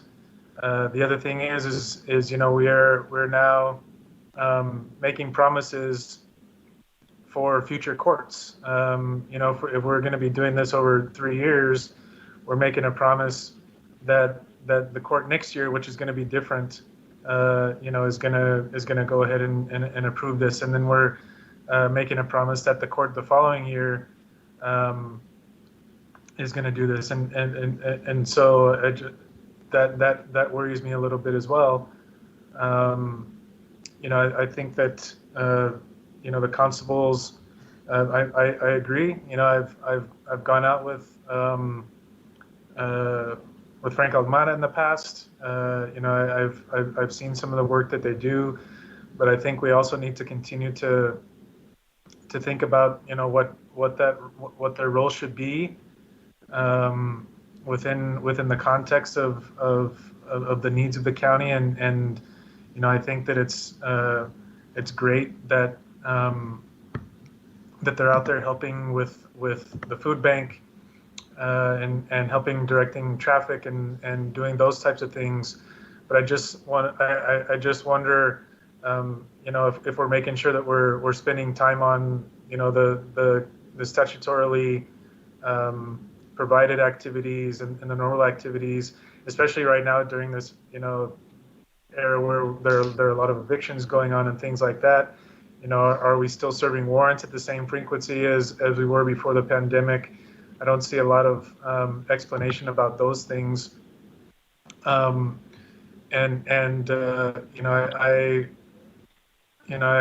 that we've been approached about providing overtime, but I don't. That's a whole nother issue. But for me, it's important not to be, again, creating different classes of folks. Thank you, Commissioner Stout. Good. Commissioner Robinson, please. Yes, sir.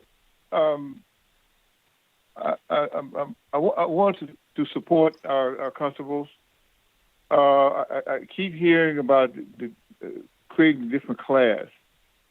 Now, one of the questions that we need to ask ourselves when you talk different classes, one is the constable did attempt to present themselves last year, but for one reason or another, it didn't happen.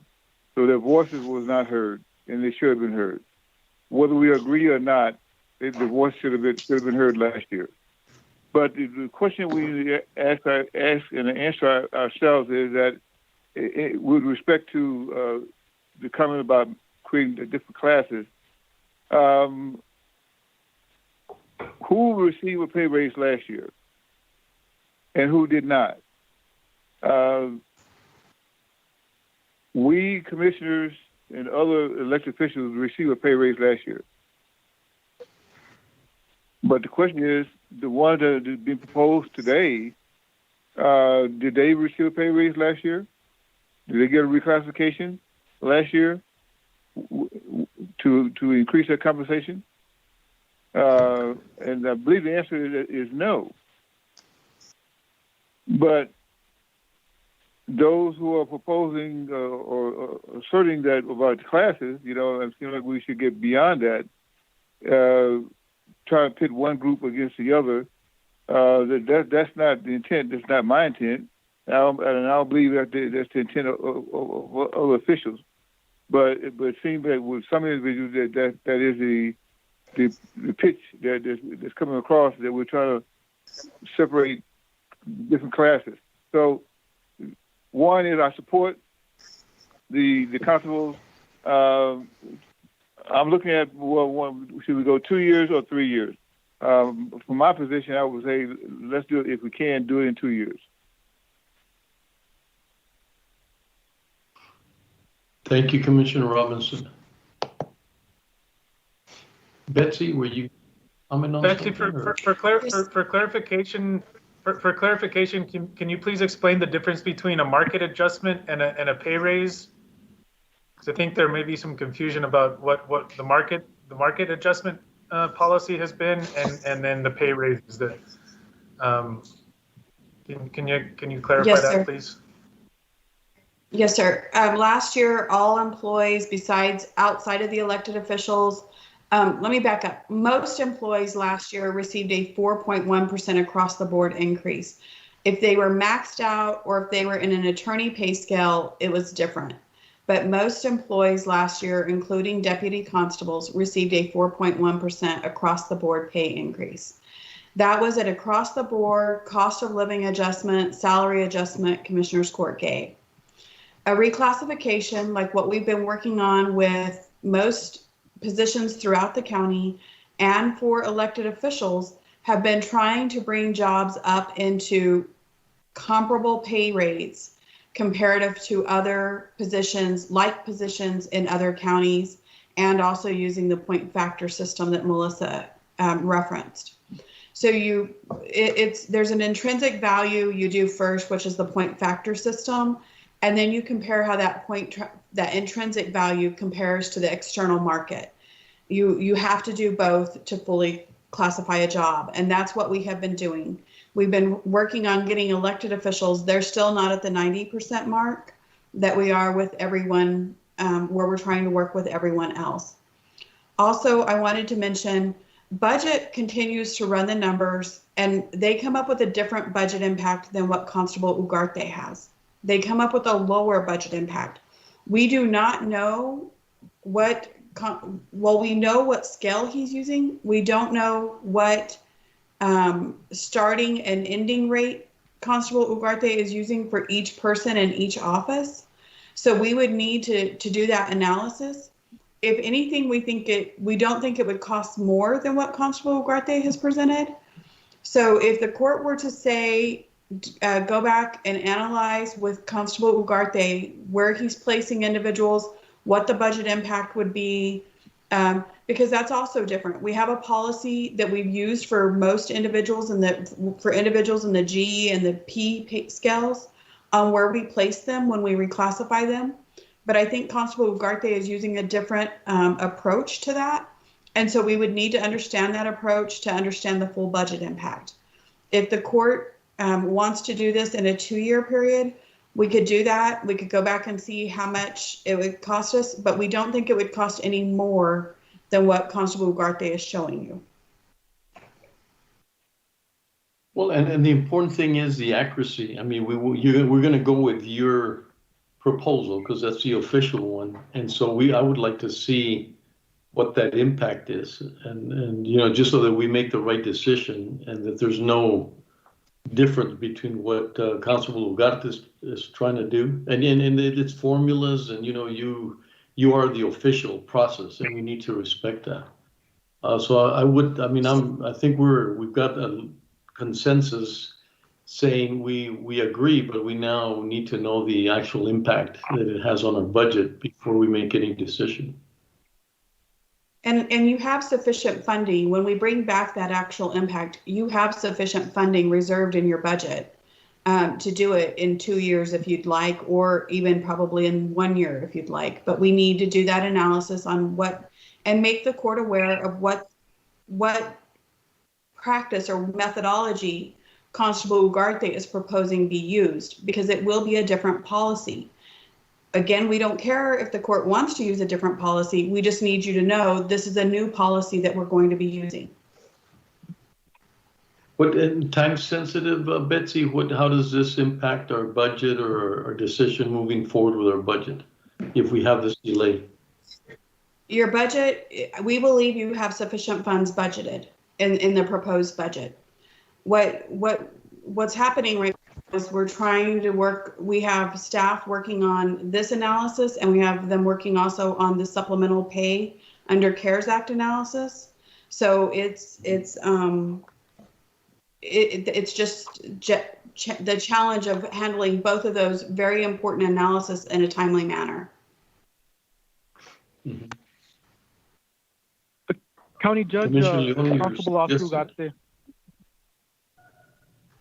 Go ahead, Constable Ugarte. County Judge.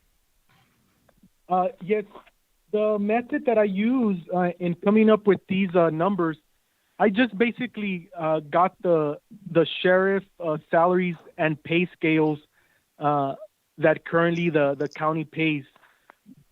So in adding up and talking to all the constables and getting the years of service that each staff member has, then I plug them in each section. So just as an example, one deputy has 3 years of service. So in the contract says that they have to pay this amount. Another deputy deputy constable has 15 years of service. So according to the pay scales and times of service, this is the amount he has to pay. So when I added up all the numbers for all 25 deputy constables and sergeants, that's the amount that I came up with. There's no specific formula I used or anything. I just took into consideration the years of service in the county and just plugged them in the specific step increase and years of service that is already in place. And so, Judge, Commissioners, we haven't looked at that ourselves and said he found that they were a step 3.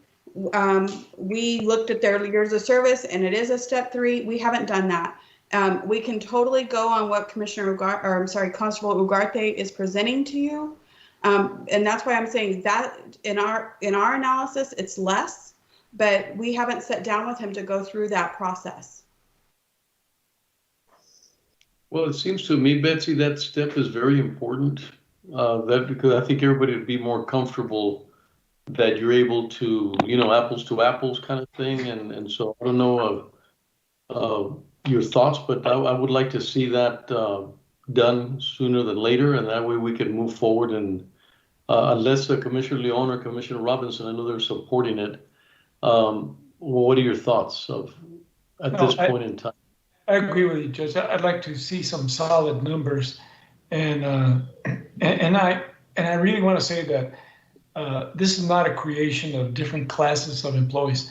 There's different responsibilities, not different classes. And it's we have great employees, but not different classes, different responsibilities. But yes, Judge, I'd like to see more solid numbers before we make a decision. Okay, can we do that, Betsy? If you could take care of that, and that way when we talk, then we know exactly what we're looking at. And you guys can compare, Constable Ugarte's study with yours and then give us that reference point. And like I said, I think that's what we're being requested as a consensus to do that. Judge, if I may. Sure, go ahead, Commissioner Perez. Judge, well, a couple things. Well, first I want to say, Judge, with some of the conversation that was had today by some of the public comment, and I regret not mentioning this when we had this similar conversation during budget. I just want to be very clear that county staff works at the direction of Commissioners Court. And I'm sorry that I feel that our staff, Betsy, Melissa, Wally, are on the defensive as if they had their own agenda in putting forth, or holding the line on the budget. They didn't. They operated at the direction of Commissioners Court. And I want to make that clear for all elected officials and all department heads. Betsy only takes direction from the Commissioners Court. And so there was a lot of speakers during public comment that were making the implication that county administration didn't hear them, that county administration withheld their request, their voices weren't heard, or but that's not the case. Betsy, Wally, and Melissa simply act at the direction of Commissioners Court. So I just want that to be clear. And I apologize that there has been the implication that it's otherwise. Secondly, while there may not be, we say that there's not different classes of employees, we certainly are following different processes, and we're treating employees differently. As I've said from the onset of this budget process, we gave very clear direction to all elected officials and to all department heads that we were in very difficult economic times given the pandemic, and we asked every department to cut their budgets 3%, resulting in a $13 million budgetary increase.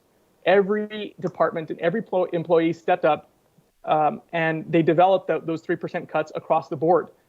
All of the increases the court is considering did not follow the normal budgetary process. And it's grossly unfair to those department heads, to those elected officials, and to those employees who serve in a different capacity than the constables or the sheriff's department. The additional employees are going to be considered as part of the budget. We said very clearly that this was a very difficult hold the line year. The court should honor that because it did not open up the same doors or open up the same opportunities to other employees in the county. There are going to be no other hiring, or there's not going to be any increases in personnel in any other department. There's not going to be any other pay increases in any other department. I mean, who's to say that there aren't any other employees? I mean, whether it be investigators or otherwise, or caseworkers, social workers, other folks in CJC, other folks that aren't compensated at the same level. That's why we have set aside the HR funding for the adjustment to the pay scales and to do the HR study to go department by department, because we've set that process to treat each department fairly. But these proposals bypass that process. So for that reason, I just want to be clear. I mean, I do feel, we can say what we want about different classes of employees, but there is certainly different treatment this year. We are certainly giving special treatment to a certain class of employees because they're not following the budgetary process. And I think once you start to deviate from that, it opens up the floodgates to a whole bunch of issues. And I think the court, should stick to its original proposal and its original direction, which it directed staff, not to consider any increases to both staff and for new hires and for pay increases. The pandemic hasn't gone away. We're still in the pandemic. I mean, and sales taxes are plummeting. There's still over 50,000 or 60,000 El Pasoans that are without a job. And yet we're growing the county at a time of not only economic recession, but revenue caps. I just don't think it's the time to be considering these things. And if the court ultimately decided, you know what, we're adamant about giving increases to the constables, well, then time it with something that, redistricting is coming up.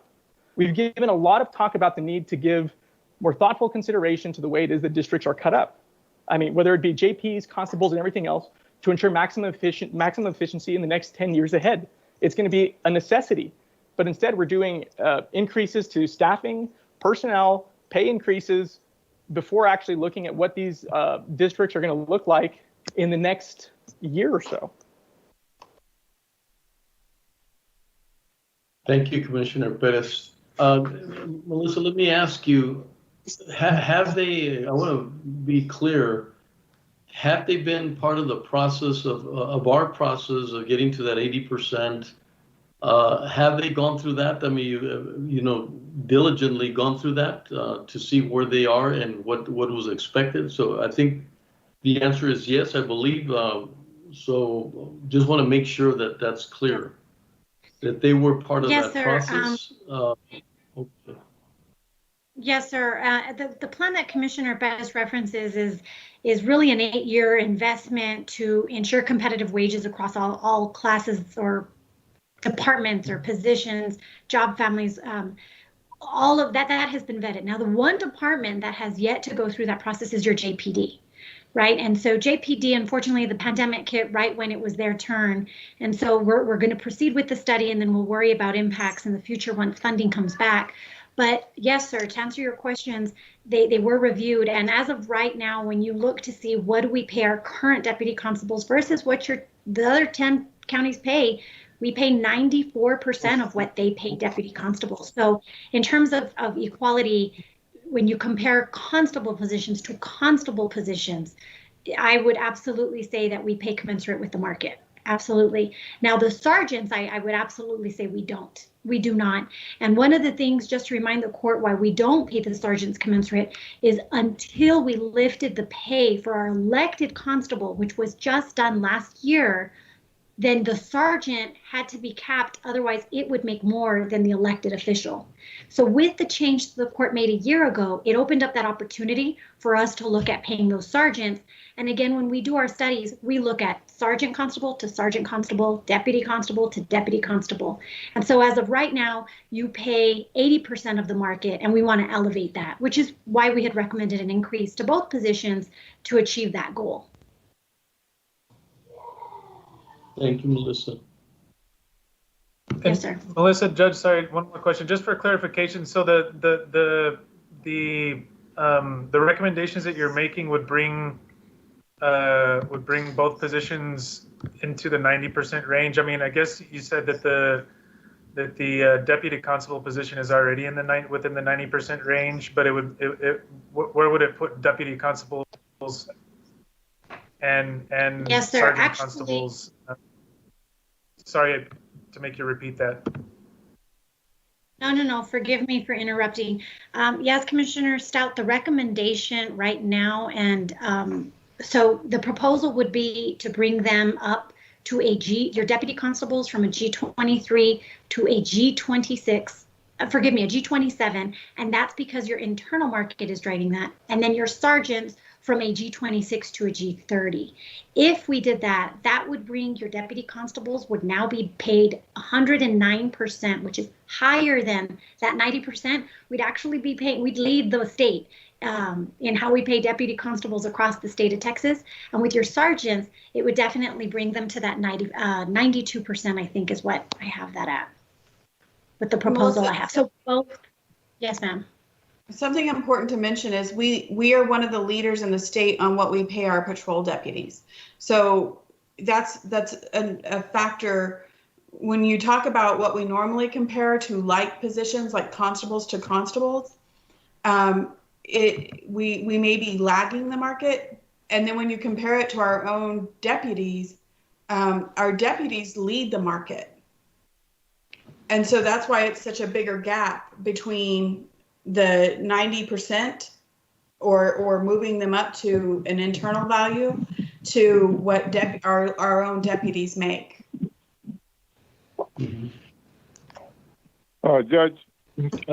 Yeah, Commissioner Robinson, please. In all fairness to Ms. Betsy and Melissa in the department, let's do an analysis of the two between what the constable presented and what staff presented, and based on their analysis of the two or comparison of the two, and then they come back and we make a decision. Betsy, you want to take care of that? County Judge, Melissa? Constable Ugarte, if I may speak. Sure. Go ahead, Constable Ugarte. County Judge, I just want to reiterate that 7 out of 10 counties already pay their deputy constables and deputy sheriffs the same. Why do they pay them the same? Because we do the same type of work out there for our community, you know. And yes, the deputy sheriffs are one of the highest paid here in Texas, but here locally, this is what our community and county government have agreed to pay them because we value the services that these deputies do for our community. And also with Melissa's proposal, you know, I do want to bring up, yes, it bumps them up in pay, but it's not taking into consideration the years of service for my deputies. For example, I believe it's the GS 27 level. I can't remember the exact name, but once my deputies are placed in that position, they're not taking into consideration all their years of service. So even if we get placed in that category using human resources proposal, we are left behind because we don't follow those pay increases. That's why I'm urging that you follow my proposal. And like I mentioned before, I'm not trying, I know Commissioner Stout has mentioned, you know, please, you know, I'm not trying to make different categories or undermine the service that civilians do. You know, I think every day in order for my office to operate, we utilize civilians. I understand how important civilians are. So that those comments being made that we're trying to build a different category, that is not true. What I have is that definitely uniformed personnel in law enforcement does provide a different service that civilians, but it is never my intention to undermine the service that civilians do for this county. All I'm bringing up is that deputy constables wear a uniform, work in law enforcement, drive a marked unit the same as the sheriff's office, providing the same type of duties. That's why I believe my proposal best fits in compensating the deputy constables here in El Paso County. Betsy, you were going to make a... Can I say something? Betsy? Hello? Yes, sir. That's Commissioner, Constable Haggerty. Yes, I was having some technical problems there earlier, but I'd like to say, with all due regards to Commissioner Pettis, I would hate to see you all kick the can down the street a little bit more on this. As everybody here has told you, that we do a lot for the community along the same lines that the sheriff's office do. Again, it's just comparable to the same duties, should be paid the same amount of money. They do real good. I know that Miss West did a ride-along program, and time again, she said, I cannot believe what you guys are involved with. And, you know, I think that there's a lot of people that don't really understand what constables do until you've seen it like how she saw it. There's something to think about. I just want to put my 2 cents in. Thank you. Thank you, Constable Haggerty. Appreciate it. Thank you for your service as well. Thank you. This is Constable Bernal. Can you hear me? Yes, sir. Yeah, go ahead, Constable Bernal. Yes, I'm sorry. Again, I'm like Mr. Haggerty here. I was having technical difficulties, but I just wanted to say that Melissa last week said she spent several weeks analyzing Constable Ugarte's plan, so she should know how he got his figures. They just didn't agree with the figures. So I believe Constable Ugarte has taken into account also the number of years that the deputies have been with the county. I've been here 21 years, and I know the constable departments have come a long way. I know when I speak with Wally, we always talk about how things were 21 years ago. but it's time that we left those years behind and move to where law enforcement in El Paso should be. So in that perspective, I really do appreciate you consider Constable Ugarte's plan. Thank you. Thank you, Constable Bernal.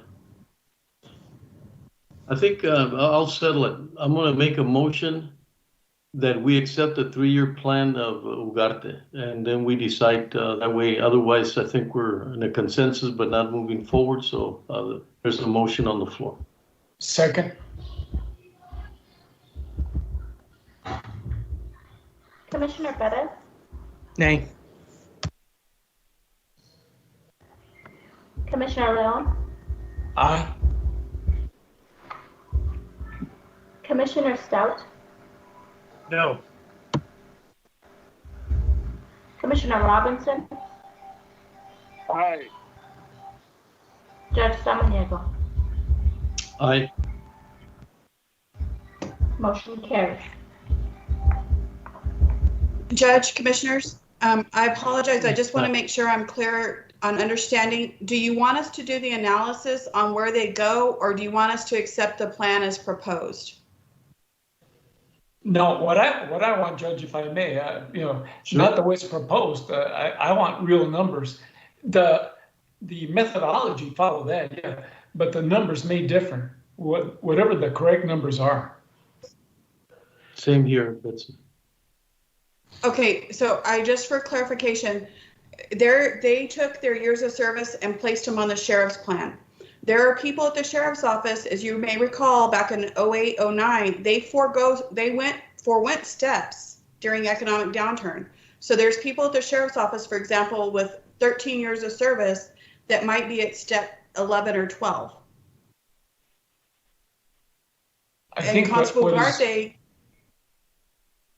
My thoughts, court might be different, but whatever the sheriff's department is, insofar as whatever level they're at, is the level for the constables. Okay, thank you. Thank you. Jessica? Okay, would you like to go ahead and go back to the original order of the agenda? Yes, please. Okay, we'll go ahead and go back to item number 11 from purchasing. Approve and authorize the purchasing agent to award RFQ 20-026 Substance Abuse Counseling Services for the 65th District Family Drug Court to Pinnacle Social LLC of El Paso, Texas. Funds are pending grant award. Good afternoon, Deborah Carrejo, Troll County Purchasing Agent. For this item, we are requesting the favorable approval of the court to allow the department to award to the vendor based on the request for qualifications process. Note that there was one responding vendor, although there were many notified, and we did a query as the court prefers, and many of the vendors said they simply don't provide that service, and historically this has been borne out in RFQ responses. That being the case, we do have Ms. Belinda Acuna available to speak if you have questions about this program, but we would like to award to to Pinnacle Social LLC of El Paso, Texas, pending the receipt of the grant. If the grant does not come through, this will not go forward into contracting.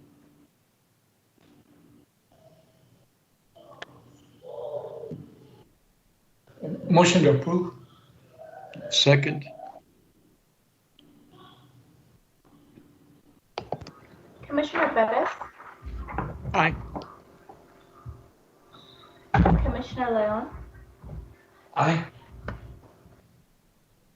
Commissioner Stout? Aye.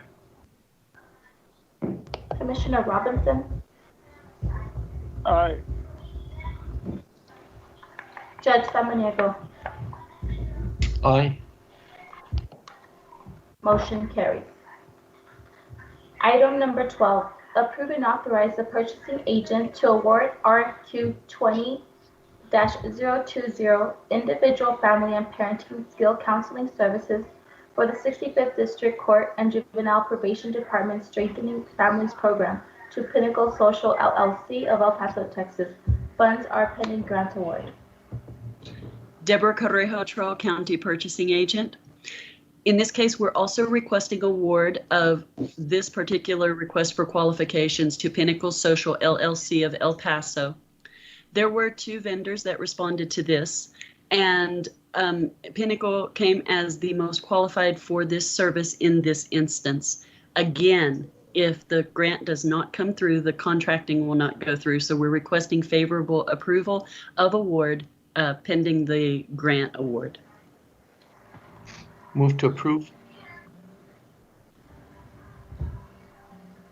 Second.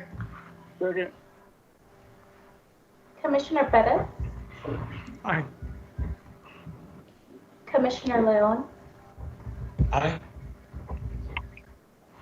Commissioner Stout, Aye. Commissioner Robinson, Aye. Judge Samaniego. Aye. Motion carries. Item number 13, approve the purchase of walk-in coolers for the medical examiner's office using Region 19 Contract 18-7285, awarded to Technical Building Services of El Paso, Texas, in the amount of $207,220. Funding is available in SG COVID-19 operating expenses. Deborah Correjo, Trumbull County Purchasing Agent. This is for the removal of an existing concrete slab, the addition of new concrete to support the walk-in cooler, as well as the installation of the walk-in cooler for the medical examiner's office. Commissioners, we are asking that the court approve an after-the-fact award. We had to do this in accordance with the chief administrator, in conjunction with the chief administrator's office for the COVID response in the medical examiner's office. We are using a cooperative contract through Region 19, and we have already chosen and begun to use the technical building services. In accordance with the authorization that you allowed on March the 16th, I'm bringing this to you to close out the final approvals and basically get an after-the-fact ratification. Totally agree. Move to approve. Judge, can I ask a question? Oh, yes, go ahead, Commissioner Stout. Thank you. I just wanted to clarify that we're replacing a cooling unit that's part of the building, right? This is not like the mobile units that we're talking about, correct? Commissioner Stout, this is an actual additional morgue room inside the building. Okay. So it's not the mobile, but we're adding additional space inside the building for long-term future use in response to COVID-19. Okay, and do we know what level of capacity it's going to allow us to increase? I need to double check that. I believe it will add at least room for 20 additional bodies. Okay, thank you very much for the clarification. Second. Commissioner Bettis, Aye. Commissioner Leon, Aye. Commissioner Stout, Aye. Commissioner Robinson, Aye. Judge Samaniego. Aye. Motion carried. Item number 14, approve the purchase of network equipment refresh lease for Information Technology Department using DIR contract DIR TSO 4167, awarded to Pivot Technology Services Corporation of El Paso, Texas, in the amount of $1,257,663.44. Purchasing approved on August 11, 2020. Funding is available in General Fund ITD Rent Leases Hardware. For this item, we are asking for a postponement of 1 week.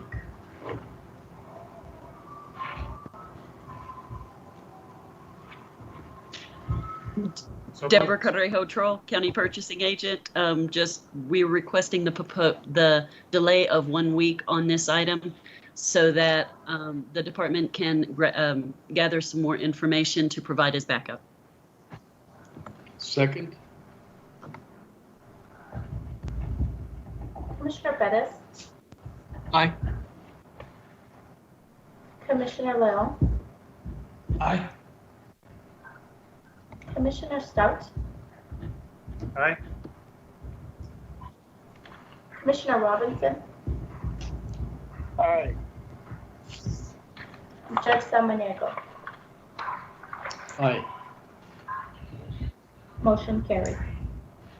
Thank you.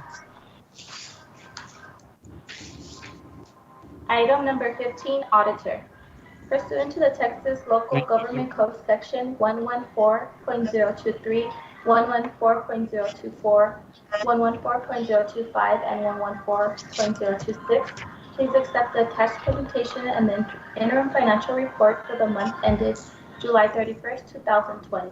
The interim financial report is located on the intranet at http://www.epcounty.com/auditor/publications/monthly reports.htm.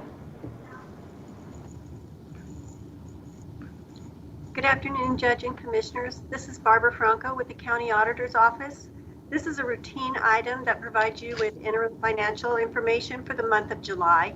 Mr. Dion is unavailable to present today, so please welcome Mr. Victor Perez, our Financial Operations Director. He'll be presenting the report this afternoon. Good afternoon, Judge, Commissioners. Victor Perez, Financial Operations Manager with the Auditor's Office. And I'll be providing the unaudited interim financial report for the month of July 2020, and this corresponds to the 10th month in the current fiscal year. Next slide, please. And throughout this presentation, the primary focus will be on the general fund, and this slide represents the executive financial summary. For under revenues for the month of July, the county collected just over $9.6 million. This brings our year-to-date totals to over $277 million. For expenditures, we expended more than $30 million for the month of July, and that brings our year-to-date expenses to just over $239 million. Next slide, please. This represents a condensed report, and this data is that's what gets published in the newspaper on a monthly basis. And what you see before you is what got published for the month of July. And this covers the data such as fund balance, budgetary and expenditure data for budgeted funds and the multi-year funds. Next slide, please. Next slide. Now we'll be covering revenues now, and this slide reflects by fund types, just honing in on the general fund. For the month of July, our collections were just over $9.6 million. Our year-to-date totals were just over $277 million. Next slide, please. Okay, this slide provides a general fund revenue by source year-to-date, and it compares the current fiscal year 20 against the previous fiscal year 19. And our biggest revenue source comes under property taxes. For the current fiscal year, we've collected $23 million more than last year at the same point in time. And this is attributed to the higher tax rate, increased value on existing properties, and the new values attributed to new construction. Our next highest revenue source would be the sales and use tax. And what this slide reflects, for the current fiscal year, we've collected $1.7 million more compared to last year at the same point in time. But I do want to add that during the month of August, we already received the sales and use tax payment.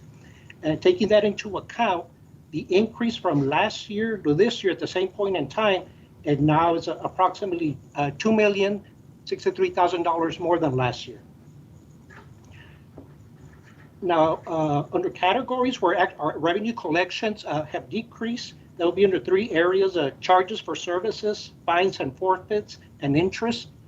If you total the decrease on these three, it's approximately $3.8 million, and this is clearly attributed to COVID. But overall, the county has collected $20 million more in revenues for this fiscal year compared to last year at the same point in time. Next slide, please. Okay, this slide provides general fund revenue by source, and it compares budget to actual. And honing in on the property taxes, what was budgeted has been entirely collected. Actually, we've actually collected $3 million more. And under sales and use tax,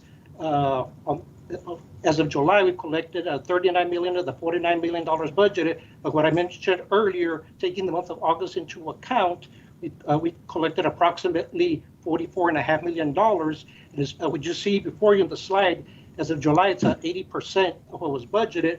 But now, taking the August payment into account, we're currently at 91% collected versus what was budgeted. And overall, taking all general fund revenues into account, we've collected over 92% of what was budgeted. Next slide, please. Okay, this provides general fund revenue by source, and the bulk of the county revenues are attributed to taxes. So they make up 87% of what we've collected. 70% is attributed to property taxes, and just over 14% is attributed to the sales and use tax. Next slide, please.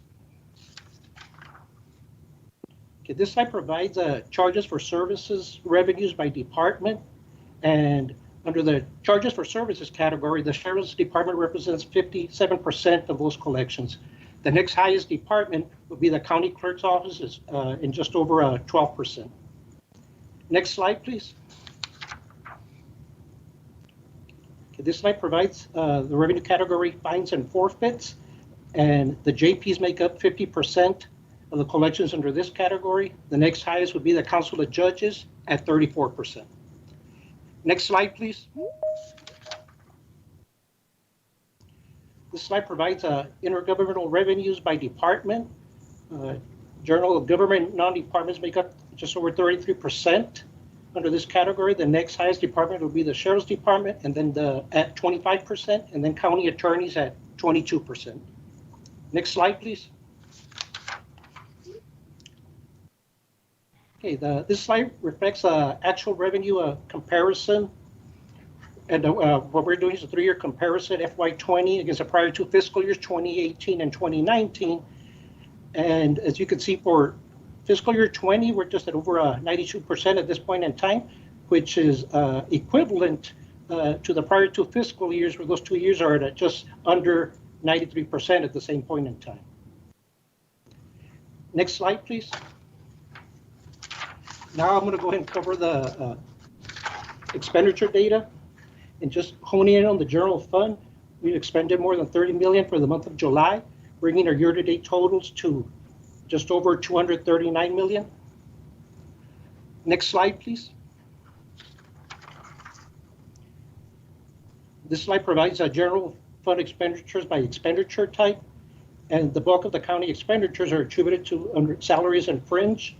The salaries make up 56% of our total expenditures, just over 20% for fringe. So that's a combined 77% that's attributed to personnel of our total expenditures at this point in time.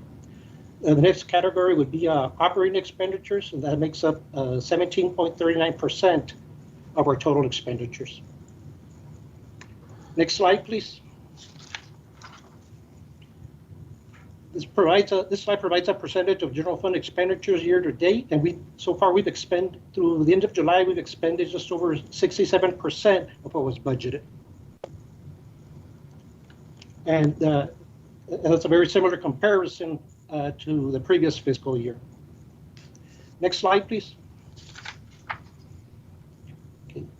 This slide provides general fund expenditures by function, and the highest function will come under public safety. They make up 106 million of the total 239 million. The next highest category would be general government, just over 61 million, and then administration of justice is just over 58 million.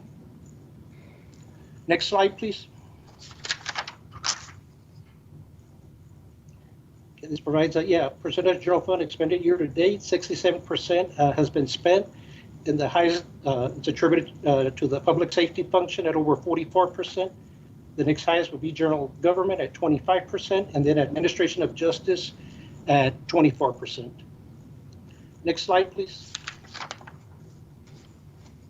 Under the public safety departments, obviously the highest one would be the Sheriff's Department at 82%. The next highest would be juvenile probation, just over 12%. Next slide, please. For the percentage of general government departments, combination of various departments makes up the highest percentage rate at just under 40%. The next one is general government non-departments, which is just under 29%. Next slide, please. Under administration of justice, combination of multiple departments makes up just over 37%. The next highest would be the district attorney's office, is just over 25%. Next slide, please. Now, what's attributed to other functions, the combination of various departments is just under 46%. And the next highest would be the medical examiner's office at just over 17%. Next slide, please. Now for fund balance, our office, at the current point in time, our office is projecting that we're going to end the fiscal year with an $83 million fund balance. And as subsequent updates that we provide the court, we'll continue to provide this update. And right now, we don't expect that to change materially.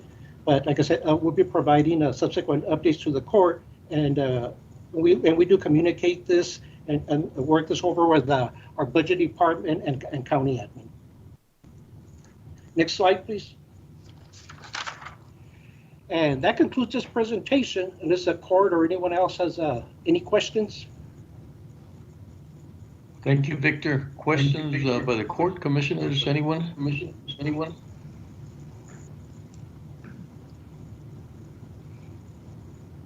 Thank you, Victor. Thank you, Victor. Okay. Thank you. You all have a good week. We need to make a motion to accept the. Yes. Yes. Yes. So moved. Second. Commissioner Perez? Aye. Commissioner Leon? Aye. Commissioner Stout? Aye. Commissioner Robinson? Aye. Judge Samaniego? Aye. Motion carries. Item number 16, economic development. Approve and authorize the county judge to sign a sub-recipient grant agreement with Workforce Solutions Borderplex to establish a COVID Technology Solutions grant program utilizing CARES funds in the amount of $210,000. Funding is available in SG COVID-19 operating expenses, contract number 2020-0672. Good afternoon, Judge Commissioners. Andrea Hutchins with the Economic Development Department, here today to talk to you about a partnership and a subrecipient agreement with Workforce Solutions Borderplex to help enable some of our local small businesses increase their technology amid the economic downturn in COVID-19. So if we could go to the next slide, please. Just a reminder to the court that you all first heard about Workforce Solutions digital inclusion plan that they had been working on July 16th. At that time, the court did make the suggestion that we look for some opportunities to assist in that effort and to kind of round out some of the recommendations that their team of experts who will be going to these businesses to making recommendations on digital inclusion, so that we would have something to kind of, help make those implementations a reality. So we did include information about this program in our highlights on a near weekly basis, and then there has also been additional information provided to the court last week when you all agreed to the purchasing exemption on August 17th. Next slide, please. As an overview to the court, and I'm sorry that's very blurry on my screen, the grant amount would be capped at approximately $4,200 per grant, and that grant would include digital tools and various things for small businesses requiring cloud services, marketing tools, cybersecurity awareness training, and a number of other just advanced items. So you'll see here that there is a cost breakdown on recommended additions that the team at Workforce Solutions Boardplex would be recommending that a small business take advantage of. But they had come up with the $4,200 as kind of an overall estimate based on the figures there before you. Next slide, please. So on this particular slide, you can see the needs assessment and the training columns. Those are the items that Workforce Solutions Boardplex submitted to you all on July 16th. This is kind of the meat and potatoes, if you will, of the program that they're going to be doing for the next year or so. This includes ongoing business intelligence, activities, one-on-one consultations, research, individual training for businesses, especially for those businesses who are not exactly tech savvy, and then also some sponsored upskilling opportunities for countywide businesses.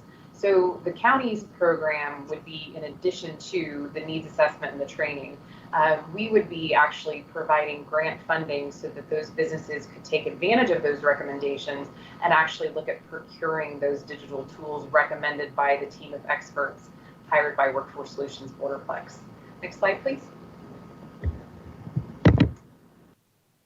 And so the total of $210,000, we're expecting to impact a minimum of 50 businesses, but it could be as much as 100, depending on the average grant that does end up going out. So again, the average spend will be approximately $4,200, but I'm sorry, the cap would actually be $5,000. Eligible county businesses, would be receiving funding on a 1 to 3 basis to ensure businesses are invested and basically there's a vested interest, if you will, to adopt the tools that the team are recommending. So they'd have some skin in the game, if you will. The proposed Workforce Solutions Boardplex responsibilities column that you see over here, this is basically all of the things Workforce Solutions is going to be providing, not only to the businesses, but also through reporting mechanisms to the court so that the court can ensure how those funds have been spent over the next couple of months. I do want to make sure that the court is aware that while Workforce Solutions Boardplex is planning on conducting a lot of this outreach over the next year, they will be doing business coaching and a number of other things. They have assured us that the grant funding that would be associated with this would be expended in line with the CARES Act requirements. Next slide, please. So this time I will stand by for questions. Well, thank you, Andrea. We know there's a gap there, and that gap is so important. And most companies, I don't think, are able to close that gap on their own, and yet that's what they need to go to the next level and to be able to survive under this situation. So I think I'm very convinced that it's very much needed, and so I would move to approve. Second.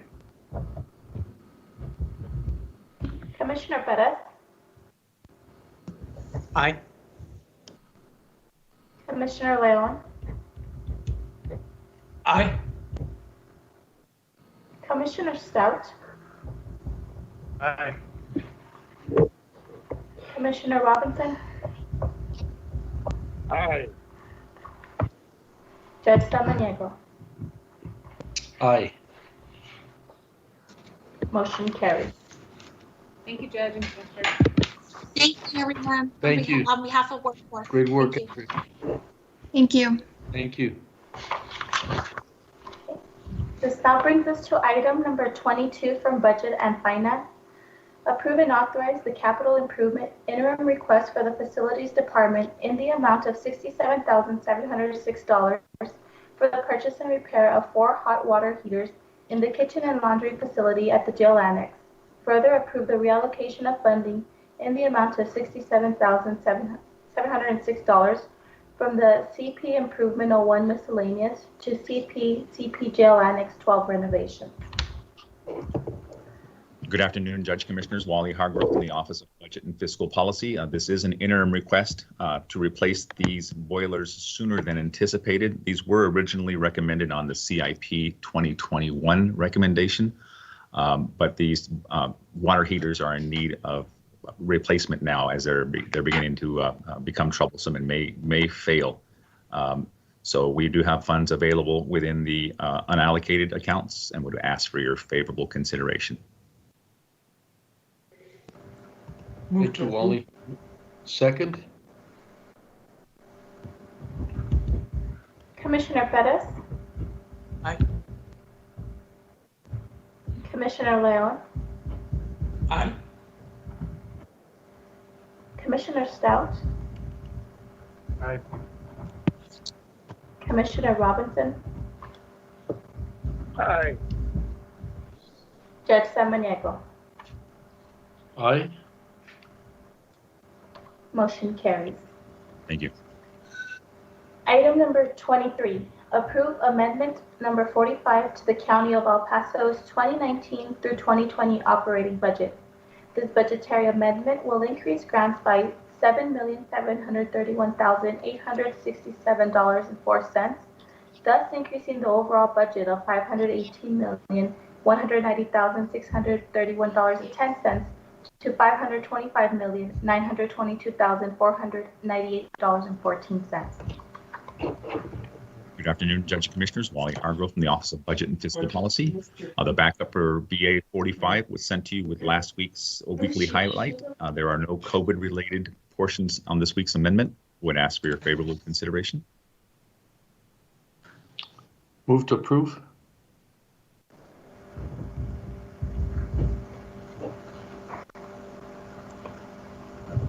Second? Commissioner Perez? Aye. Commissioner Leon?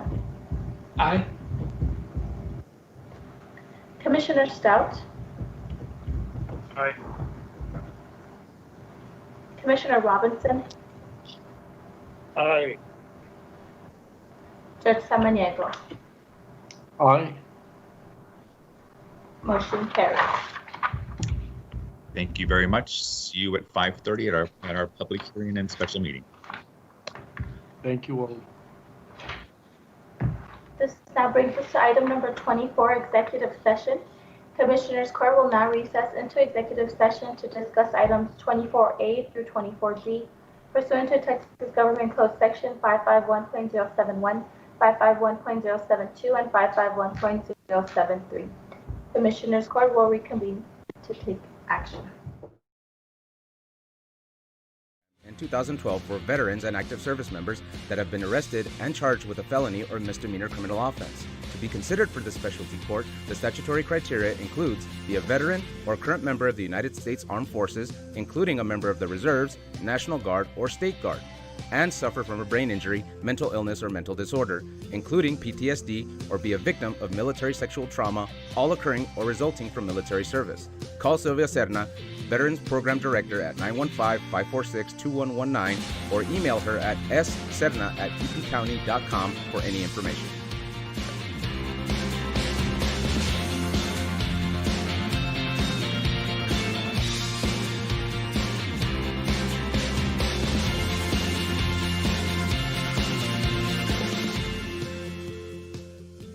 Did you know that the County of El Paso's fixed asset control and inventory disposal is handled through the purchasing department?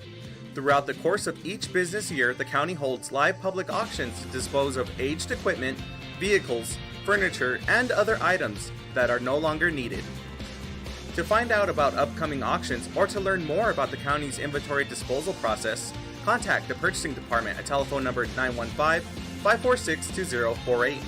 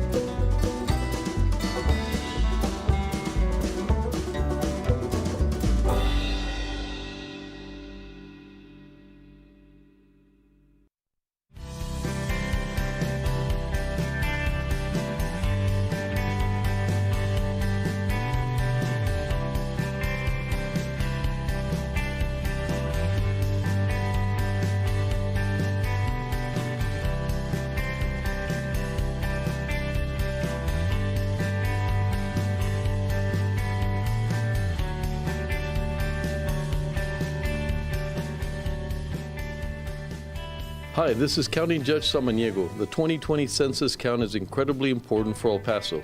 It helps our school, healthcare, food and housing programs get the money they need. This is County Commissioner Vince Bettis for Precinct 3. With your participation, the programs that support affordable housing, public education, and affordable health care can receive the funding they deserve. This is Commissioner Carl L. Robinson, Precinct 4.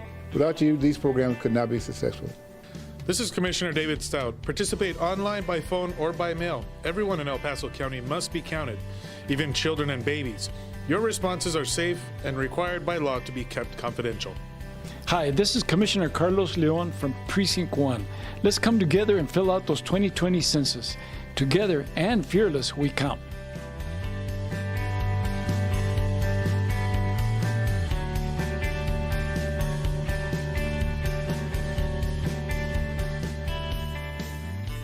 The County of El Paso Public Works Department is offering sandbags at no cost or requirements to the public. The sandbags are outside of the facilities and are available 24 hours a day. The location of the county facilities are the following: the Road and Bridge Fabens Warehouse, located at 1331 North Fabens Street in Fabens, Texas, 79838.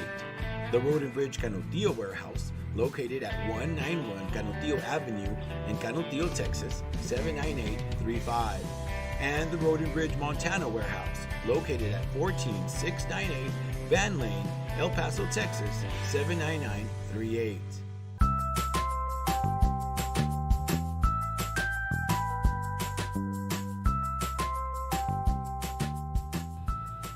Don't wait in line, pay online. Visit the Financial Recovery Division website at http://www.epcounty.com/budget/financialrecovery.htm to make your payments online or find out more about our kiosk locations. We now accept payments on misdemeanor, felony, and justice of the peace cases.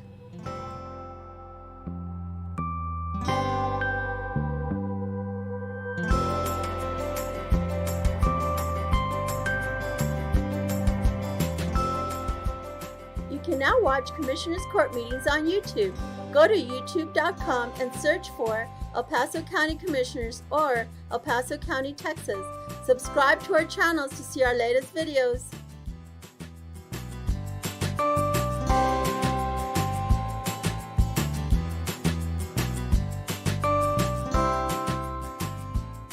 Did you know the County of El Paso's Purchasing Department is responsible for ensuring that all items and services needed by various county departments are purchased in the manner required by the state of Texas? Whether through formal sealed bids or smaller dollar quotations, the county purchasing team is dedicated to finding the best contracting return on your taxpayer dollars. Additionally, the Purchasing Department is responsible for the tracking of inventory within the county and properly disposing surplus through public auctions. For questions about how to become a vendor and compete for county contracts, or to learn more about public auctions, please contact us at telephone number 915-546-2048.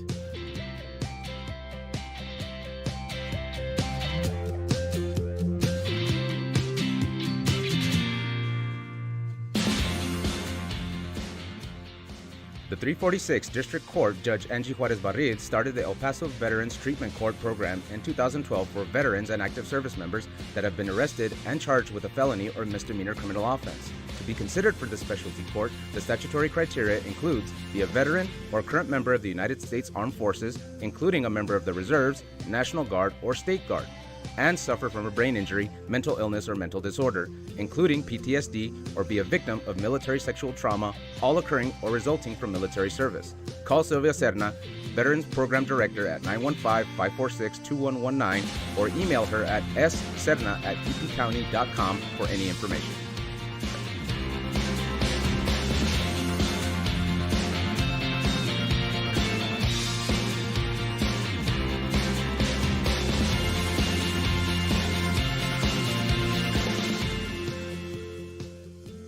Did you know that the County of El Paso's fixed asset control and inventory disposal is handled through the Purchasing Department? Throughout the course of each business year, the county holds live public auctions to dispose of aged equipment, vehicles, furniture, and other items that are no longer needed. To find out about upcoming auctions or to learn more about the county's inventory disposal process, contact the purchasing department at telephone number 915-546-2048.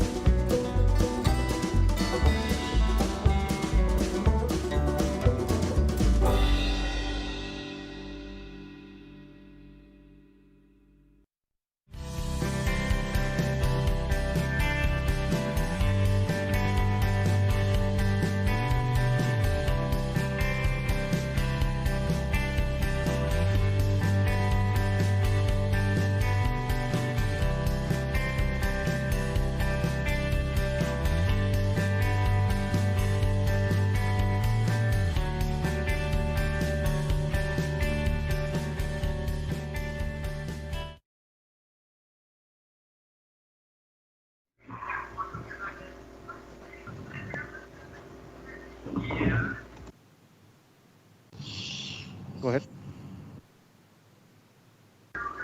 Commissioners Court has reconvened into regular open session. For item August 17, 2020, discuss litigation style Miguel Pineda versus West Texas Community Supervision et al., cause number 319 CV-00057-KC, County Attorney's Case Number 002919LD, pursuant to Texas Government Code Section 551.071. Could we please have a motion to delete this item? So moved. Second. Commissioner Perez? Aye. Commissioner Leon? Aye. Commissioner Stout? Aye. Commissioner Robinson? Aye. Judge Samaniego? Aye. Motion carries. And this completes all the items on today's agenda, Judge. Thank you, Jessica. Well, I would say wish you a good week, but we still have one more event. And so I'll see all of you at 5:30 at the courthouse. Thank you. Thank you. Thank you. This concludes today's meeting at 4:01 p.m. Pay online. Visit the Financial Recovery Division website at http://www.epcounty.com/budget/financialrecovery.htm to make your payments online or find out more about our kiosk locations. We now accept payments on misdemeanor, felony, and justice of the peace cases.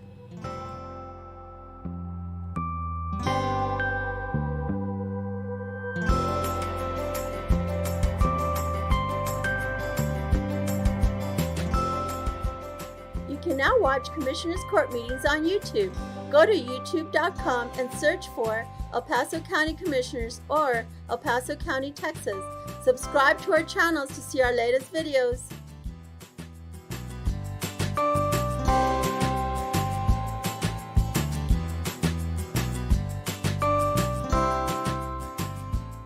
Did you know the County of El Paso's Purchasing Department is responsible for ensuring that all items and services needed by various county departments are purchased in the manner required by the state of Texas? Whether through formal sealed bids or smaller dollar quotations, the county purchasing team is dedicated to finding the best contracting return on your taxpayer dollars. Additionally, the Purchasing Department is responsible for the tracking of inventory within the county and properly